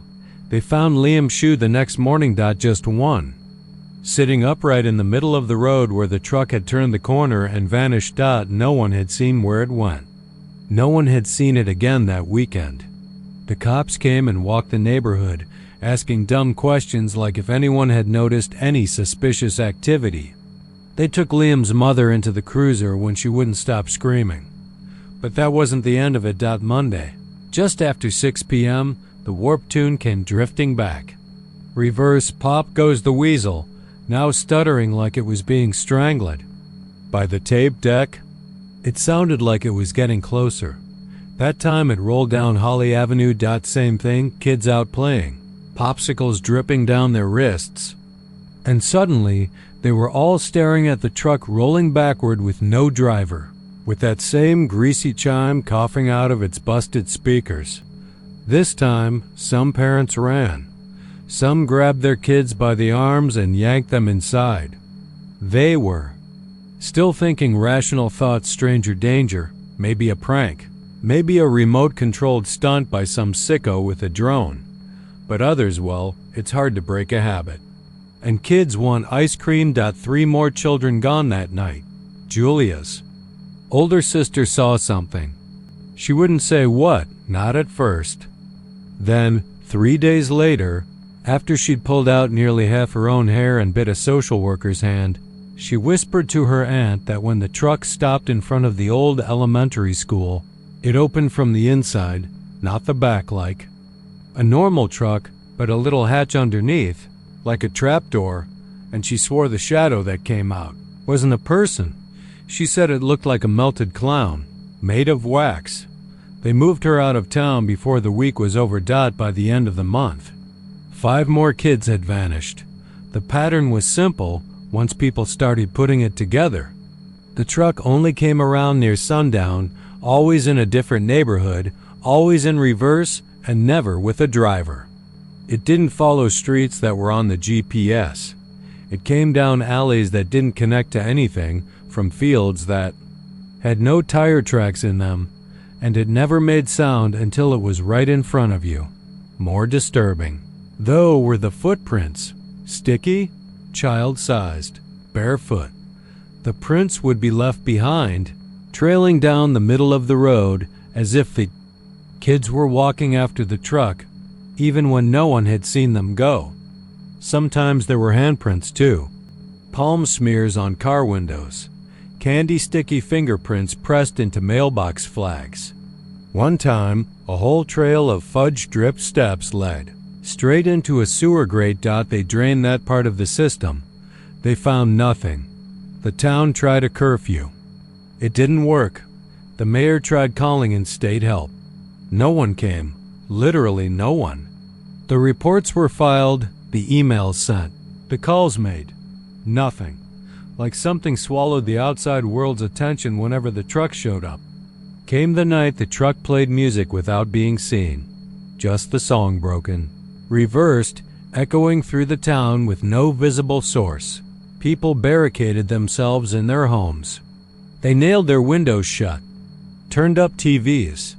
Some families just left, vanished in the middle of the night. Whole houses empty like they'd never been lived in. But the truck stayed.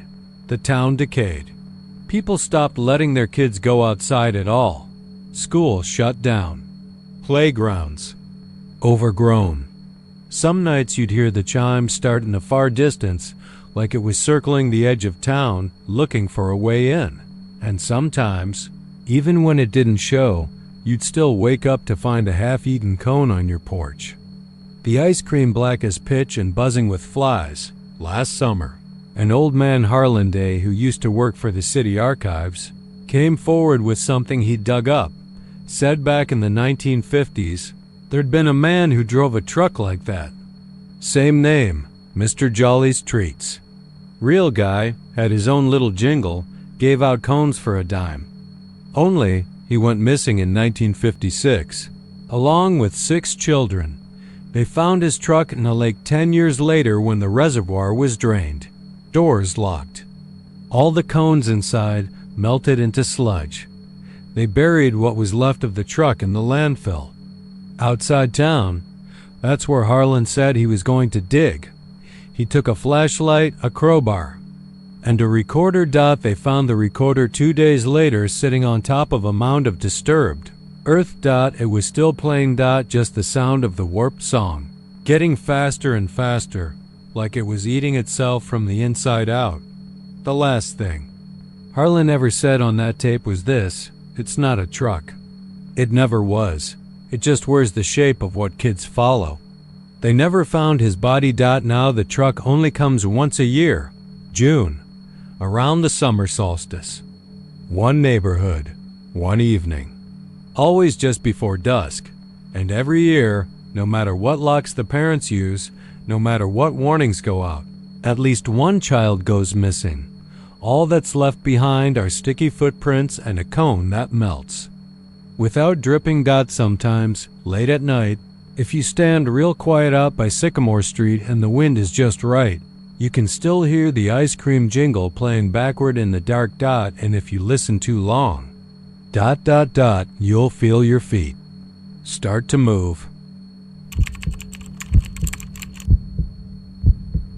The old water tower in Eagle Pass hasn't held real water in decades.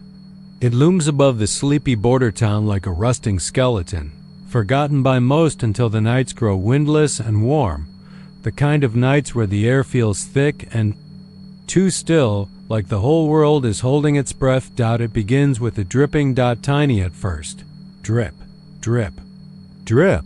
A faint tapping like someone wringing out a wet rag over tin. Then it grows. A slow, steady patter echoing across dry roofs and through the mesquite trees. The people closest to the tower know what it means when the crying starts. They shut their windows, pull the curtains, some say prayers. A few, the older ones, tape newspaper over the panes and sleep with headphones on, drowning out the sound. They know what comes next. The crying doesn't happen every night. It only weeps when someone is about to disappear. That was the old belief. A superstition. Or so I thought, until the summer of '97 when my cousin Danny went missing. Danny wasn't a bad kid, just bored. 17 and restless. The kind of teenager who smoked on his roof at night, shot BBs at buzzards, and flirted with the waitress. At the Denny's off Bibb Avenue like it was his full-time job. He had this wild energy about him, the kind of smile that made you forget how cruel this world could be.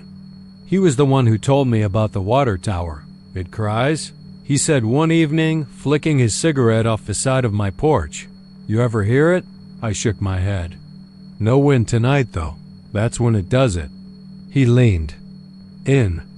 It only cries when someone's gonna vanish. I laughed, but he didn't. I'm serious, man. Ask around. People don't talk about it, but they know. My tio Marcos, remember him? Yeah. He disappeared in '82. You know what my mom told me the other night? She heard the tower crying that week, and the next morning he was gone. Left his car running outside the bakery, keys in the ignition. Never came back. Danny had that look in his eyes, not scared, but curious, reckless curious, like he wanted to tempt it. I shrugged it off. We went inside, played video games, and didn't talk about it again. But a week later, he was gone. No note, no calls. His bike was found leaned neatly against the base of the water tower. That old thing, fenced off and forgotten, stood still as a corpse, its metal bones streaked with rust. Only the dry grass around it was flattened, as if someone had paced in circles for hours. The sheriff's men swept the area. Helicopters scanned the brushlands. The river patrols combed the Rio Grande. Nothing. No blood, no footprints. Just a missing boy and a silent tower. Except it wasn't silent. I heard it myself 2 nights later. I was walking home from my shift. At the gas station just before 2 a.m., the air was dead still. No wind, no bugs. Just a full moon hanging low and orange over the desert.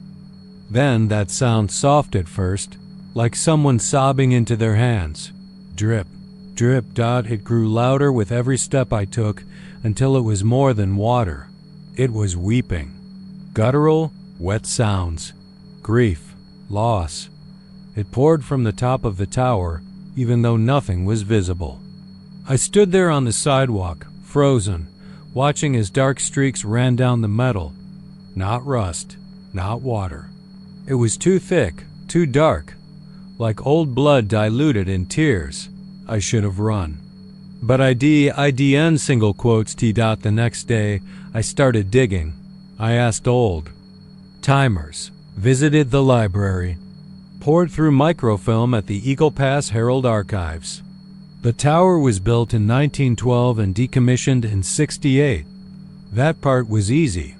But I started noticing patterns. Disappearances clustered around certain years. 1923, 3 kids gone from a school picnic. 1941, a traveling salesman who rented a room at the Laughlin Hotel and never checked out. 68, a mother and daughter whose car was found idling outside a laundromat. And each of those cases, a newspaper letter to the editor or a police memo, noting strange sounds heard near the tower on the previous night. It wasn't coincidence. I went deeper. There was a name I kept finding. Father Miguel Cordero. He wrote a scathing editorial in 1955 calling the tower a cursed monument to grief, claiming the town council knew it was dangerous, that it was not a tower at all, but a gate. A few weeks later, he was transferred out of Maverick County without explanation. Some say he left in disgrace. Others say he vanished like the rest. There were rumors, too, that the tower was built over something old, something the Lipan Apache had warned settlers about centuries ago. That beneath it ran a forgotten spring, not water, but something else entirely. That the tower was never really empty. That it, filled with the grief of the missing over and over, until it had to cry. But you can't put that in a missing persons report. I tried to forget. To move on. But Eagle Pass doesn't let you forget. Not when the air goes still and the night falls too quiet. And then it started again. Last month. I heard the crying 3 nights in a row, each night louder than the last. The streets near the tower were damp in the morning, streaked with that dark, sticky residue. A dog went missing. Then a trucker sleeping in his cab behind a Walmart vanished, leaving behind a hot cup of coffee and his boots. The tower's waking up again. I'm not the only one who knows. You can tell by the way people look at each other now. That hush in the diner when someone mentions the weeping. That tightness in the sheriff's voice on the radio. They say it cries when someone's about to vanish, but no one knows what makes it choose, or why. Maybe it's grief. Maybe it's hunger. Maybe it's the weight of too many lost souls pressing down on metal bones demanding to be heard. All I know is last night I heard it again. And this time, it was louder than I've ever heard before. It wasn't just weeping. It was calling my name. The old cemetery sat on the northern edge of Hebronville, where Highway 359 fizzled out into endless scrub brush and cattle fences. Locals called it El Silencio, not because of any official designation, but because of the eerie hush that clung to it like humidity. No birds sang in the trees around it. No crickets chirped. The mesquite and oak that encircled it stood gnarled and still, as though they too were holding their breath. And every morning, without fail, the cemetery changed. You could set your watch by it. Around 4:17 a.m., the last of the coyotes would fall silent and a wind would rise from nowhere. No source, no storm. Just a warm, static-charged wind that smelled like rotting earth and copper. If you were foolish or drunk enough to be near the cemetery at that hour, you'd swear you heard the scrape of stone against stone, the grunt of something shifting massive slabs of granite and marble. And then, by sunrise, the dead had moved. Tombstones would be out of place. Some twisted at odd angles like they'd been yanked from beneath. Others sat cleanly uprooted and relocated 10 or 20 feet from where they'd been the day before. Names changed too. Yesterday, you might have seen Maria de los Santos, 1889 to 1933, and this morning it might say Julian Vasquez, 1978 to 2026. That last part, those names with future death dates, was why people stopped going altogether. First it was a prank, they figured. Kids with too much time and no respect, defacing graves, moving things around. Hebronville was too small for real mystery. But then came 1997. That was when the mayor's son, David Mancilas, was found lying across a fresh grave marked with his name. The date etched in clean, machine-perfect script. May 12, 1997. The police said it was alcohol poisoning. His mother, Rosa, said David never drank, and things only got worse after that. Ruben Castillo was the town groundskeeper, one of the last to tend the place with any regularity. He wasn't right in the head, everyone said so, but he was quiet and cheap. He had this bony face like a skull wearing skin too tight, and his eyes looked like they'd seen something that had burned out all emotion years ago. Ruben never spoke about the cemetery, even when the sheriff asked him how the grounds were getting so twisted without any tire marks, footprints, or disturbed soil. Sheriff Morales made him show them the tool shed behind the main gate, padlocked and dusty, full of rusted clippers and chipped shovels. Not a single earth mover, no tire tracks, no heavy equipment. But the stones still moved. That same year, Ruben stopped showing up in town entirely. He never came for groceries, not even for beer. His old truck sat in front of his duplex like a skeleton waiting for skin. People said he was still going to the cemetery every night, but no one could prove it. One of the boys who tried to catch him, Nico, I think his name was, disappeared for 2 days and came home different. Wouldn't speak, wouldn't sleep. Just stared out the window and whispered, "The dirt breathes." He ended up slashing his wrists as week after, didn't die, but he never really came back either. These days, Nico just sits in a long-term care facility in Corpus, scribbling spirals on the walls with a broken crayon. People stopped going to the cemetery after that. Even the Catholic Church backed off. Father Emilio tried to bless the grounds once, in full robes and incense, but he never made it past the gates. He stood there, blinking up at the iron arch like he couldn't read it. Said later that the letters moved when he looked at them. Said it didn't say El Silencio. Said it spelled Somos los que esperan. We are the ones who wait. That was enough for the diocese. The gates were locked. The grounds abandoned, but the dead didn't stop shifting. By 2008, the cemetery had grown bigger, like it was slowly creeping outward. Fences bent outward. New headstones appeared, fresh, clean marble with names no one recognized. Locals started keeping photos, printing them out, comparing them week to week. Nothing matched. Entire rows disappeared. Hills that hadn't been there before started cropping up. Someone got the idea to fly a drone over it, but the thing crashed into a tree on the first pass and melted half its wiring like it had flown through a microwave. Some nights, people could hear voices low and humming, not words, just tones, like chanting, but wrong, like something underwater trying to sing.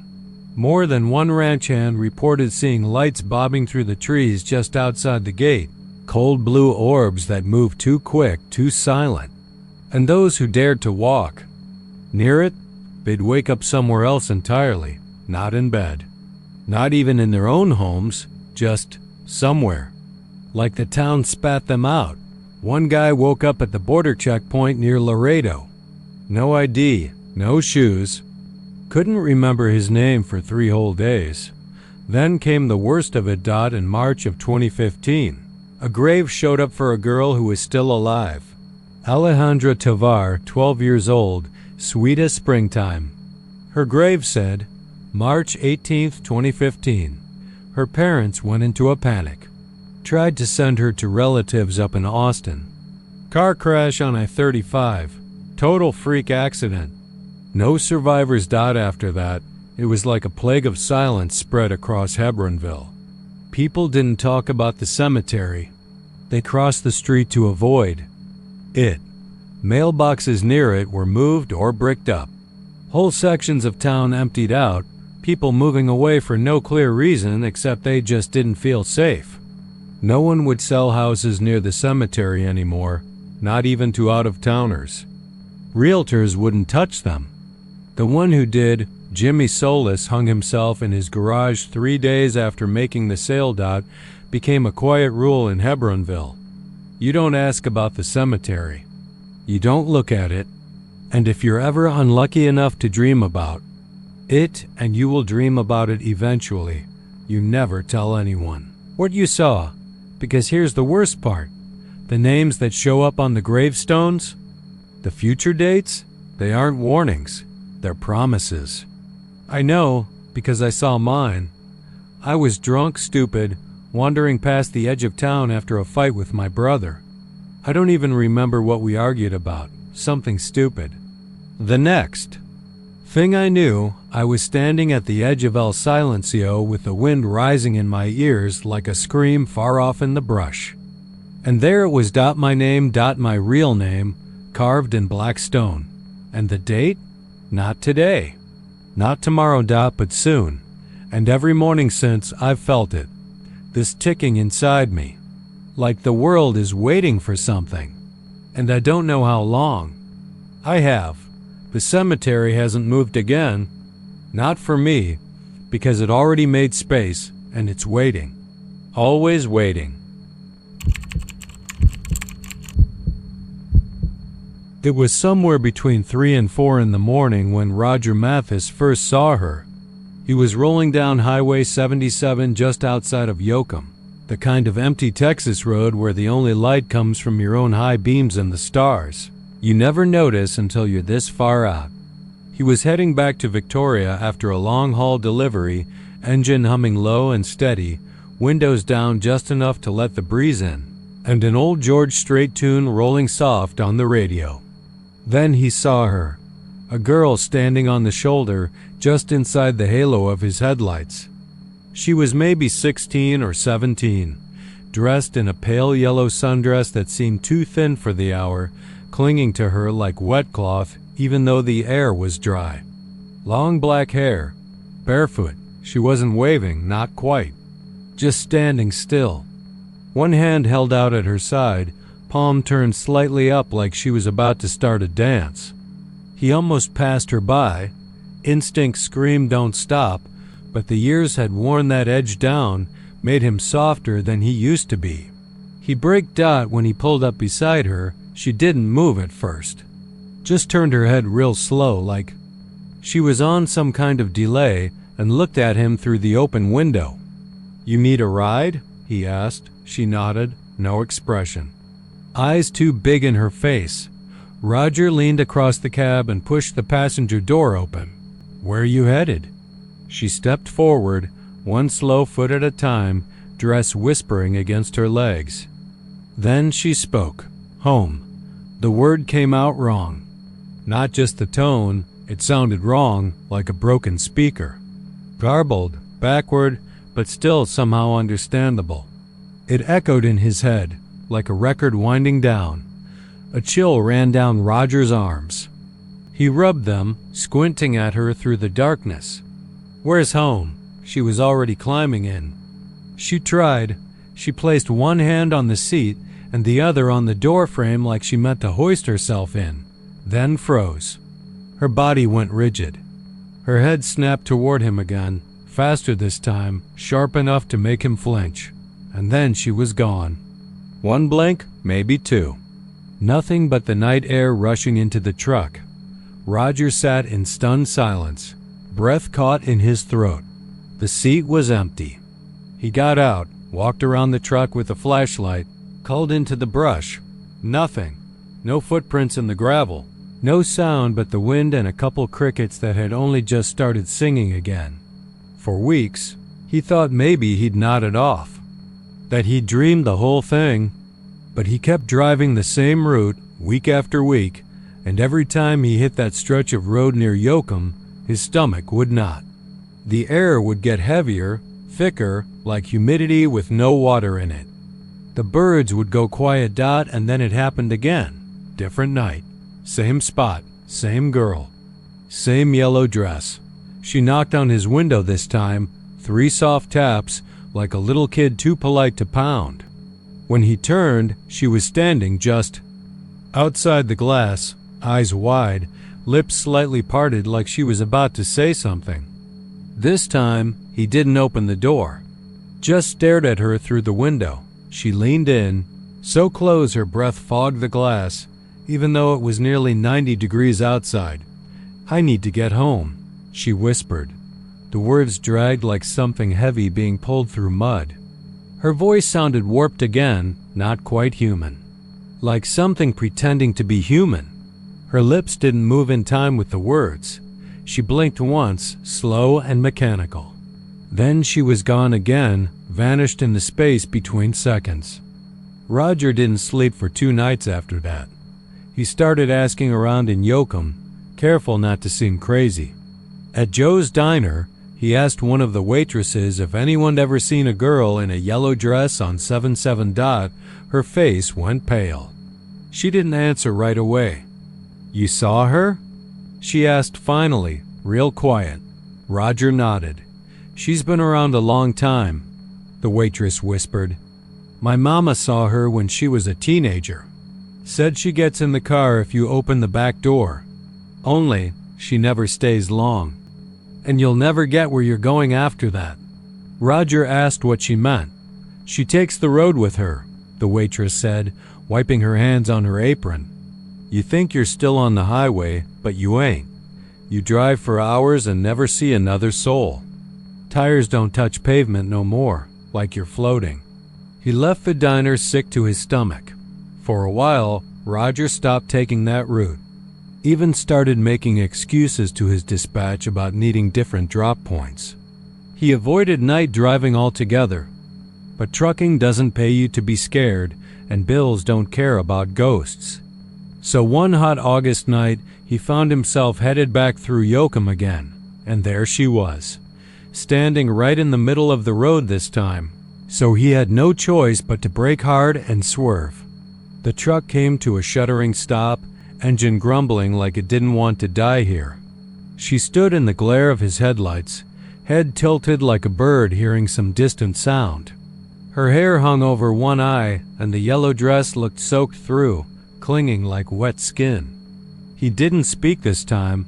She didn't knock out. She opened the passenger door without him unlocking it, climbed in and shut it behind her. And then she smiled. Her teeth were all wrong. Too many. Too small. Her face didn't move with the smile, just stretched. Roger reached for the door handle to kick her out, but the truck wasn't a truck anymore. The windshield was black, not just dark, but gone, like they were underwater. No road, no stars, no headlights. Just void. The dashboard lights flickered, then died. He couldn't move, couldn't breathe. Her voice came again, soft and thick like syrup poured over a broken speaker. "We never make it to the back seat." He turned, slow as rust. The back seat was full. Bodies. Just shapes at first. But then details came sharp and fast like lightning. Bloated faces, twisted limbs, mouths open too wide, eyes rolled back or missing altogether. One girl still had a yellow ribbon tied around her neck. Another had claw marks down her arms. All of them staring forward, not moving. Roger screamed, but the sound didn't go anywhere. It just stayed in his throat, burning. The girl turned to him and placed a hand on his knee. Cold, ice cold. Then she whispered, "You picked me up." He blacked out. When he woke up, he was parked just outside of Yoakum city limit sign, alone. The truck was off, keys on the passenger seat. He didn't remember stopping. The fuel gauge. Read full, even though he was sure he'd driven 200 miles. The road behind him was straight and empty, but the passenger seat was soaked through, like someone had been sitting there, dripping wet. Roger quit trucking not long after. Took up work at a hardware store in town. Doesn't go out at night. Doesn't drive. But sometimes, on real quiet nights when the wind dies and the sky turns that strange shade of purple just before dawn, he swears he hears her knocking again. 3 soft taps, always polite, still wearing yellow. They say Midland's as flat as a sheet of paper and just as plain, but if you know where to look, really look, it hides its secrets like a corpse under a porch. Oil rigs rise like steel skeletons on the edges of town, and the wind smells like dust and dead things, even on good days. But nothing in Midland ever felt as wrong as that goddamn blue house. It wasn't supposed to be there. That's what made it so awful. Locals had different names for it. The doorless house, reflectionless, the blue bastard. Old-timers remembered it in snippets, like a half-formed dream. Others swore it showed up fresh every year like a weed, perfect and pristine, never crumbling, never aging. One day the lot was just dirt and burgrass like always. Next day there it stood. Pale blue clapboard siding, white trim, blue shutters nailed shut, but no goddamn door. Just the frame. No knob, no hinges, nothing. The windows were always closed, but never covered. You could see into them, sort of, but never past them. It was like the glass absorbed light instead of reflecting it. Shine a flashlight on it, even in the dead of night, and it would just vanish, like you were looking into a mouth with no bottom. People stopped driving past it alone after sundown. People like my Uncle Dennis. He saw it first in '97, said he was headed back from the drilling fields, dusty and bone-tired, barely keeping his truck on the road. Then, just past the water tower on Edgewood Drive, he saw it standing there. A full house, blue as sky, squat and strange in the middle of a weedy patch of dirt that had been empty his whole damn life. He pulled over. He wasn't a drinker. Never touched the stuff since his wife died. But he swore to God that house wasn't there the day before. The grass around it was dead. Not dying, dead. Wilted gray and black, curling like burnt paper. And it wasn't just the house. The air around it felt heavy, like humidity without heat, like grief. Uncle Dennis said it made his ears ring. Said it was the kind of pressure you feel just before a nosebleed. Then he saw it. Someone standing in the second-floor window. Not a silhouette. Not a shape. A face. Just a face. Not moving. Not blinking. Just pressed against the glass like something. Desperate to be seen but not quite human enough to understand how. Uncle Dennis got back in the truck and didn't speak a word about it for a week. Then he drank himself sick and crashed his truck 3 weeks later. Open casket. But folks who saw the body said his nose was busted from the inside, like it exploded under pressure. I don't know if that's true. People talk. Midlands full of stories and bullshit. But the house stayed. Every year. Same spot. No construction, no truck, no foundations poured. No land survey. Just dirt one day, house the next. Always perfect. Always untouched. And always wrong. In 2003, the city tried to demolish it. I was working the night shift at the gas station then, but I remember the headlines. City contractors baffled by phantom structure on Edgewood lot. They sent a crew with bulldozers. Nothing happened. The blades stopped short of the siding like they'd hit bedrock. One driver said it felt like the machine just refused to move forward. Wouldn't accelerate. Wouldn't steer. Another guy tried it manually with a sledgehammer. Hit the front siding once and dropped the hammer, screaming. Said the moment he made contact, it felt like something was watching him from inside the walls. Not someone, something. He quit construction, moved to Arizona. Never came back. The official word was electrical interference. Magnetic anomalies. Local superstition, but they stopped sending crews after that. And they never fenced it off. Never put up warning signs. It was like the city decided the best thing to do was pretend it wasn't real, but it kept coming back. Always in April. First week. Right after the first thunderstorm. Same color. Same shape. Same dead patch of dirt underneath. And the same quiet. Terror it stirred in your bones like an old, unhealed wound.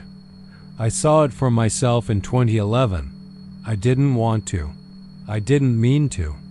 I was just driving home from a buddy's place after a long night, and I took Edgewood because I was tired of the traffic lights on 349. I thought I could cut 5 minutes off the drive. That's when the lights in my truck flickered. The radio buzzed out. Not static, whispers.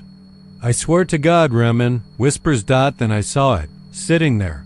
Blue, still, unmoving, but I felt it watching me. No lights in the windows. No shadows. Just the house. And yet I knew it was aware I was looking at it, like it had opened an eye and fixed it straight into my head. I couldn't move. I couldn't breathe. My hands locked on the steering wheel like rigor mortis. Then something in the second floor window moved. Not a person. Not even a shape this time. Just a smear of darkness, crawling upward like black water behind the glass. It didn't move like a person. It pushed against the glass like it didn't understand gravity. Or bones, and then, God help me, it smiled. The window itself smiled. That's when I screamed. Just slammed on the gas and peeled out, tires spitting dirt and rocks behind me. Didn't care about the ditch. Didn't care about the noise. I drove all the way to Odessa before I stopped. Shaking. Slept in a Walmart parking lot with a dome light on. Didn't go near Edgewood Drive again for 4 years. But the dreams didn't stop. The house was there every time. I closed my eyes, a bright blue soar in the middle of a dead world. No sound, no people, just wind and that damn house, the doorless front, the black windows, the thing behind the glass. The pressure building behind my ears like my skull was a balloon waiting to pop. And then, the last time I dreamed it, the house had a door. It wasn't open. It was just there, blue like the rest of the siding, no knob, no mail slot, no hinges. But it was new. It hadn't been there before. I didn't sleep for days after that, and I wasn't the only one. I started hearing the stories again. Teenagers daring each other to spend the night near it. A couple of them went missing for a weekend, came back blank-eyed and sunburned, didn't remember where they'd been. One kid said he saw his own face looking back at him from the window, smiling. Then last year it was gone, didn't show up. In April, or May, or June, people started to relax. They said maybe the city had finally done something. Maybe it rotted away. Maybe it never really existed, but I didn't believe that. Not for a second, because I started seeing it somewhere else. Not on Edgewood. Not even in Midland. I saw it on a highway near Big Spring. I saw it in the background of a tourist's Instagram photo from a rest stop outside Amarillo. The exact same house. Blue shutters, no driveway, no door. I saw it again 2 nights ago. This time in the reflection of my bathroom mirror. Not behind. May. Not next to me. Inside the mirror. Like it was standing behind the glass of its window, looking into my world now. The air went heavy. My nose started bleeding. My ears popped. And I heard it, real clear, whisper one word, over and over, home. I don't think it ever wanted to be seen. I think it wants to be entered. And now that the doors appeared, maybe someone already has. Maybe more than one. Maybe it doesn't build itself. Maybe it's invited. It started as a giggle, a thin, breathless little sound like a child playing hide and seek in the dark. Nothing menacing about it, not at first. But it came every night at the same time, 3:07 a.m. without fail. No matter the season, no matter the weather. That strange little laugh would ripple out across Canyon Lake like something floating on mist. Locals said it came from the middle of the water, where it was deepest. The fishermen called it the witch's hour. And they all knew better than to be on the water when it came. But some folks didn't listen. Take Brad Calder, for example. Moved down from Fort Worth last spring. Bought a modest little house off Oblate Drive with a view of the lake. Said he was going to retire early, maybe take up fishing, maybe write a book. Nice enough guy. Quiet. Friendly in the way people from the city think they're being friendly when they don't really want to know their neighbors. He didn't ask many questions, and folks didn't offer much. First few weeks went by fine. Brad bought a little bass boat, took it out most mornings, always back before lunch. Then, one night, around mid-June, he got a few beers in him, watched the stars a little too long, and decided to try night fishing. He launched just after midnight, drifting out into the lake like a moth heading towards something bright and stupid. Didn't come back. Sheriff Turner said they found the boat drifting near the northern inlet around dawn. His tackle box was open, a few beer cans rolling around the floor. Life vest still hanging on the side rail, untouched. But no Brad. What got under everyone's skin was what his phone recorded. Brad had left it on video mode, maybe to catch the lake at night. The last minute was all that survived, everything else corrupted. The screen was pitch black except for the red glow of his vape and the tiny green dot of the boat's sonar. And then, the laugh. It started just like the rumors said it would, small, almost sweet. A little girl's giggle. Then it grew, deepened, became something broken and wet, like someone trying to laugh through a mouthful of lake water. And Brad, you could hear him breathing, not scared, not yet, just confused. Then his voice. Hello? Is someone out there? The laugh got louder. It filled the air. It wasn't coming from a single point. It seemed to echo in every direction. At once, like the lake itself was the one laughing. Brad said something else, but no one could make it out. Then there was a splash, the phone hit the floor, and the video cut off. They never found his body. After that, more stories bubbled up. People who'd lived around the lake for decades began to talk. Not loud and never during the day. But late at night, with a second drink in hand, they told of others who'd heard the laugh. Old Jim Perkins, who ran the bait shop by the dam, said it used to come once a month when he was a kid. Now it was every night. He said the lake was getting hungrier. That something had woken up beneath the dam after the last drought. That water levels had dropped too low, revealing things that were supposed to stay buried. Jim wasn't the only one. A woman named Trudy said her granddaughter had started sleepwalking out toward the lake every night, just after 3 a.m. like clockwork. The child was 5, barely old enough to tie her own shoes, but she'd stand at the edge of the water barefoot, hair fluttering in the wind, whispering into the dark. Trudy said she'd sometimes hear her laugh, soft and quiet, just before pulling her away. She says the water wants to play, Trudy told the sheriff. She says it's lonely. They moved 2 weeks later. Another man, Miguel Torres, a local handyman, swore he saw something out on the lake while cleaning gutters on a vacation rental up on Ridgeview. Said it looked like a woman crawling across the surface, not swimming, crawling like the water was solid beneath her.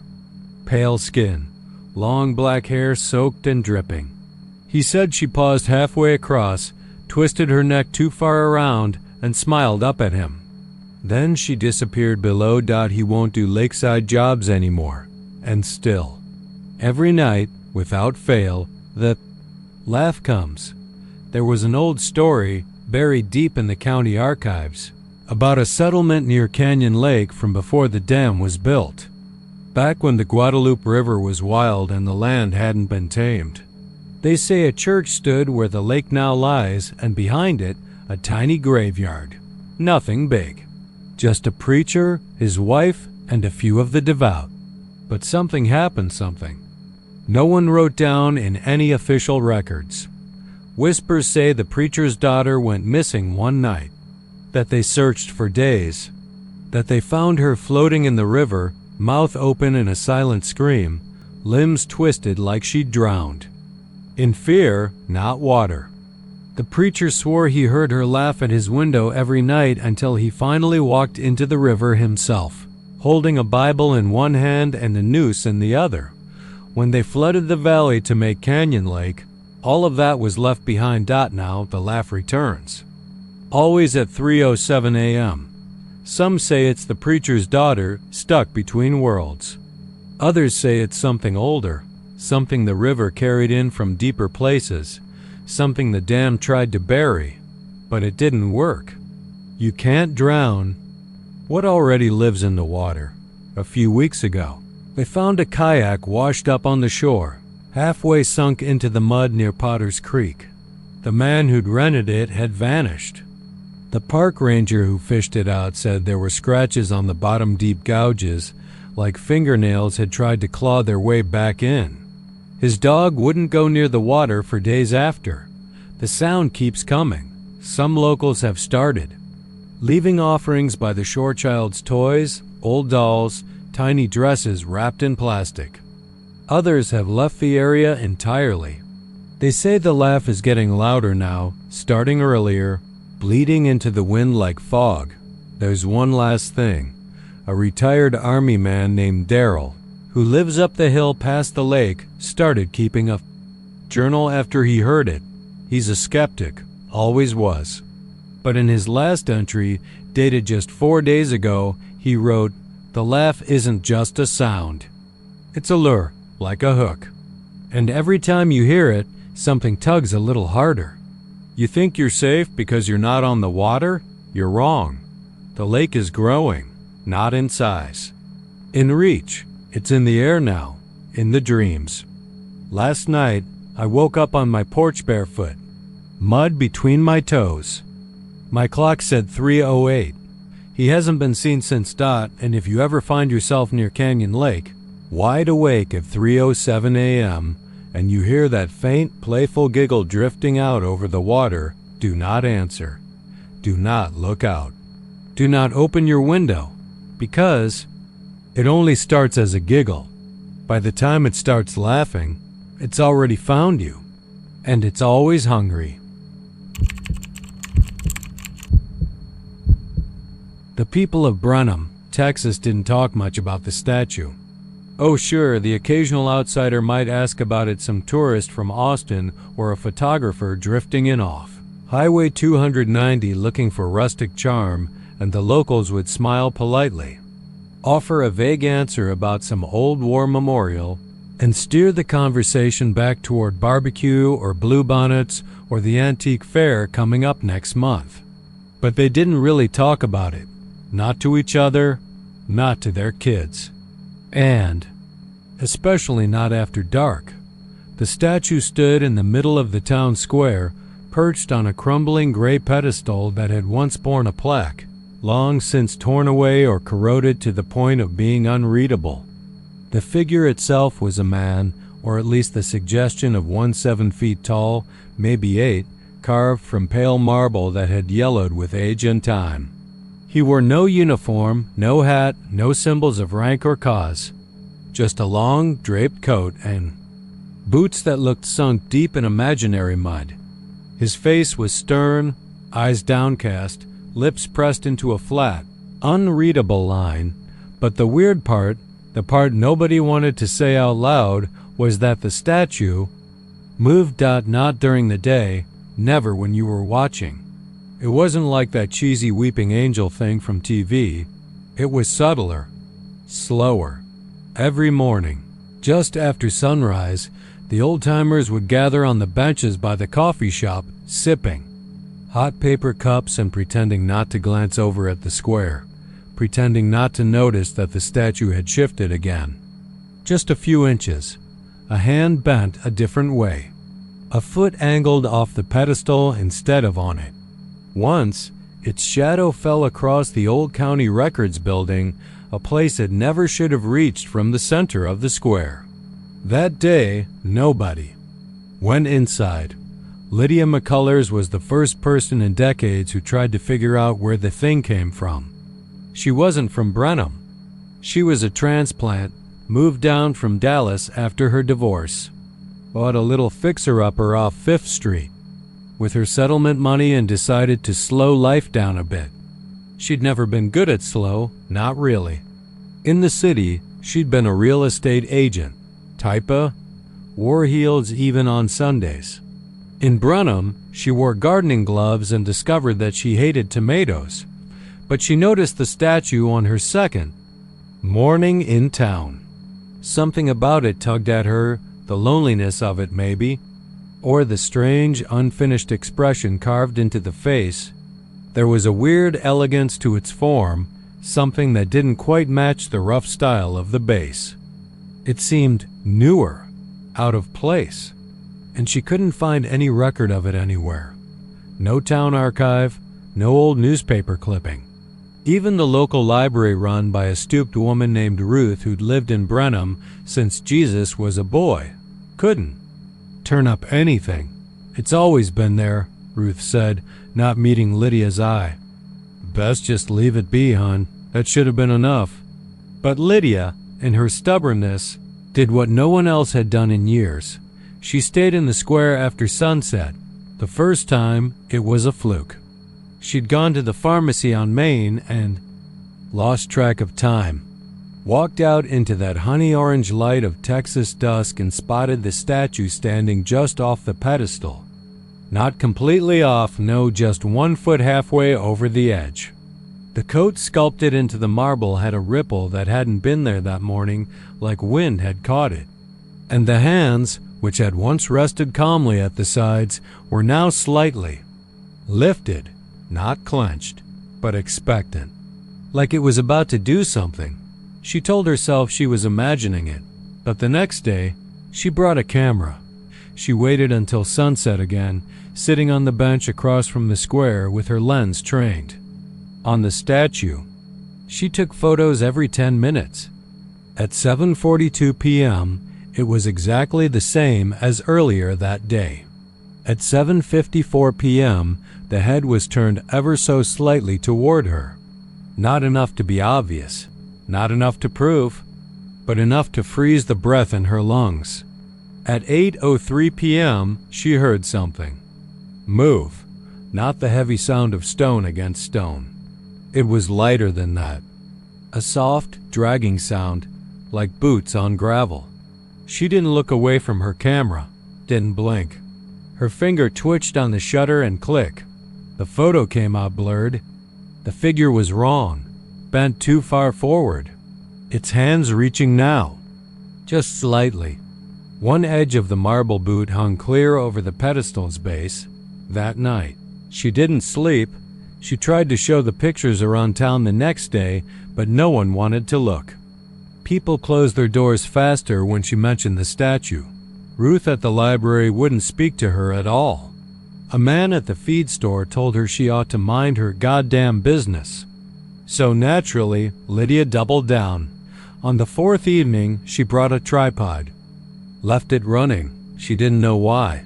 Maybe she needed to see. Maybe she wanted to prove to herself she wasn't losing her mind.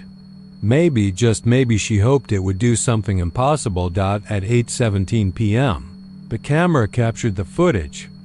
The statue moved. Not fast, not violently, but undeniably. The head turned. The fingers curled. The foot stepped off the pedestal with all the grace of a living thing. It took 3 steps. Then stopped and stayed there all night, frozen mid-stride in the middle of the square. When morning came, it had returned to its place.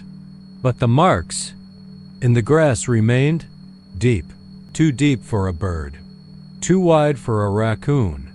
Lydia uploaded the footage to her laptop, watched it 47 times. The next evening, she invited someone else to come with her, her neighbor, old Joe Nichols, who'd fought in Vietnam and lived through 2 hurricanes.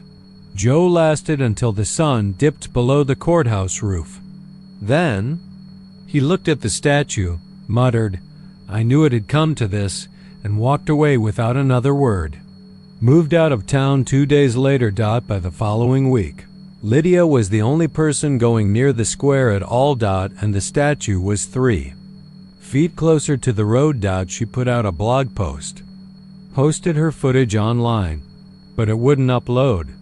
Her internet would crash every time she hit publish. The file corrupted. Her hard drive fizzled. Then her car battery died. Then her dog, a sweet black lab named Samson, refused to go near the square anymore. He'd growl when they passed it on walks. Bark. One night, he chewed through his leash just to run home. That same night, the statue had turned its face fully toward Lydia's house. She started sleeping with the lights on. Installed motion sensors around the front porch. A neighbor called her paranoid. A week later, that neighbor's kid vanished on the way home from school. They found his backpack torn open on the edge of the square. Nothing else. The town sealed the square off after that. Put up a 10-foot fence, signs, cameras. They blamed sinkholes and historic preservation work. But Lydia knew. She knew. And the worst part was, she started hearing it now. Just after sundown. Every evening. That soft dragging sound. Growing louder, closer, step by step. 3 weeks later, she left Brenham. Packed everything she owned into a rented U-Haul and drove without stopping until she hit Oklahoma. She thought distance would matter. She thought maybe that thing needed the square, needed the town. But last night, she heard the dragging again. This morning, in the dewy half-light, she looked out her window and saw a shape standing at the end of the gravel. Drive.marble.cold.still. It started the way most forgotten things do, quietly, like a draft under a door in the dead of night. The landline rang just after midnight. Not the cordless one in the kitchen, not the cell phones charging on nightstands. No, this was the dusty, wall-mounted rotary phone in the laundry room, the one that hadn't rung in years. It hadn't even been connected to anything since '99, far as Mark could remember. The cord was frayed, the receiver sticky with old grime, and the plastic had yellowed to the color of bone. But it rang. A harsh, mechanical sound, one ring, then another, sharp and unnatural against the quiet of the house. Mark sat frozen on the couch, beer in hand, TV muted, something heavy and cold sinking into his gut. His wife and daughter were away for the weekend, visiting her sister in Lubbock, and he'd been enjoying the rare silence until now. The sound didn't stop, it rang again and again. With every note, something inside him stirred. Something old. He rose slowly, as if waking from a deep sleep, and walked barefoot across the cold tile floor toward the laundry room. The room smelled like old detergent and mildew, and the light above flickered once before going out completely. In the dark, the phone continued to ring. It sounded louder now, more insistent. Less like a call and more like a summons. He picked up the receiver, static, like wind through pine needles.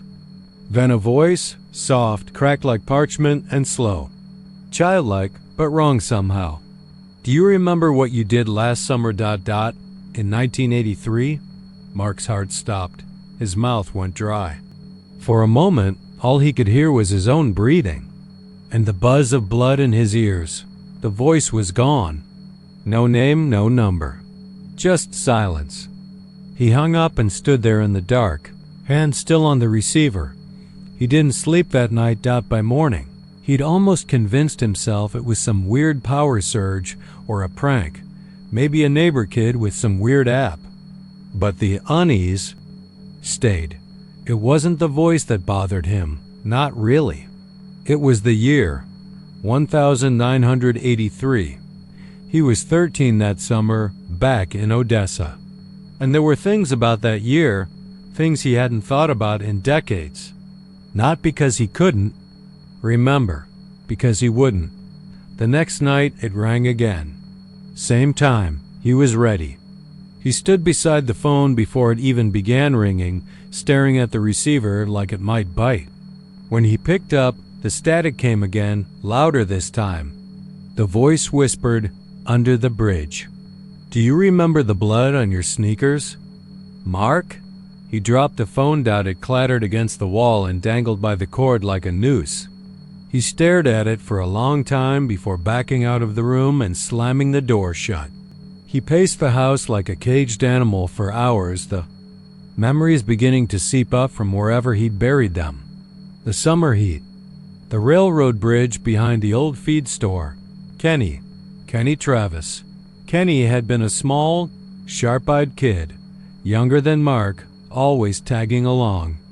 He was a lonely kid, mostly ignored. There'd been rumors about his home life, bruises, screaming at night.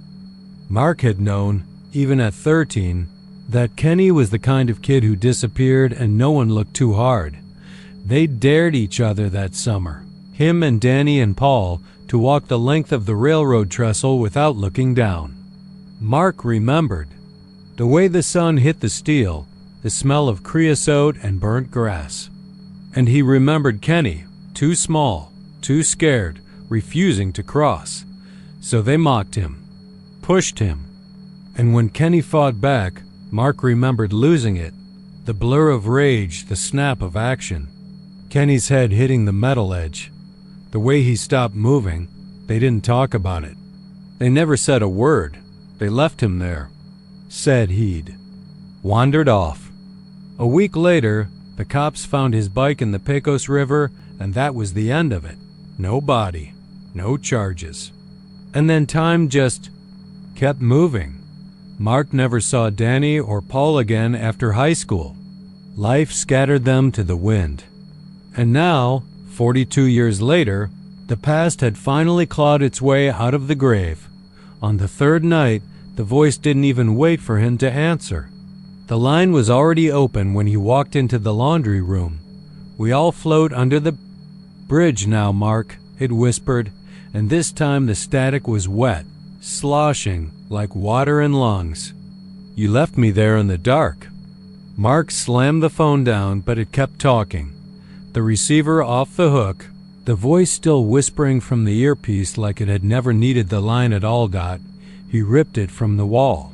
The cord snapped and the phone crashed to the floor. But the next night, his cell rang. Unknown caller. He let it go to voicemail. That night, he played the message in the dark. All he heard was a distant train whistle and a child's laugh. By day, he tried to keep busy, went back to work, made small. Talked with neighbors, did everything he could to stay grounded. But the calls kept coming. They followed him now. Not just at home, once in his truck, once through the radio at a gas station, and always, always the voice. "Danny's dead," it whispered one night. He hanged himself in 2004. Paul too, cancer, alone in a hospital bed, calling for someone who never came.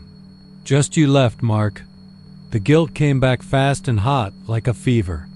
He couldn't eat, couldn't sleep. He found himself Googling. Old news reports, obituaries, anything about Kenny. There wasn't much. Just a missing child poster archived in some old database. Black and white photo. 11 years old. Missing July 15th, 1983. Last seen near the railroad tracks. That date came closer now, day by day. July 15th, 42 years. On the 14th, he drove. Without thinking, without packing. He drove west until the oil pumps came back into view, nodding in slow, greasy rhythm beneath the scorched sky. He found the bridge without much trouble. It was half collapsed now, rusted and overgrown, hidden behind an abandoned feed mill that had been boarded up since Reagan was in office. Mark stood there for a long time. The sun setting behind him. The smell of hot metal and old wood rising. Like ghosts, he stepped onto the bridge. It had grown beneath him. He walked the length of it, slowly, deliberately. Then he knelt where it had happened, that summer day where Kenny had fallen. The wood here was stained dark, warped with age. Spoken to the wind. "I didn't mean to. I was just a kid. We all were. But I'm sorry. God, I'm sorry."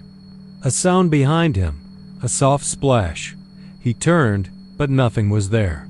Just the river, low and muddy and quiet. Then his phone rang. "No number." He answered. The voice was clear now. No more static. No more whispers. "I forgive you." And for a moment, Mark felt warmth, relief, something almost like peace. Then the voice changed.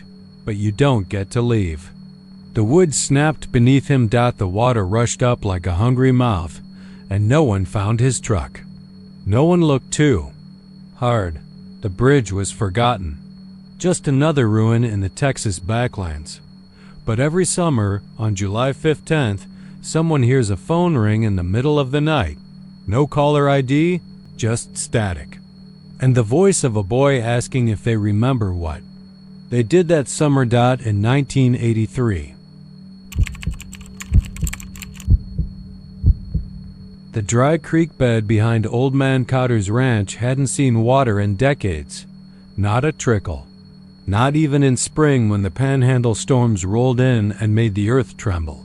Just dust, cracked like sunburnt skin, and the brittle skeletons of mesquite and cottonwood that had long since given up on growing. Locals didn't walk past it at night, not because they believed in ghost stories, but because they didn't want to believe them. And still feel the hair rise on their arms. It was Cotter who first told folks about the whistling. He said it started just after the last real rain back in '98, when the creek ran muddy and fast for 2 full days. After it dried up again, something changed. Every night, right after sundown, there'd be this sound, thin, reedy, sharp as a thorn in the ear. Not music, not wind. Just a shrill, tuneless whistle that rose from the creek bed like steam off asphalt. He said it didn't follow rhythm or pattern, and that was what made it so wrong. Sound without intent. Breath without lungs. People laughed at first. Side Cotter was losing his grip out there alone and his rust rotted. Trailer with nothing but stray cats and empty beer cans for company. Then a few kids decided to go out and prove him wrong. That was the first summer someone went missing. Tanner Hogue, 17, varsity linebacker, mouth full of braces and piss-poor ideas. He and his two buddies took a six-pack and a flashlight out to the dry creek bed one night in July. Only the flashlight and 3 beer cans were found. The light was crushed like it had been stepped on hard. The boys, none of them, were ever seen again. Not even pieces. Sheriff Barnes organized a search. Drones, dogs, volunteers. Nothing. Not a scrap of clothing. Not a footprint in the powder dry dirt. No drag marks. It was like the dust swallowed them whole. People stopped laughing at Cotter after that. He said the creek bed was a calling place. That the whistle wasn't a warning, it was a summons. That the sound didn't echo because it wasn't meant for human ears. It was meant to wake up something deeper. Something older than any bones buried in West Texas. Something that didn't walk on legs. Cotter said this to anyone who would listen. Mostly at the dusty diner off Route 84, while dunking fries into watery ketchup with hands that shook like a dying leaf. He didn't smile when he talked about it. He looked out the window like he expected something to be there. Watching. Listening. Then, about 5 years ago, he disappeared too. Didn't pack. Didn't sell his place. His trailer door was wide open, flies buzzing in and out. 2 cats sat on the porch rail, mewling soft like they were waiting for him to come home. His boots were by the door, his old flannel folded over the kitchen chair, but the bed was empty. Just a warm dent in the pillow and a half-empty glass of bourbon on the knitstand. After that, the town left the creek bed alone. Until now. I came back to Marfa because my mother passed stroke in her sleep. I hadn't seen her in 8 years, not since I left for Houston and swore never to come back to the dust and dead ends. But the house was still in her name, and I was the last one alive to deal with it. She never sold it, never cleaned it out. When I stepped into the front room, it smelled like old paper, lavender oil, and something. Dry. The third night back I heard it. The whistle. No tune. No rhythm. Just this shrill, ugly sound scraping at the windows like claws on glass. My mother's house was a good 2 miles from Cotter's Creek, but the sound came clear, not loud, but persistent. Like it wasn't whistling to me, it was whistling through me. I didn't sleep. I walked down there the next evening. The land around the creek bed had changed.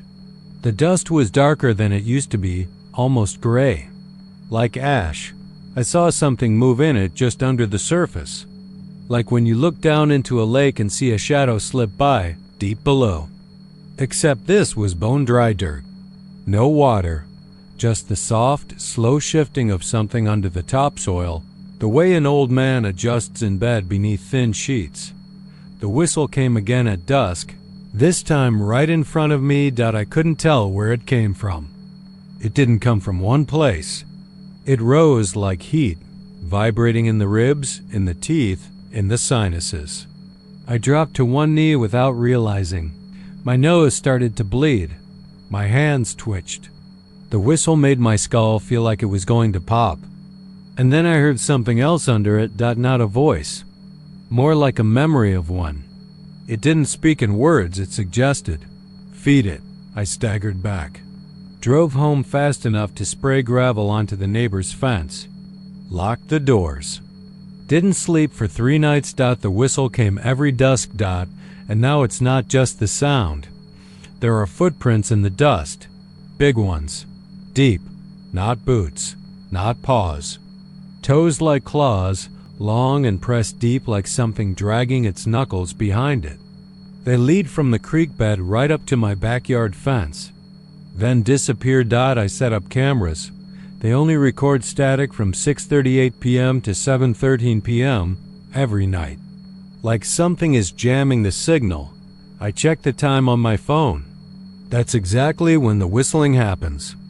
Every night, no variation. I've tried leaving town. Drove to Midland, stayed at a friend's house for 3 nights. Slept like a corpse. No whistle. No nightmares. But when I came back to settle more of my mom's estate, it picked up right where it left off. The sound, the blood in my nose, the shifting under the dirt. And now I see lights down by the creek bed, dim, flickering, like oil lamps, like a procession. I don't know who's down there. Sometimes I think I see faces, pale, eyes like pits full of soot. Sometimes I hear them, moaning, or laughing, or whispering that same phrase over and over again. Feed it. I haven't told anyone. I can't. What would I say? I'm the city boy who came back to bury his mom and lost his damn mind in the same dust that killed her. That's what they'll think, but it's getting worse. Last night I woke up with dirt in my mouth, packed between my teeth. My hands were raw, fingernails cracked and filled with grit. Like I'd been digging, the back door was open. My feet were caked in ash and dry creek dust. There were prints by the bed, one set. Not mine, they weren't fresh. They were wet, mud, dark, as if something brought the water with it, but it hadn't rained. It hasn't rained in years. I hear it now, even in the daylight, even in my dreams. The whistle, the promise, the warning, the call. I don't know what's buried under that creek bed, but I think I helped dig it up. They heard him first in the summer of 1912. The town of Dry Creek was still just a speck on the Texas Panhandle, then barely more than a stage stop with a saloon, a feed store, and a clapboard church that doubled as a schoolhouse during the week. Folks lived quiet, hard lives, mostly ranchers and cattle hands, the kind who didn't spook easy. So when old Elias Greer came into town one June morning, pale as a ghost and mumbling about a man dragging chains out near the canyon rim, most folks figured he'd had one too many nips from his flask. But the sound came again. First at dusk, barely audible over the chirring cicadas and far-off cattle lowing. A soft clink. Then another, like iron on iron. Then the scrape of boot leather on dry earth, slow and steady. Too deliberate for a wandering animal. Too unnatural for a human. A few of the ranch boys went out looking, rifles in hand, but they came back quiet, eyes darting. Said they didn't see anything, but one of them, young Jed Wallace, quit town the next morning. Packed up what little he owned and left without saying goodbye to anyone. His mama cried on her porch until sundown. Every summer since, the sound returned. Always in June, always in the dead heat of the night, always getting closer. By the 1930s, people had stopped laughing about it. They called it the chain walker or just him. Never by name, never to his face, not that anyone had ever seen it. Dry Creek emptied out slowly, one family at a time, until by the 1950s, only the stubborn or the damned stayed behind. Folks who didn't believe in ghosts, or maybe didn't care if they did. In 1961, a boy named Carson Billings vanished. He was 8. Had a slingshot, a pet mutt, and a wild heart. He went playing near the old dry gulch behind his grandpa's barn and never came back. They searched for 2 weeks. All they ever found was one boot. It had a rusted iron cuff beside it and drag marks leading off toward the cottonwoods. People stopped searching after that. By the 1980s, Dry Creek had become a ghost town in all but name. The saloon was boarded up. The old church was half collapsed. The only ones who remained were the Ellsworth twins, Caleb and Miriam, both in their 70s and too stubborn to leave. They'd grown up with the stories, heard the chains every summer like clockwork, but never saw anything. Until the night Caleb did. He was found sitting in the middle of Main Street, barefoot, eyes wide and unfocused. He never spoke again. Miriam tried to take care of him for a while, but he'd scream every June like clockwork, clawing at the floorboards of their house, muttering, "He's closer." Closer this time. Caleb died in 1992. Miriam followed 6 months later. Her body found cold on the porch facing east toward the open plain. After that, Dry Creek was left to rot. The county tore down what remained of the saloon, paved a highway that bypassed the town entirely, and planted mesquite to try and reclaim the land. But nothing grew, not in that soil. Not anymore. Then came the summer of 2006. A group of urban explorers, YouTubers looking for authentic ghost towns, rolled into Dry Creek with cameras and cheap beer. They laughed at the falling down buildings, called it creepy but boring, and made camp in the old Ellsworth house. The footage from that night went viral, though it's not on YouTube anymore. Got taken down. The company said it was too graphic. But people remember. The video starts with them joking around, doing dumb challenges, drinking. Around 2 a.m., they hear the sound, faint but distinct. Clink, drag, clink, drag. They laugh at first, think someone's playing a prank. But the sound keeps coming, louder, closer. One girl starts crying. One guy says, "Okay, not funny anymore." Then silence. The last 30 seconds of the video is just static. But before it cuts out, there's a single frame, only one, that shows something. A tall shape. Long coat. Hat. Chains trailing behind it in the dust.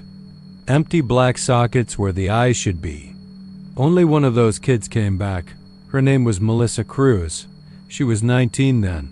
Found wandering I-27 barefoot, her mouth packed with dry dirt, whispering something over and over. "The cowboy's coming. Always coming." She hasn't spoken since. Lives in a state facility in Amarillo. Draws pictures with crayons. All of them show the same thing. A cowboy in silhouette, chains wrapping around his legs, dragging behind him like serpents. The sound still comes every summer. Last year, folks. In the next town over, Plainview reported hearing something strange in the night. Metal scraping over asphalt. Slow boot steps echoing down empty roads. A sheriff's deputy even filed a report, but it was dismissed. Local superstition. The official story said it was wind dragging old scrap through a junkyard, but locals know better. They say the cowboy's still walking, still dragging those chains, cursed to roam long after the skin fell off his bones. No one knows who he was for sure. Some say he was a cattle rustler hanged wrong, his soul never freed. Others say he was a lawman who went mad and chained his own family in a cellar. But the story that comes up most often is the oldest one, the one Elias Greer told before he went mute in 13, that the cowboy made a deal with something dark that lives in the dirt, under the rocks, beneath the Texas sky. He asked for land that never dried, cattle that never died, and boots that never stopped moving. He got what he wanted, but there was a price.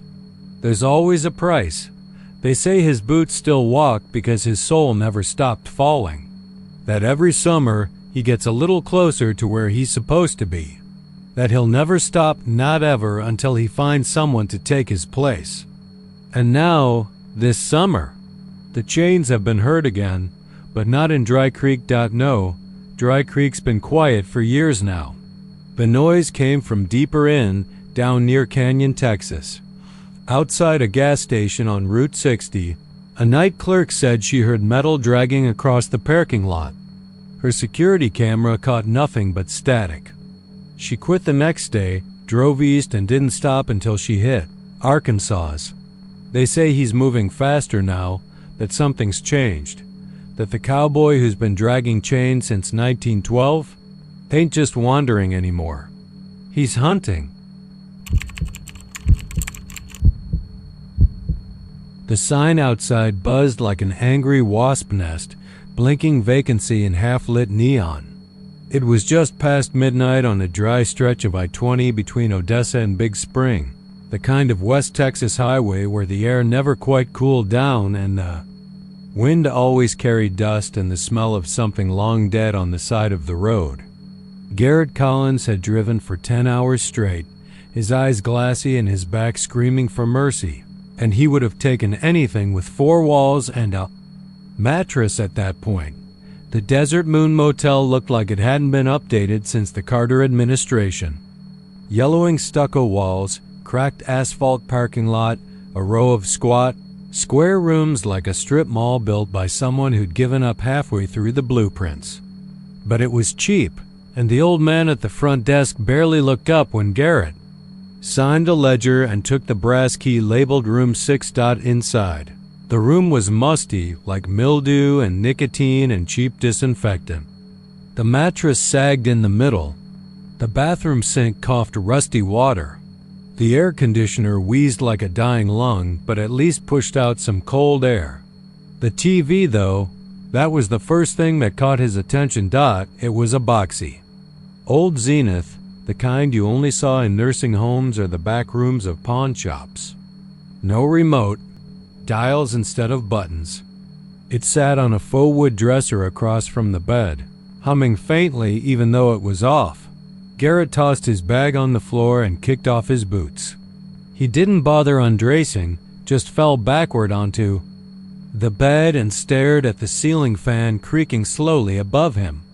The silence was heavy, except for the whir of the AC and the buzz of that damn neon sign bleeding through the curtains.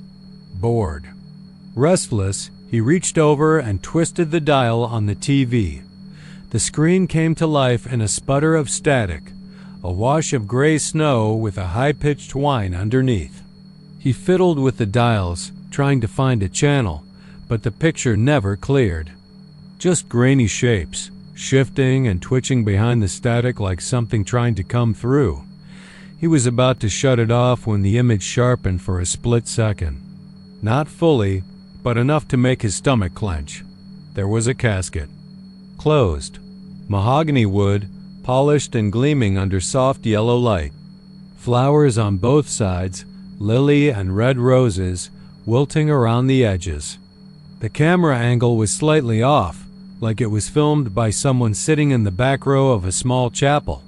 Shadows loomed behind the altar, flickering as if cast by candlelight. Garrett squinted at the screen. He turned the dial again. The image jerked, blurred, then cut to a different angle. Now it was closer. Still grainy, but more distinct. He saw a man standing by the casket. It was him. Same Levi jacket. Same messed up dark hair and stubble. Same hunched posture he saw in gas station mirrors. He froze. The man on screen didn't move. Just stared at the casket like it was some puzzle he couldn't solve. People filed past behind him, some familiar, some not. His ex-wife. His sister. A childhood friend he hadn't spoken to in over a decade. All in black, faces drawn and pale. No one spoke. He tried to turn the TV off, but the dial wouldn't budge. He yanked the power cord. The screen kept playing. He reached behind it and pulled out the plug from the wall entirely. The picture stayed. It was as if the thing wasn't running on electricity at all anymore, but something else entirely.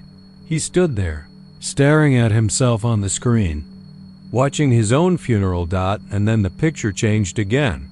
Now it showed a road. Familiar. A 2-lane. Stretched just past Stanton, near an old rusted railroad bridge. The sky above was violet and full of smeared clouds, the way it looked before.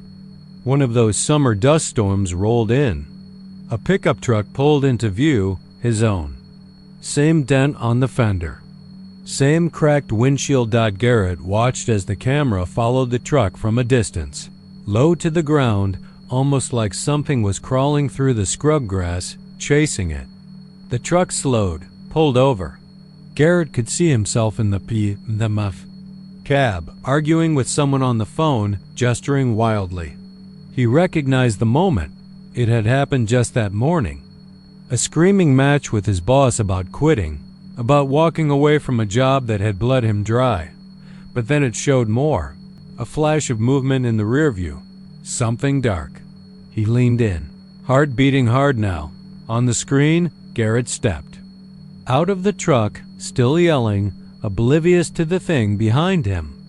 Something tall and thin, too thin, like bones wrapped in plastic skin. It moved on all fours like a spider, but faster, wrong. And it was close, inches from him.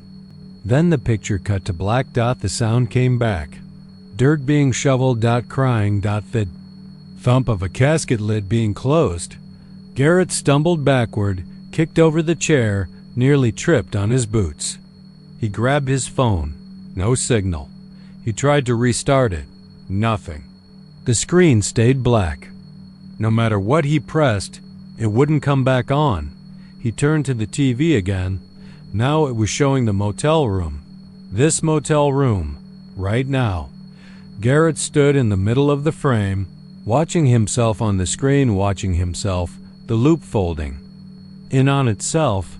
Then, slowly, a second figure appeared behind him on screen. Pale. Thin. Drenched in shadow even though the room was fully lit. Its face was smeared, like someone had dragged a wet finger through oil paint. Its arms were impossibly long. It raised a hand. On the screen, the version of Garrett turned around just as he turned in real life. Nothing there. He spun back to the screen. Now he was lying on the floor. Eyes wide, mouth open. Still, the figure. Crouched beside him.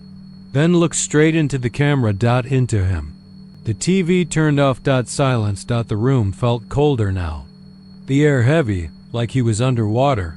Garrett didn't sleep. He sat on the edge of the bed until dawn, watching the unplugged TV, afraid to blink. By morning, the sun was already baking the desert floor, casting heat waves off the blacktop. He left without checking out. Didn't even grab his bag. Just got in the truck and drove, hands white-knuckled on the wheel. But as he passed that stretch of highway outside Stanton, the one from the screen, he saw the rusted railroad bridge. He felt the cold come back. And in the rearview mirror, something moved. The road through West Texas was the kind of stretch that unspooled into forever flat scrublands. Distant silhouettes of pump jacks moving like dying insects in the heat haze, and nothing but static on the radio. That June afternoon, the heat came off the asphalt like something alive. Riley Granger had been driving for hours with a busted AC, and the sweat had soaked through the back of his t-shirt.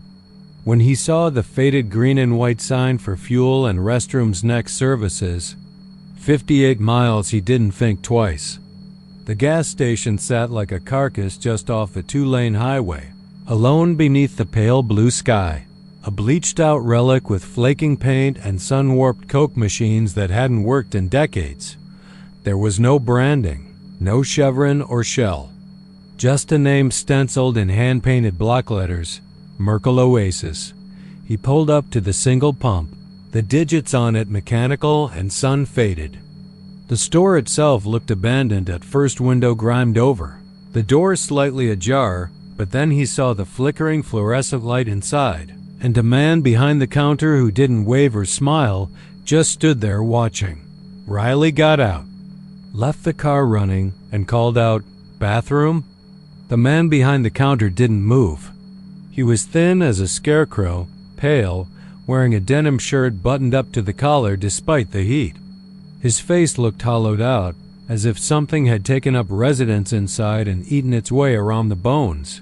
He raised one bony hand and pointed down the side of the building. That was it. Riley made his way around, passing a crusted ice machine and an old sun-bleached red box machine that looked like it had been hit by lightning. The door to the bathroom was metal, scratched and dented. A hand-painted sign read, "Out of order," but the knob turned. The hinges squealed like something dying. The second he stepped in, the door shut behind him with a sharp clang. A heavy sound, like a bolt sliding into place. Riley turned around, gripped the knob, and felt the ice-cold truth. It didn't budge. No lock on the inside. It had locked from the outside. He pounded once, twice. "Hey!" he shouted. Doors stuck. Silence. The light overhead buzzed like a dying wasp. It wasn't a gentle hum, but a high-pitched, flickering screech that set his teeth on edge. The air was too cold, far too cold for a bathroom in a sun-baked Texas wasteland. The kind of cold that belonged in walk-in freezers or graves. And the mirror above the cracked sink was fogged, though there was no steam, no water running. He wiped at the glass. The fog crept back immediately, faster than it should have. Beneath it, something darker shimmered. Not his reflection, but a vague movement like shadows swimming beneath ice. Then came the voice. It hissed from the ceiling vent, dry and brittle, as if someone were whispering through a mouth full of dust. "We've been waiting." Riley froze. What the hell? The voice didn't speak again, not right away. The buzzing light flickered faster now, stuttering. The mirror pulsed with it. And something inside Riley shifted, something deep in the base of his skull. The primitive part that knew when it was being hunted. The air turned thick, oily. It felt like breathing through, wool soaked in kerosene. He turned toward the door and began slamming his fists against it, calling out louder, voice rising in panic. But no one came. The store was silent. Then, in the mirror, he saw himself, or what he thought was himself, step backward. But he hadn't moved. The reflection stared at him with dead, sunken eyes. The skin on its face was gray and pocked with something that looked like burns or holes. Tiny, symmetrical holes clustered across the cheeks like insect bites. It raised one hand and pressed it flat to the glass. Riley couldn't move. His feet were rooted. His breath caught and then the reflection smiled. The lights exploded. A sound like a gunshot in a coffin. Darkness slammed into the room, sudden and complete. But the voice kept talking, quieter now, circling him. "It's always been you. You brought us here." Something soft brushed his cheek. He flinched, grabbed for the doorknob again, twisted and pulled and sobbed. There was no sound outside. Nothing. He was alone in this freezing blackness. And then, movement. It started under the door. A slow, syrupy black ooze that slid in like ink. It stank coppery, rotten, old. The kind of smell that didn't belong in the world. He backed into the far corner and watched it snake along the floor, curving. Up the sink pedestal, wrapping around the drain. The mirror flashed again. A handprint appeared in the fog, not human. Long fingers, more like talons. And below it, written in the mist in jagged, shaky letters, "One got out. He won't talk." The voice came back. But now there were more of them. Dozens, hundreds, all whispering. At once, overlapping. "You'll understand soon. They always do. When the door opens, when the light comes, you'll be part of us." The knob behind him clicked. Riley turned slowly. The door opened by itself, and standing there, silhouetted by the burning daylight outside, was the man from the counter. He didn't speak. He just stood, looking in with those hollow eyes. Then, behind him, another figure stepped forward. A woman, skin like dried river mud. Her jaw unhinged in a soundless scream. Then another, and another, until the parking lot outside the gas station was full of them. All gray, all waiting, all smiling. The voice from the vent whispered, "Step through." Riley screamed. But his scream was drowned out by the laughter. The door slammed shut again. 2 weeks later, a local trucker found Riley's car abandoned at the pump, engine dead. Wallet and phone on the front seat. No sign of a struggle. No footprints in the dirt. The gas station wasn't there anymore. Just a bare slab of concrete where the building used to be. The only clue was carved deep into the metal door of the rusting bathroom stall behind a rest stop, 50 miles away. 3 words scorched into steel like it had been done with fire. We've been waiting. And no one talks to the man who got out. Not anymore. He sits by the fire every night, a wool blanket draped across his knees, cowboy hat low over his brow, hands gnarled like tree roots gripping a tin cup of black coffee that never steams. Folks just call him the old man. No one knows his name. No one ever sees him come or go, and yet, if you're camping near the back of River Fork Campground, way out by the dead-end trail near the pines and the dry creek bed, he'll be there. Always. He doesn't speak first. He waits. You'll find yourself drawn to him not out of curiosity, but something deeper. A tug from inside your gut, like a magnet pulling a needle across a map. You might think it's the firelight or the way the coyotes seem to steer clear of that exact patch of woods, but it's none of that. It's something older. When I met him, I was 3 days into a solo trip. I'd hiked out to get away from everything: work stress, my ex, the city noise, but the quiet started to crawl under my skin. The trees whispered too much. The wind sounded like someone calling my name. I'd wake up in the tent with sweat on my neck, half certain something had been standing outside the canvas, listening. The first night I wandered into his camp, I hadn't meant to. One moment I was walking toward the creek with a flashlight, the next I was standing by his fire. The air was wrong. Too still. Even the bugs were silent. The old man looked up and nodded at the empty chair across from him, the one that was just there, like it had always been waiting for someone. "You look tired," he said. His voice was calm, like falling asleep next to a radio playing lullabies on low volume. "Rough dreams last night?" I didn't answer. I just sat. Something in me didn't want to speak. I felt like a kid again, caught sneaking out past bedtime. "You used to dream about drowning," he said, staring into the flames. "Not in water, though. Drowning in dirt. Cold, clotted mud. You'd wake up with a mouthful of it, crying to your mother, but you never told her what it really was, did you?" My heart thudded in my chest.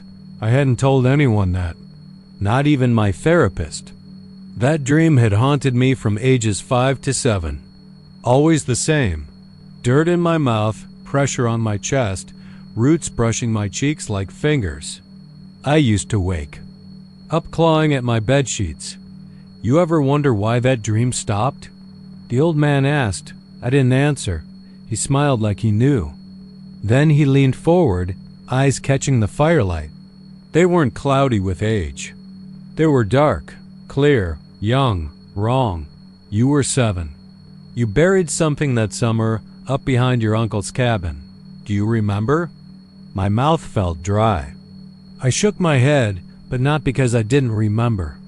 It was because I did. And I hadn't thought about it in 20 years. I had a cousin named Caleb. He was 9. We were close, but strange close, the way some kids are when they spend too many summers alone in the woods. One day, Caleb disappeared.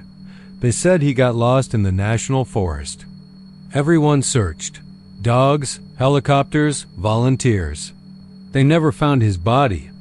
Just his bike, leaning against a pine tree miles from the cabin. But I remembered something else. A game we used to play.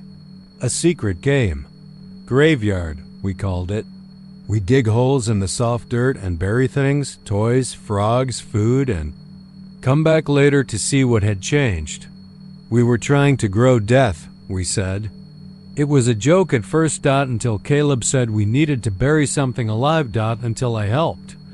I don't remember what we buried. Not exactly. The memory is gray, like fog behind a window. But there was a box. A wooden crate from the garage. Something wriggled inside it. It made a sound. Not a scream. Not an animal. Something between. And I helped cover it with dirt. Caleb laughed out. 2 days later, he vanished. You do remember, the old man whispered. I stood up.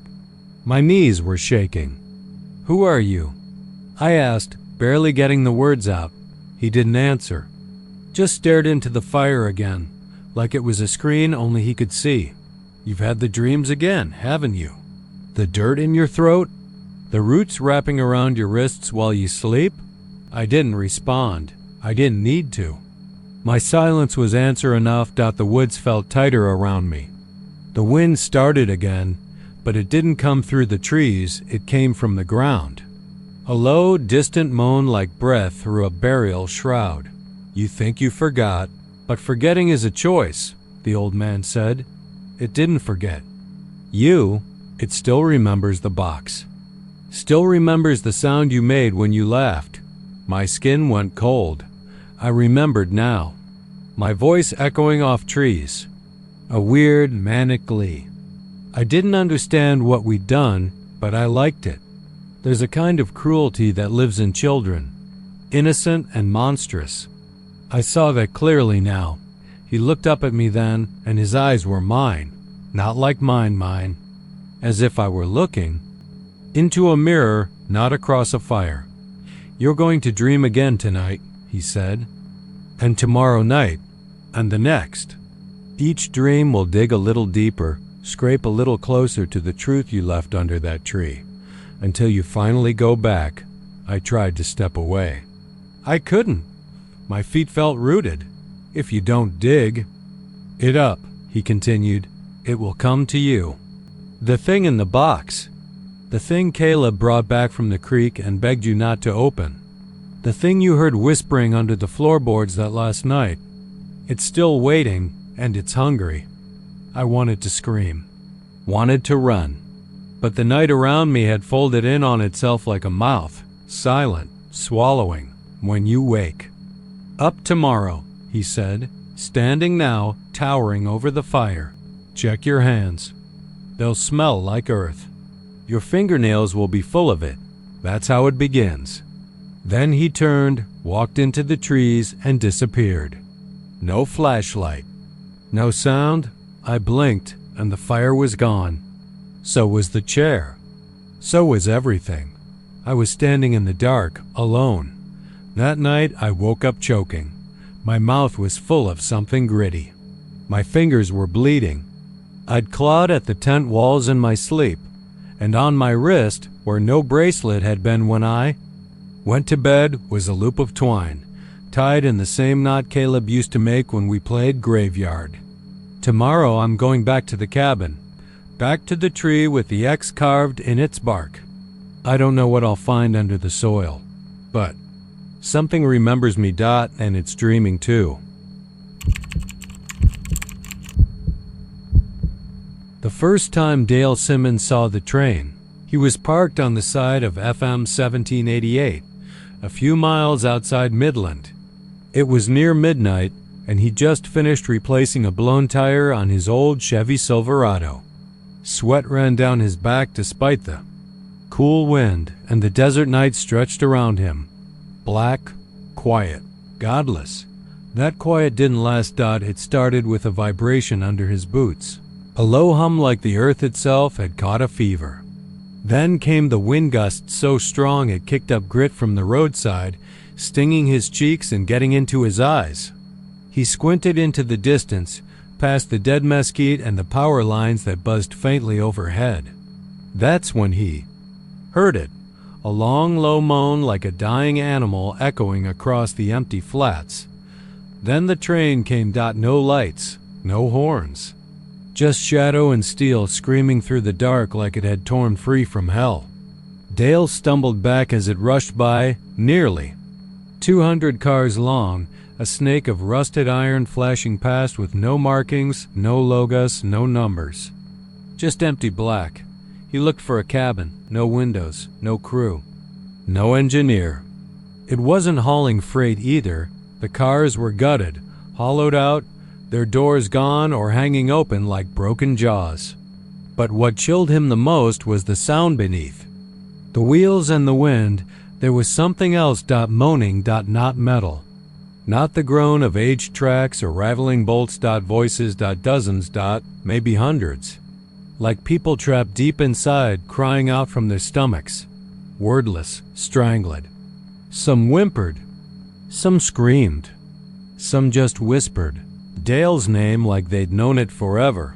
He didn't sleep for 3 nights after that. The folks in Crane called it the Devil's Freight. Old-timers would spit and cross themselves when it came up. Ain't no train. Yard claims it, said one guy at the local bar. It don't come from nowhere. Don't go nowhere. Just rolls through, always after midnight, always without warning. Another man, face wrinkled like a dried prune, leaned over and whispered, "My brother jumped it in '78. Said he saw gold bars on one of the flatbeds. Never saw him again." A week later, his wife got a package. Just his boots. Full of dirt and blood. Nothing else. Dale tried reporting it. Sheriff didn't believe him. The train didn't show up on any surveillance. No rail company had a record of it. No scheduled routes matched.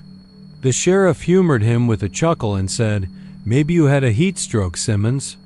But Dale knew what he saw, and worse, he started dreaming about it. Every night for a week. He found himself standing on the same track, always near the same bend in the desert. No moon, no stars. Just a flat, open horizon and that sound building in the distance.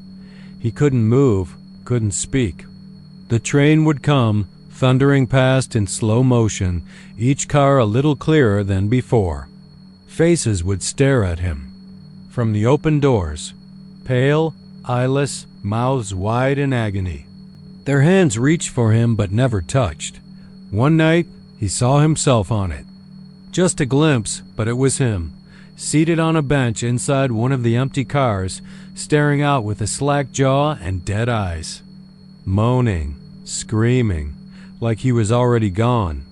He started keeping watch. Every night at 11:45, Dale drove to the edge of town where the old Union Pacific line cut across the oil fields. He waited, sometimes hours, sometimes nothing. But sometimes he'd hear the moaning before he saw it, like a tide of ghosts rolling through the night, and each time it seemed to get closer. Once he swore it slowed down. Just for him. As if it wanted him to climb aboard. Dale started asking questions no one wanted to answer. He tracked down an old switchman in Odessa, a man named Vargas who'd been fired for trespassing on federal rail lines. Vargas had seen it too. He said it was first spotted in 1912, somewhere near Toya, long before any electric engines ever hit the lines. Back then, it was just 6 cars long. Now it was near 200. It grew. Every year, every decade. Where does it go? Dale asked. Vargas laughed, a dry, wheezing sound like his lungs were filled with sand. Hell, maybe. Some folks think it's where all the lost souls go, folks who vanished without a trace. Folks who died angry or weren't buried right. Native bones, railroad workers, drifters, murderers. They don't move on. They just get picked up. Picked up by what? Vargas leaned in close. By it. Ain't no engineer on that thing, boy. Ain't no fuel neither. It runs on something else. Screams, maybe. Regret. Guilt. Maybe the train don't need a driver 'cause it is alive. The last time Dale saw the train was 3 weeks later. He'd driven out to an abandoned junction west of Monahan's where the tracks ran straight into a dry ravine. That night, there was no warning, no wind, no hum. It just appeared out of the black, silent at first, creeping along at a crawl. The moon caught the side of one of the cars, rusted red and slick. Wet. The groaning this time wasn't faint. It was loud, deafening. And this time, the doors weren't open. They were wide open. Empty cars, hollow and dark, each one like a mouth, waiting to swallow him whole. And then he saw her. His sister Angela dead 10 years from a car crash off, went to 20. But there she was, sitting in one of the cars, her head tilted, face half gone, like it had been chewed off. She looked at him, smiled, raised one skeletal hand. The train stopped completely for the first time in over 100 years. It stopped. The door in front of him creaked wider, like it was breathing, exhaling air that smelled like rot and rust and burned skin. He heard her voice, soft and warm. "Come with me, Dale. I'm not alone anymore. But I'm waiting." He took a step forward, then another. He swore he felt the ground pulling at him, like gravity were different here. Like the air was thicker around the train. Like time had slowed. But something else moved behind. Angela. Dozens of things wet, crawling, grinning.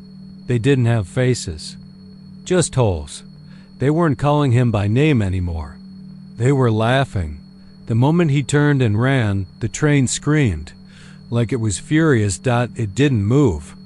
It just howled a sound that shattered windshields in his truck and bled his eardrums. A noise so deep it rattled his teeth loose. He barely made it out alive. Dale doesn't sleep anymore. He moved, left the county, started drinking heavy. Won't go near a track, won't even look at a freight car. The sound of a passing train gives him seizures now. Sometimes, when he closes his eyes, he still hears it groaning. Getting closer. Still dragging something behind it. Something heavy. Something hungry. And deep down, he knows, the next time it stops, he won't be able to run. It starts the way all road trips do, with a full tank, a bag of beef jerky in the passenger seat, and a destination glowing soft and blue on the GPS screen. Weston Pierce had been driving since Clovis, headed east toward Oklahoma City. Just him. And the open highway, humming beneath his aging Chevy Silverado like an old lullaby.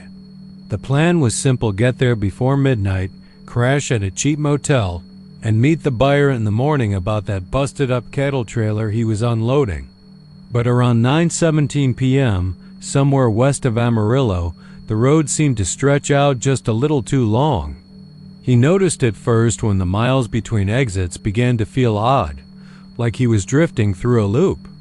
The last sign he remembered said, Amarillo to 47 miles, but that was 20 minutes ago.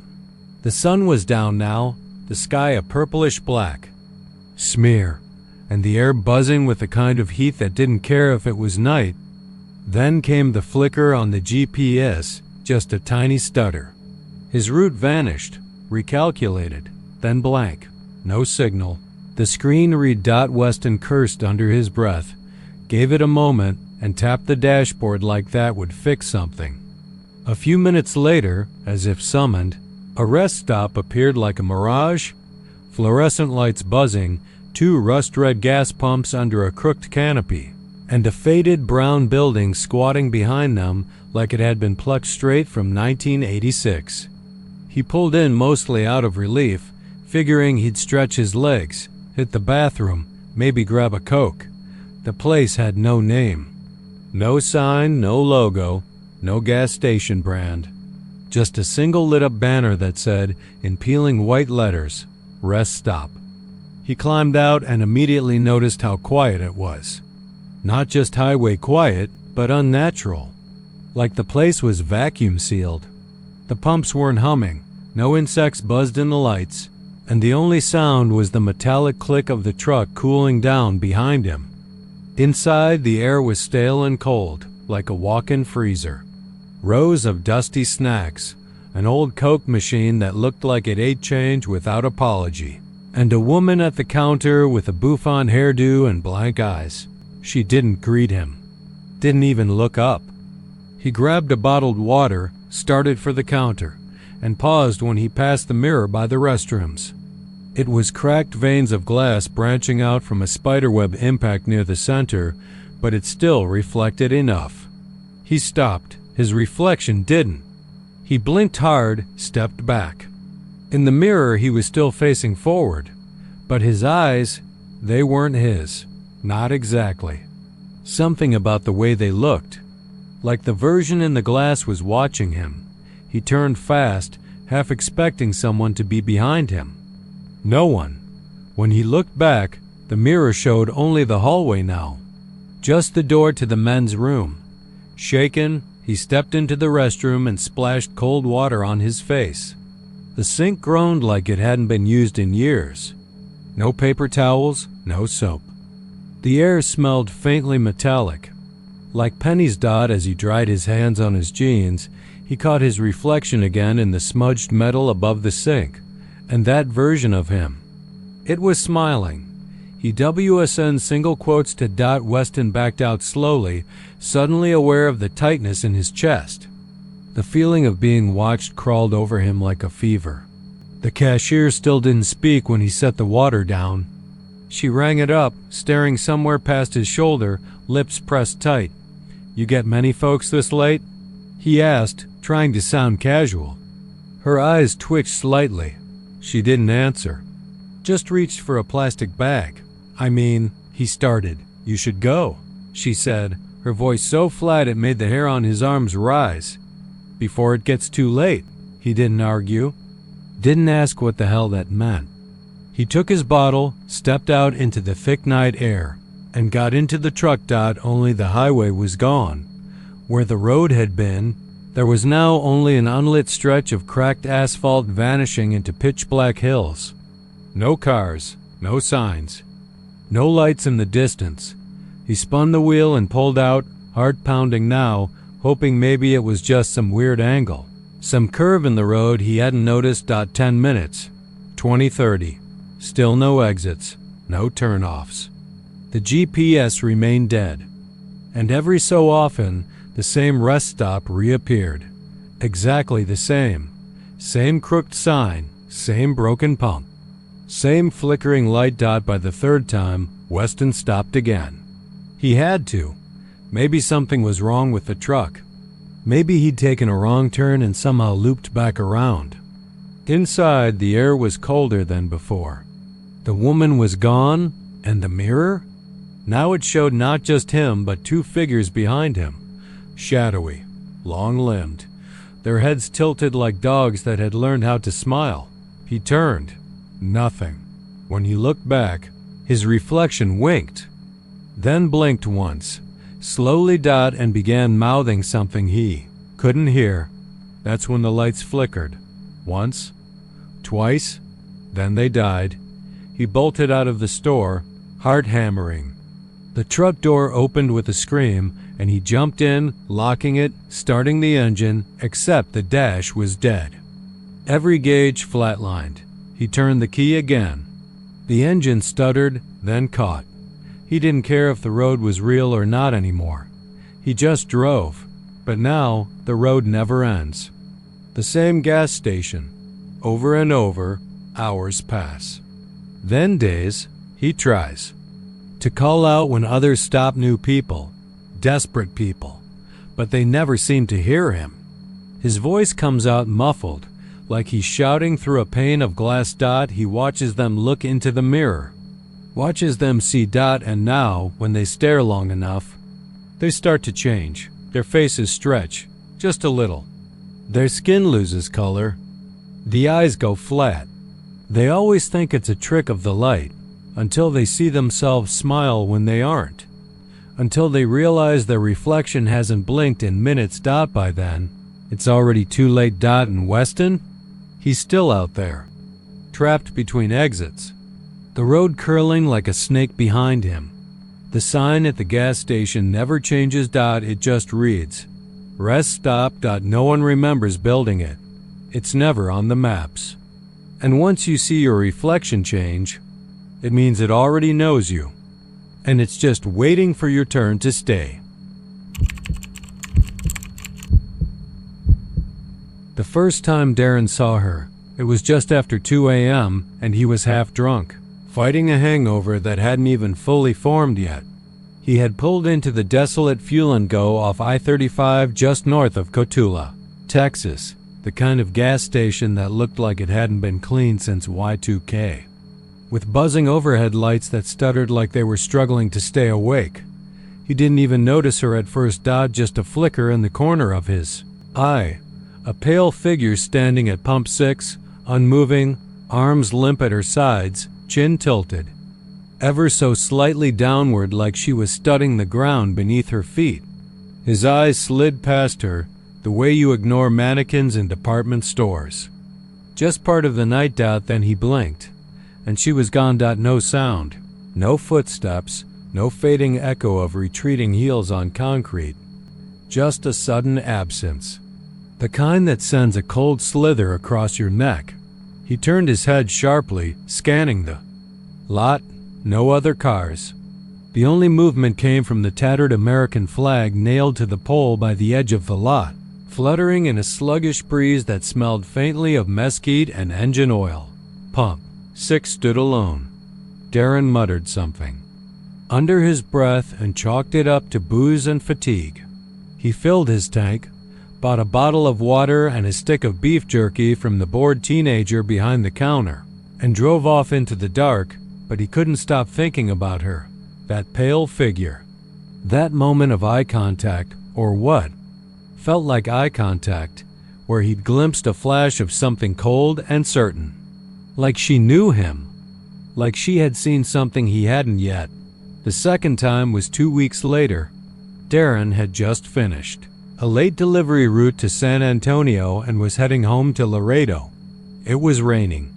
Not hard but steady, with that kind of soft rhythmic splatter on the windshield that makes you feel more alone than you already are. He was low on gas and knew there was only one open station for miles. Fuel-n-go. Pump 6 was already occupied. She stood there again, wearing the same dull gray blouse and black slacks that clung to her like they'd been soaked and dried too many times. No car beside her, no purse.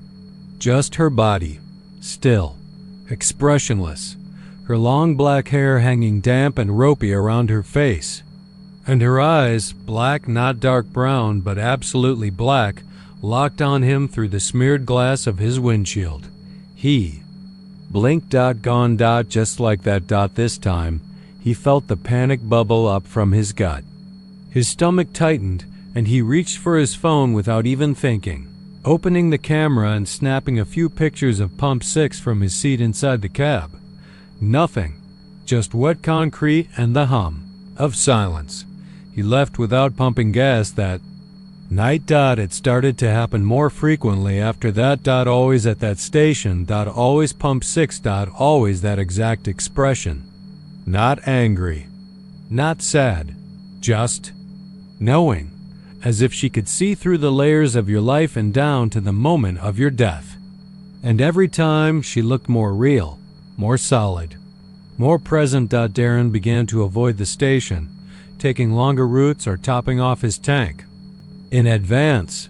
But some nights, no matter how much he planned, he'd find himself low on fuel right at that same cursed stretch of I-35, and the fuel and go would beckon like a trapdoor opening beneath his feet. Locals didn't like talking about it. When he asked the cashier one night, a guy named Hector with tired eyes and nicotine-stained fingers, the man had just gone pale and mumbled something in Spanish before turning away. He did hear one story though. An older mechanic at a truck stop bar told him there was a woman, long time ago, back in '92, she worked at that station, night shift, got into it with her boyfriend. People said he was a real piece of work. Mean, controlling, always lurking around. One night she just vanished, not a trace. Her car was still there. Her purse, hell, even her shoes, but she was gone. Some say she ran off, some say he killed her, but nobody ever found the body. Cops didn't try all that hard either. Darren asked what her name was. The man only shrugged. Don't matter now. She ain't got a name no more. Just that stare. The sightings changed after that. She didn't just appear by the pump. She started showing up in his mirrors, in windows, always between blinks, always in that exact stance, sometimes soaking wet, like she'd crawled up from a riverbed. Other times bone dry but covered in dust, like she'd been buried under the desert. And once, just once, he saw her sitting in the back seat of his truck as he pulled onto the highway, her face inches from the glass, breath fogging the window. Crashed that night. Walked away with 3 broken ribs and a torn shoulder, but alive. The paramedic said he was lucky. He didn't feel lucky. He felt hunted. It was more than just a ghost. She wasn't stuck at the station anymore. She was following him, carried on some invisible thread of recognition and death. A curse with his name carved into it. Darren started drinking more, stopped sleeping.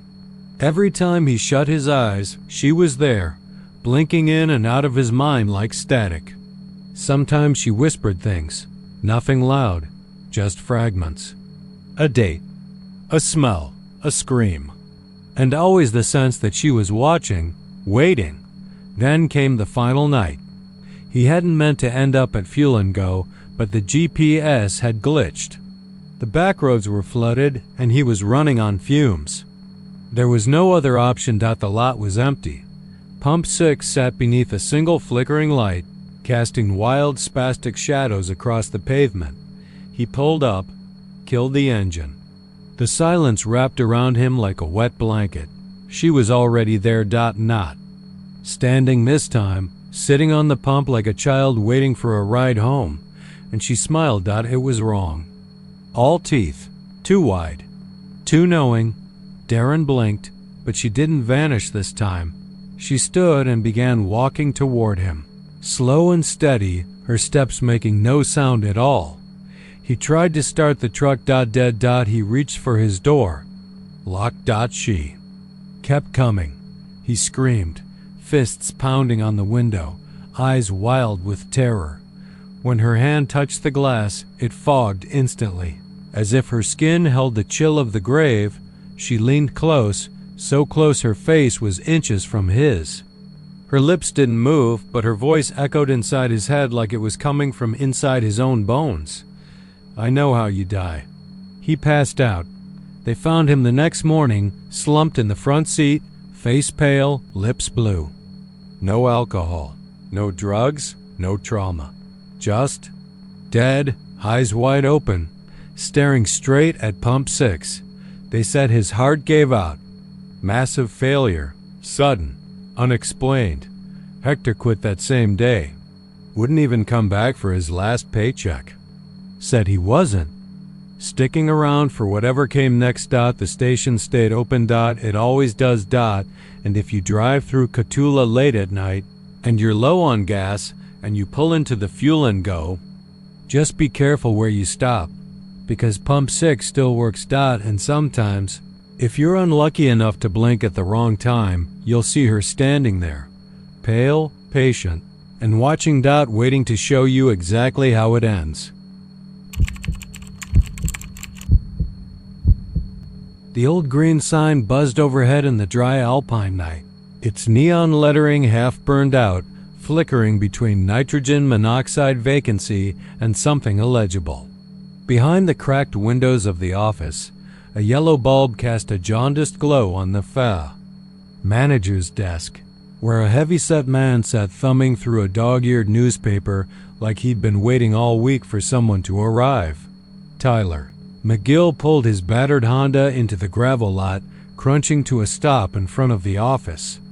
The engine coughed as he turned the key, and silence fell like a blanket. The desert night pressed in around him, hot and still. He stepped out, stretching the long drive out of his limbs, and wiped the road dust off his windshield with the edge of his flannel. There were only 4 visible rooms. Their doors, warped by the West Texas sun, stood side by side like crooked teeth. The whole motel looked forgotten, like it had been built for a world that stopped coming around. He hesitated, eyeing the flickering sign again. He had passed. A sign for a Best Western 20 miles back, but he was tired. Too tired. Something about this place, it looked cheap, yeah, but familiar in a way that tugged at the back of his memory. He stepped inside the office. The manager didn't look up, just pointed with a fat, ringed finger toward the registry. "Only got one room available," he said, voice dry as the desert. "Room 13. Tyler blinked. Didn't think places actually had a room 13. Man finally looked at him, slow and flat-eyed. "Most don't. We do." Tyler felt a flicker of unease crawl along his scalp but forced a chuckle. "Lucky me." The man didn't smile. He slid over a tarnished key with a large brass fob. The teed slid over a tarnished key with a large dijo tuna for its fob. The teed fast fob the finju di naso. Number 13 scratched deep into its surface like someone had carved it with a nail. Tyler took it, thumb grazing the jagged grooves. Something about the weight of it felt wrong. Heavy, like it had history. He walked down the row of rooms, each door sagging in its frame. Room 13 was at the end, partially obscured by a warped wooden lattice that cast long, finger-like shadows under the porch light. The bulb overhead buzzed and blinked erratically, and when he unlocked the door, it swung open with a reluctant creak. The air inside was stale, hot, but that wasn't the first thing he noticed. The room was a near-exact replica of his old bedroom. Not his last apartment. Not some random hotel approximation of home. His actual childhood bedroom from Temple, Texas. The old wood paneling, the faded blue walls, even the worn Spider-Man sheets on the twin bed like a piece of his past had been pried loose and tucked into this godforsaken place. Tyler froze in the doorway. His breath caught. He hadn't been in that room since he was 13. His mom had died that year, and his dad had sold the house less than a month after the funeral. Like he couldn't wait to tear down the past and pave over it. Tyler stepped inside slowly, eyes scanning every corner. The dresser stood in the exact spot he remembered, scratched, at the base where he'd kicked it in a tantrum. A bookshelf stood half empty against the wall, even holding a couple of his old Goosebumps books, but the smell hit him. Hardest, lilac and vanilla, his mother's perfume. He turned slowly toward the small closet door on the left side of the room. It was shut, same as it had been that night. The night his mother died. His heart thudded once hard deep in his chest. He shook his head and turned away, chalking it up to coincidence. Maybe he was more tired than he thought. Maybe memory played tricks and his mind was pasting old images over new ones. But as he sat on the bed, the mattress groaned exactly the way it used to. He ran a hand along the threadbare blanket and found a small, burned hole from where he'd once dropped a firecracker on a dare. No one knew about that. No one had ever known. The hairs on his arms stood up. Outside, the neon sign buzzed again. Nitrogen monoxide vacancy. Then darkness. Then buzzed back to life. He got up and went into the bathroom. Even the chip tile was the same. The same damn green soap dish, the crack in the mirror running like a spiderweb across the glass. He leaned forward and splashed cold water on his face, but when he looked up, the mirror didn't reflect the bathroom behind him. It reflected a room doused in shadows. The walls were rotted and peeling, crawling with mildew. The bed was not a bed, but a black mass that shifted and pulsed, something breathing just beneath the surface. And behind him, in the place where the closet would be, was a tall, dark shape, UNMOVING. Tyler spun around. The bathroom was normal again, at least. As normal as it had been. He backed out slowly, never taking his eyes off the closet. Something was different now. The door was open 2 inches. He hadn't touched it. Tyler moved to the bed and sat again, keeping his eyes on the gap in the closet. The smell of perfume was thicker now, sweet and cloying, like too much sugar in the air. He reached for his phone. No signal. Of course. He opened his bag and pulled out the can of soda he'd bought hours ago at a gas station, cracked it open, and took a shaky sip. The moment he looked away just for a second, he heard the soft sound of wood creaking. He snapped his gaze back. The closet door had opened wider. 4 inches now. The darkness inside looked dense, heavy, like the shadows were made of something thicker than air. He stood slowly. His limbs felt like they were moving through molasses. His ears filled with that low-pressure sound, the kind you get just before a tornado, when the air itself seems to bend. He stepped toward the closet. 1 step. 2. Something inside moved. Faint shifting noise, like cloth dragging against old wood. He reached forward, hand trembling, and touched the edge of the door. That's when it whispered, not in his ears. In his mind, Tyler. The voice wasn't his mother's, but it wore her tone. That soft, soothing lilt she'd used when he was sick. When she'd sit on the edge of his bed and run her fingers through his hair and tell him everything would be okay. But this wasn't that. This wasn't her. He snatched his hand back and stumbled away, breath coming fast and shallow. He grabbed his bag, his keys, bolted for the door, but it wouldn't open. The knob twisted and turned but wouldn't release. He yanked harder. Nothing. Behind him, the closet creaked open the rest of the way. He didn't want to turn. He didn't want to see what was standing there, but he did. And what he saw didn't fit in his head. It looked like his mother, but only in the way a scarecrow looks like a man. Its limbs were too long, its smile too wide. Skin like paper soaked in oil. Her eyes, the eyes were hollow and black, filled with something that shimmered like water under moonlight. She stepped out of the closet. The room tilted. His knees buckled. She didn't walk so much as float forward, mouth still stretched in that too wide grin. Her arms opened. "Come here, baby," it crooned, like syrup poured over rotting meat. Tyler screamed and backed into the wall, pounding on the door with both fists. The lights overhead flickered once, then popped. Darkness swallowed everything. And then silence. The manager sat behind the desk the next morning, sipping lukewarm coffee. A dusty pickup truck pulled in, tires crunching. Gravel. A woman stepped out, sunburned and road-weary. She looked around and entered the office. "You got a room?" she asked. The manager smiled without warmth. "Only got one available," he said. "Room 13. He slid the key across the counter, still warm.